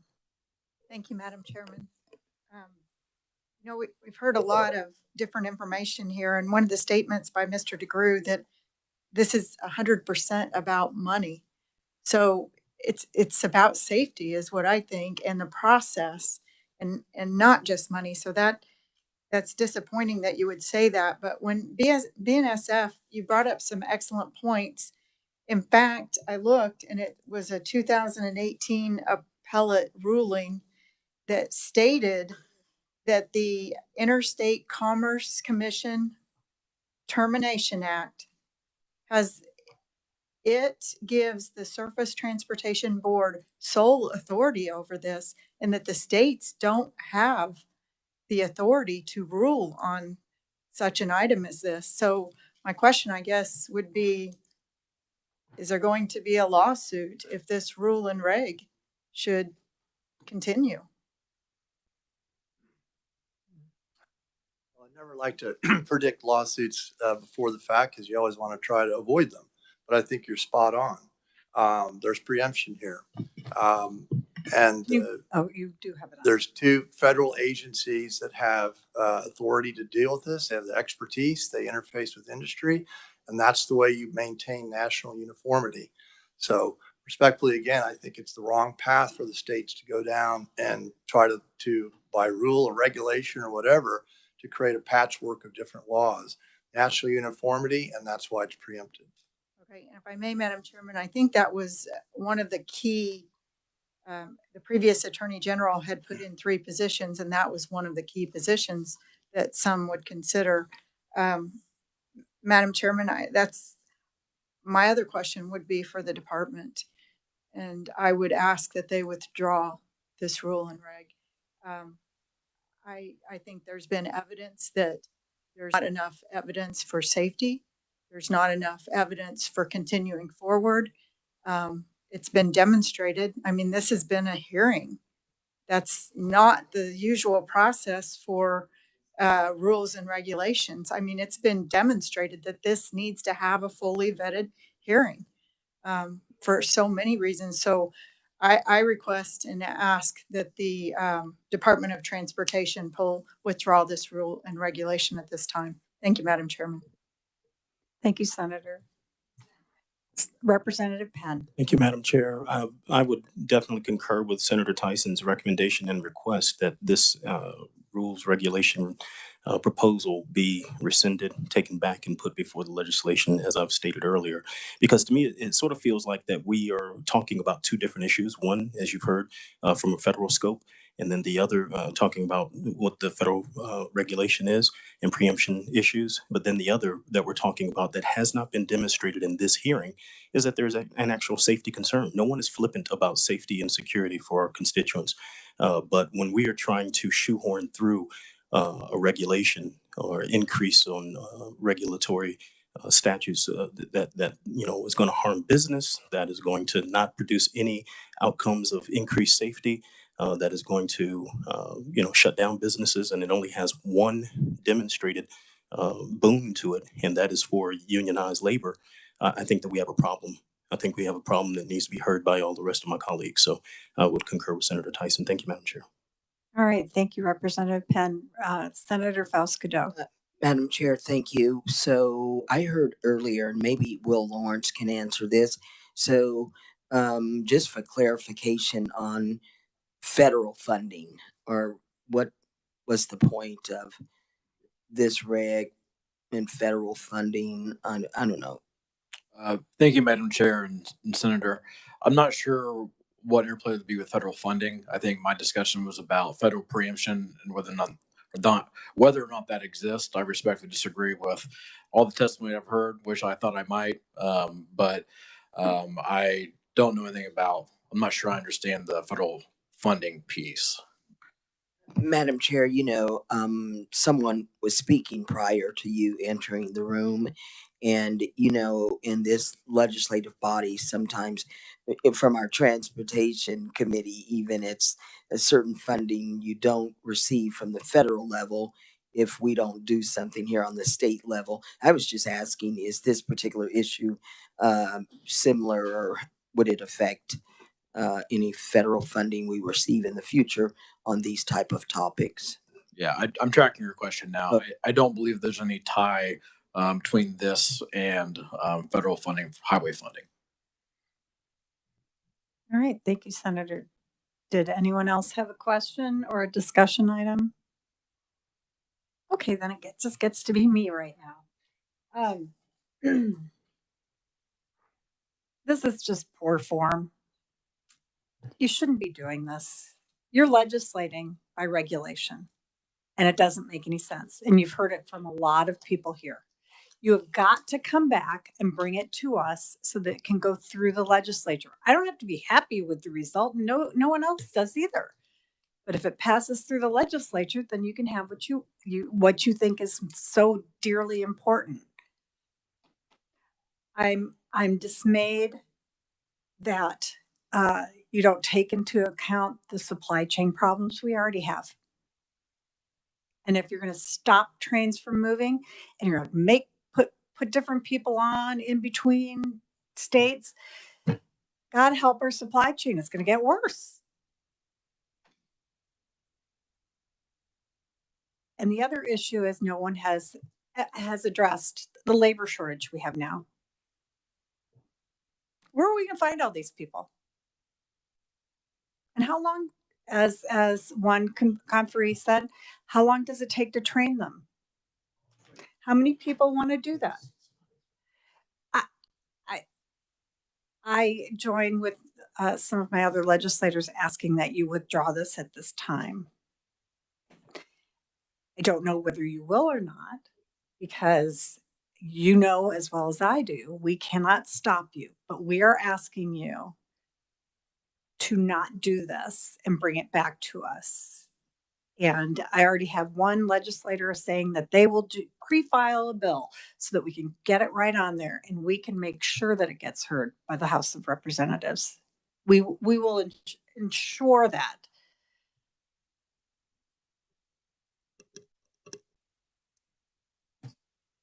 I've kept everyone here. Oh, I'm sorry. Representative Nguyen. I'm having a challenge here because I I see all your hair on fire, but they're already operating two-person crew.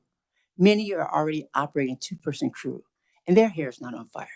So if their hair is not on fire, they're not seeing the monsters, in my opinion, that some of you all are. So, I mean, I hear you, and we've had discussion on a lot of topics, and I've been on this committee over many years. But in my opinion, there's a lot of exaggeration going on here that we don't have the data for. Now, we don't have the data for my position, and we may not have the data for your position. So let's get the data. But quit screaming and hollering, in my opinion, that your hair is on fire. Thank you. Representative, I'd like to point out that this is directly affecting the short line railroads. When they do have two This people, is a regulation that I understand. And I won't question the lady's 4.4. I don't see her books. But I'm saying, you know, the broad statements are our challenge. I'll leave it at that. Thank you. it was given to us by the Department of Transportation, our Kansas Department of Transportation, with the amount of money. So I don't think our hair is on fire for no The reason. I think it's a directed cost to certain parts of the. Talking about the 1.4 million. I've got the same blue sheet you have. I am. Yeah, I'm talking about the same figure you're referencing. I don't want to continue an argument right well, here. I'm back. You and I don't argue. We discuss. But I think at the very least it needs to address the fact that a lot of the railroads that don't have two, now they have someone in a truck, a support truck, but that's not addressed in any of this. So thank you. I'm going to let Senator Fauske go. And thank you too. But we're having a more informed discussion. So you and I know how to discuss. So thank you. Okay. Senator. Thank you, Madam Chair. And I appreciate the comments from all of my colleagues, just like the individuals in the audience. You're on different sides of this issue. Madam Chair, and the other senator who has requested that KDOT consider withdrawing the proposal. Can I ask staff, is that proper? Because we keep doing things that are different. I really told my daughters I was going to be back in Wichita by 2, actually, because I just thought we were going to adjourn really at, and this has turned into a hearing. It really has. And it's not the way I've been on this committee since 2009. I've never been on it here this long. It's turned into a hearing. I would have eaten something. I just got off the highway. And so I want to know, how would that actually, the process and procedure work in the Joint Committee on Rules and Regulations for all state agencies? Can we withdraw like we would? What's the difference of a regular standing committee versus this joint committee? I'd like to know the process. Thank you, Madam Chair. Staff, that would be great. I know that we can request anything that we want to. Madam Chair, and then with KDOT, then you go back and you talk to your team and then you send us a letter. Can you stand up and for the record? And I just want to know the process. Gosh, thank you. Excuse me. Yes, we definitely would go back and discuss with our executive staff and notify this committee of whatever our decision would be. And that is exactly what is going to happen. We will be going back, taking into consideration everything that we have heard today and having, hard discussions about how to move forward, how we want to move forward. But in any event, we will be notifying the committee. Thank you. Representative Penn. Thank you, Madam Chair. I know that everyone, as Eric said, is hangry. I was going to call a point of order for the gentlelady from KCK being out of hand with you. That's not proper decorum how we operate in any committee. I haven't been here quite as long as she has, but I do pick up on a few things. So thank you for recognizing me. Number 2, as the Chief of Staff knows, the governor is very intent, as I said before, on process. So I think that one of the things that we need to do is do this process correctly, because it's called consent of the governed and it's not ruled by fiat. There's a reason that we have the legislative subcommittees and committees as well as the floor. So again, I will re-echo and say again, this needs to be pulled back. I'd appreciate if you come up now and say that, and let's send it through the proper process. Thank you, Madam Chair. Thank you, Representative. That being said, we do request that. I heard it from more than a couple of people from the Department of Transportation and asked for your assistance with that.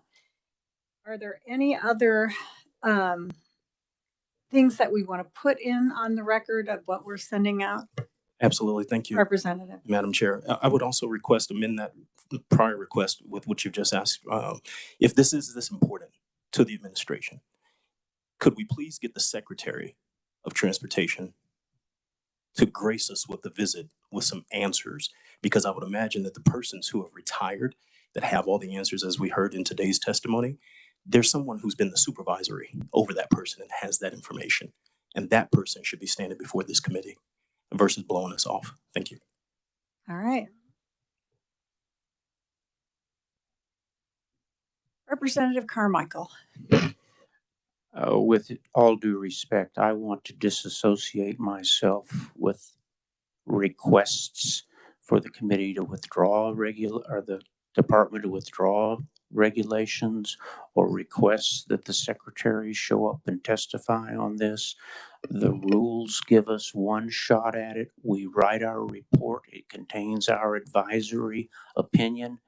And if they promulgate the regulation, irrespective of the majority, perhaps, of the committee's opinion, then it becomes a matter for the Attorney General who approved the regulation to defend it in the courts. But I want to make sure that I've at least indicated that I'm not calling for the Secretary to come down here. We've heard this, and in the end, well, that's fine, Representative. You call for it all you want, but I don't agree with you.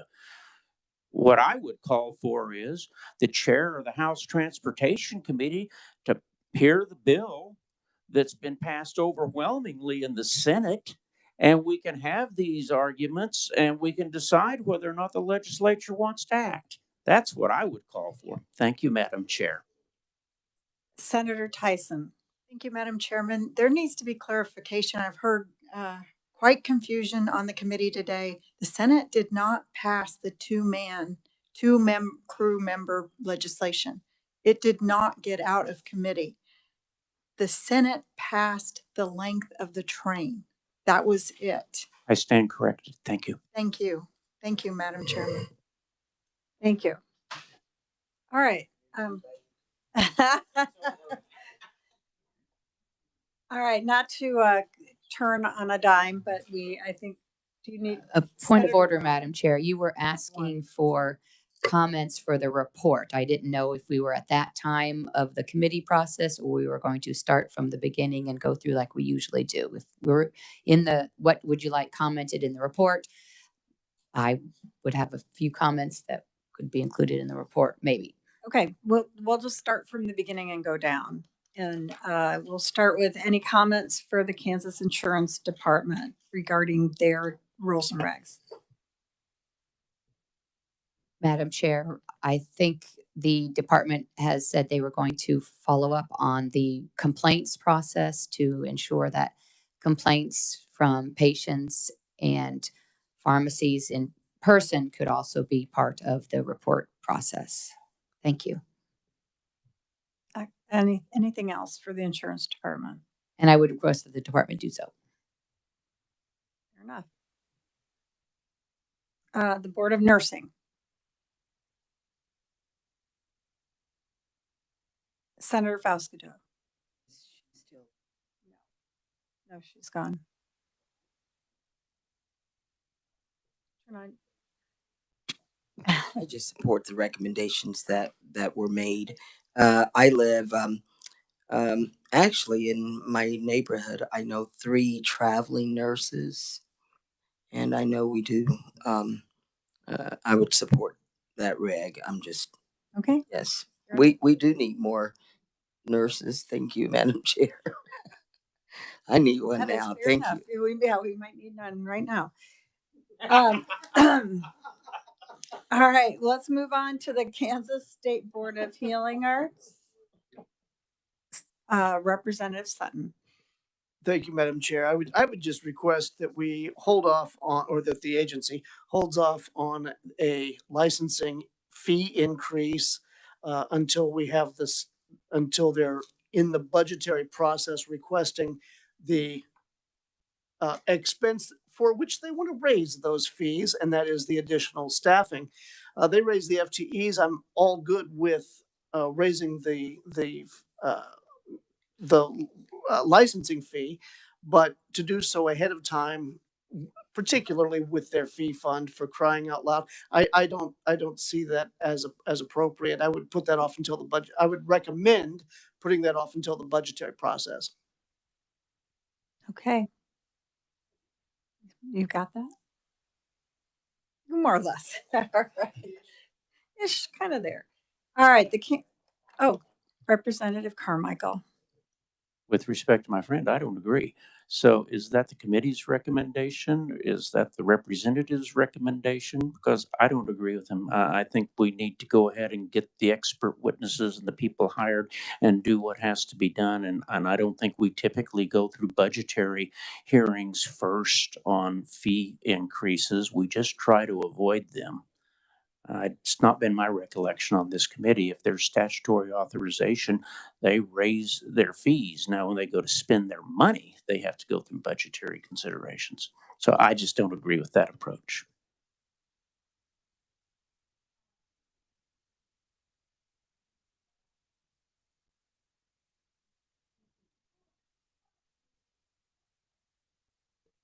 Who on the committee would agree to that? Madam Chair, are you saying that? Are you Okay, hold on. make a motion? I've got Senator Francisco with a question or comment. Thank you, Madam Chair. I just wanted to make the comment, having reviewed a number of fee-funded agencies as part of our Senate deliberations, that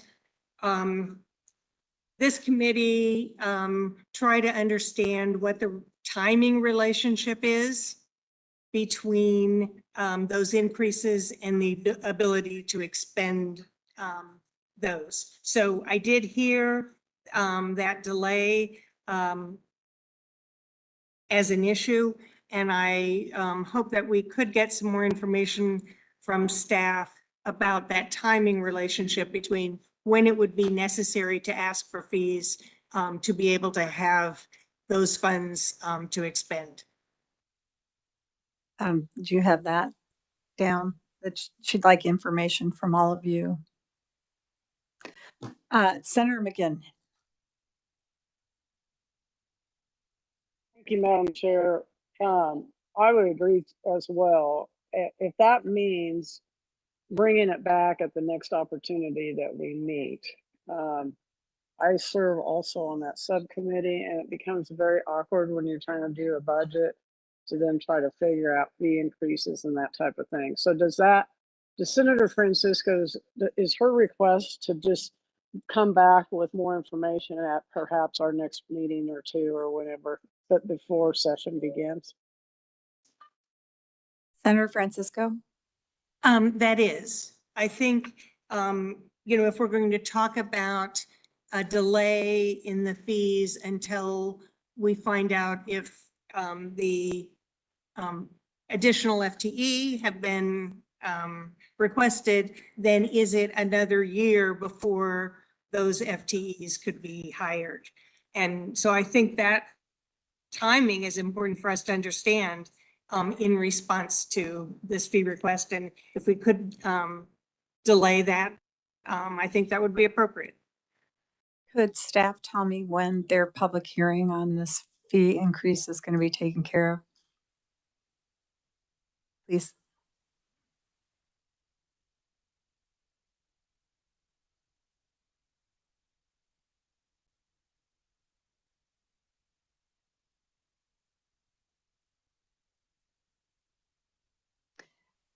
That date is July 19th, so there's not a lot of time to put that off. So, Representative Penn? For clarification, Madam Chair, Representative Sutton was asking whether this should be brought back in front of the requisite committee in the Senate and the House chamber. Is that correct? And I think the others that we're hearing from online is that they want to bring it back before this committee with amended information. Is that correct?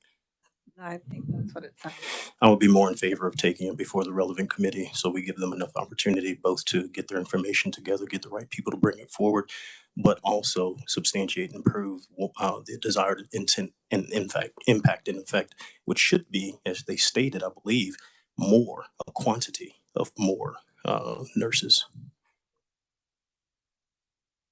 Senator Fascudo.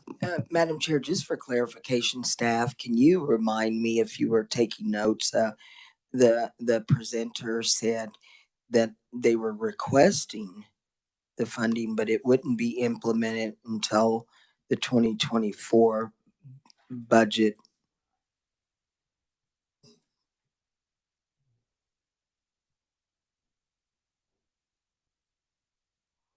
Hello, Luke Drury with Legislative Research.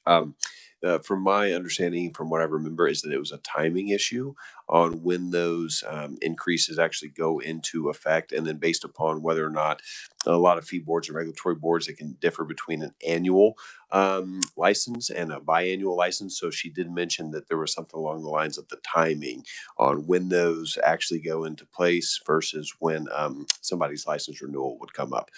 That's what I gathered. Hopefully that answered your question, Senator. Okay.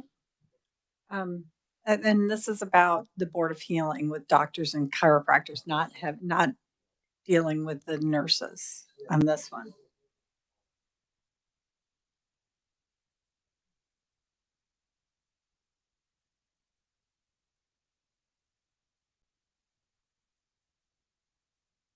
Yes. Can I get a motion to have that be the recommendation? Representative Sutton. Thank you, Madam Chair. And I will get that motion to you here in just a second, but I do have a question.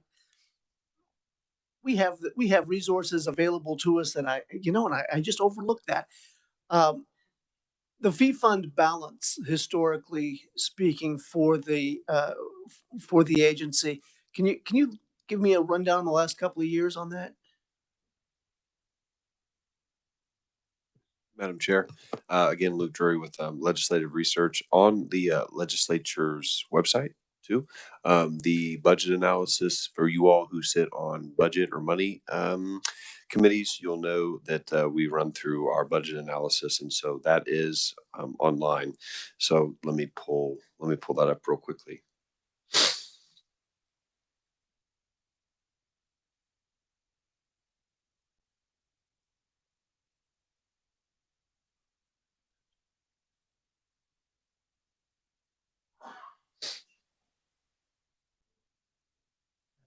What I do.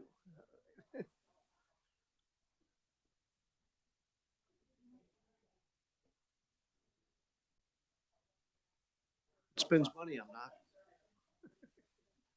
Spends money, I'm not. Madam Chair, I have those ending balances. Representative in 2020, their behavior, the Healing Arts Fee Fund had a $3.2 million balance. In 2021, that went to 3.9. In 2022 to 4.8.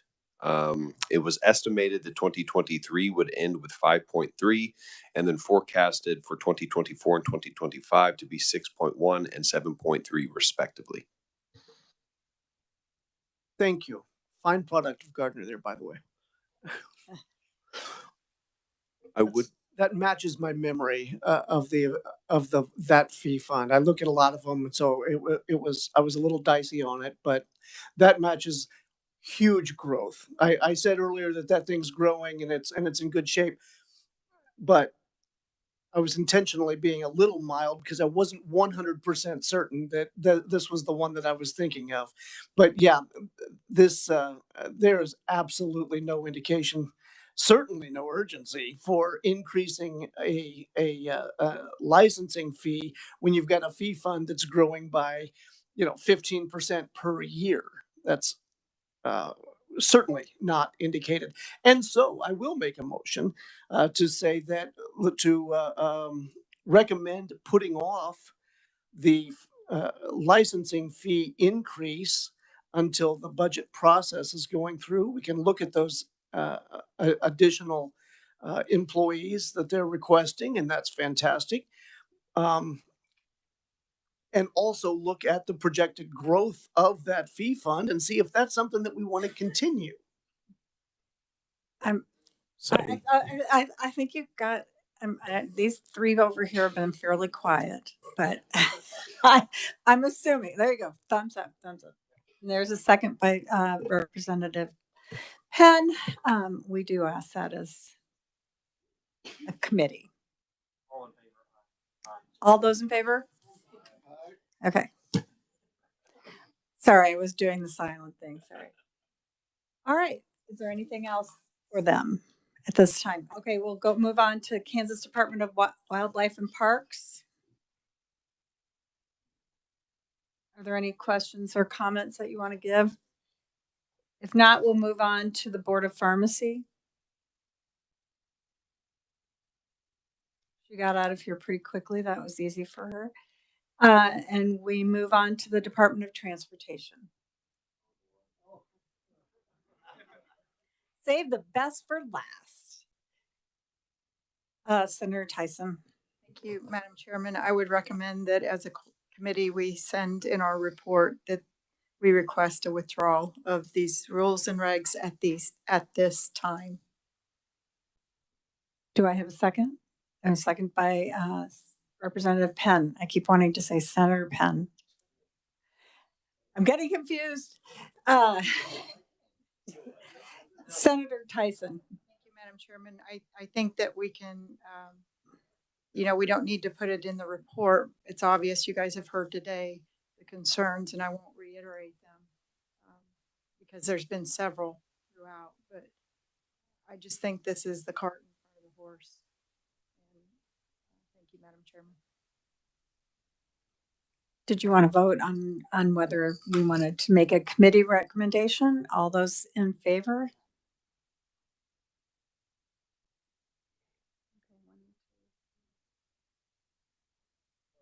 Want to do voice? All right, we'll go by voice vote. Representative Penn. Sutton? Roll call. Roll call. Oh, sorry. Oh my gosh. I haven't eaten either, people. I have to explain. I didn't even eat breakfast. Madam roll Chair, call. I'll ask though, Will we you need go first? to have staff in the future. I'd like to, for the rules and regs, it's a little different than a regular committee. I've never ever voted like this on rules and regs. It's not, we just make recommendations from this committee. I mean, can we, Madam Chair, please, just a recommendation. Is that right? Recommendation, Madam Chair, as opposed to we're voting and doing. Unfortunately, I think it's the desire of the chair of how the committee runs. So I apologize that if you want to be unhappy with that. Yes, could Revisor Moyer. Briefly, Madam Chair, thank you. Jenna Moyer, Revisor Statutes Office, and I will note that in the statute that authorizes this committee, KSA 77-436, the committee is required to issue a report to the legislature following each meeting, making comments and recommendations and indicating concerns about such proposed rule and regulations. And committee chairs are usually given broad latitude to manage the meeting, and so what comments should be going into that report, the chair would generally be allowed to make motions, or not make motions, accept motions about what should and should not go into that report. All right, fair enough. Okay, voice vote. All those in favor? Oh, Senator McGinn, I'm sorry.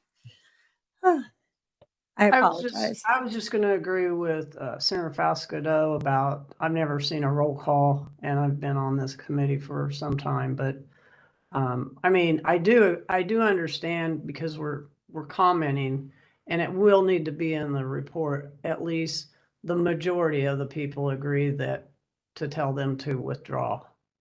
But you are the chair, and I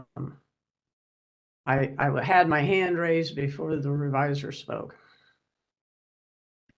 Okay. Then what is the wish of the committee? All the, a voice vote. All those in favor say aye. Aye. Opposed, same sign.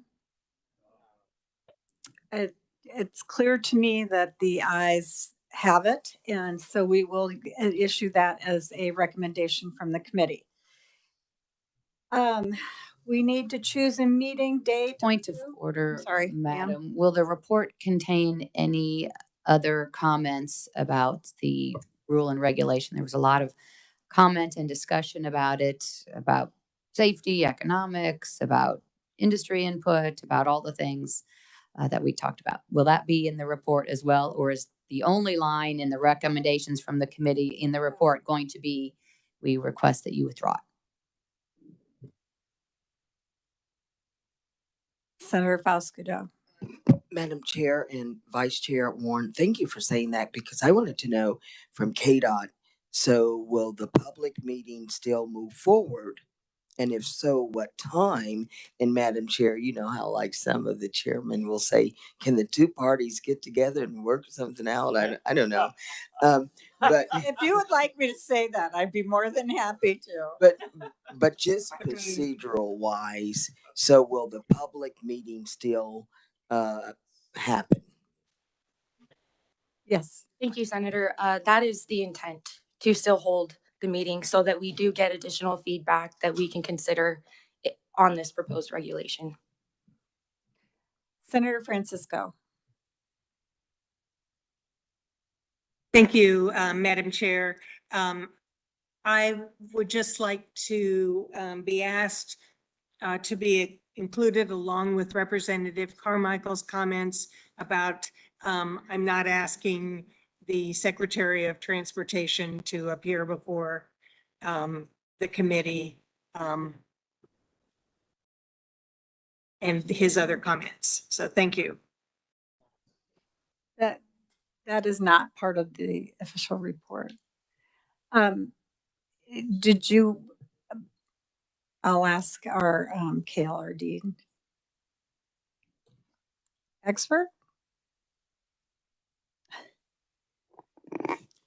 So I think based on our discussion today and what has been said, I think we would phrase it something like, and this is just kind of, this is the second chance. I kind of whispered something to Jill, so I'm going to try to say it again the same way that I said it. But I think it would say something to the effect of the committee is concerned with the issues that have been brought up before it concerning economics, workforce, and safety, and would recommend that those issues be brought before the proper legislative committee in a bill hearing or something to that effect. And then it would say that the committee recommends that these proposed rule and regulation would be, or would recommend that the proposed rule and regulation be withdrawn at this time or something. I mean, it would, that's not exactly what it would say, but something to that effect. Note the concerns brought up in discussion, and then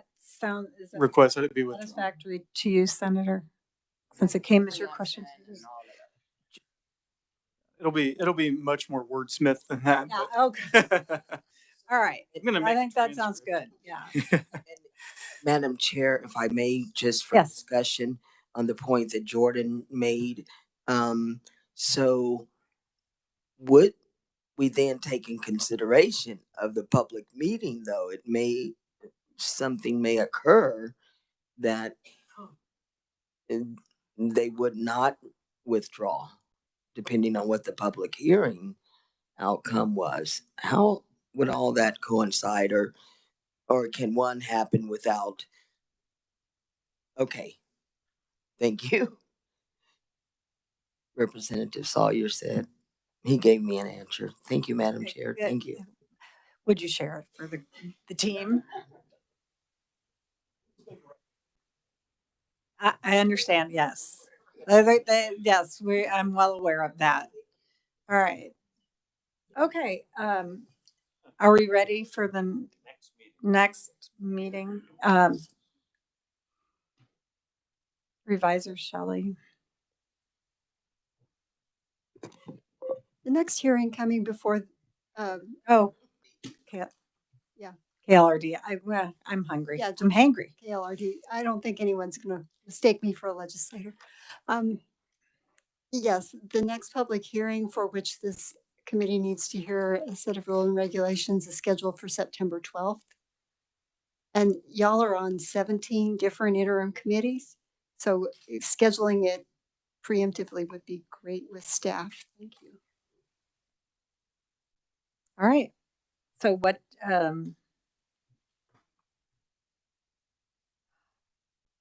September 12th, let's just start looking at our, has to be before September. Oh, they're in September. Okay, so August.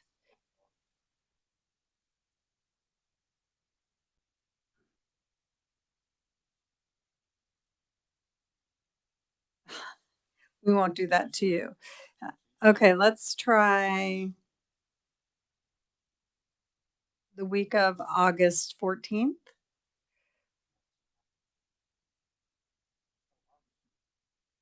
I'm trying. That is NCSA. Oh, okay. Well, that's not going to work. How about the 21st?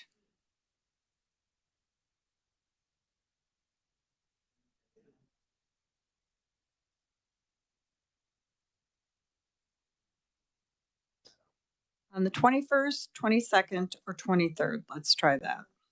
22nd through 24th on my calendar is the special committee on mental health. So how does the 21st sound for everyone? Okay. All right.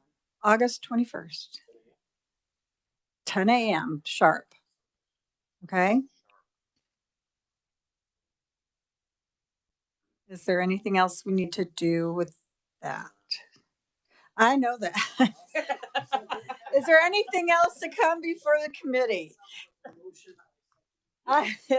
If not, then thank you all for being here and being patient, and thank you all for answering our questions. This meeting is adjourned. Thank you.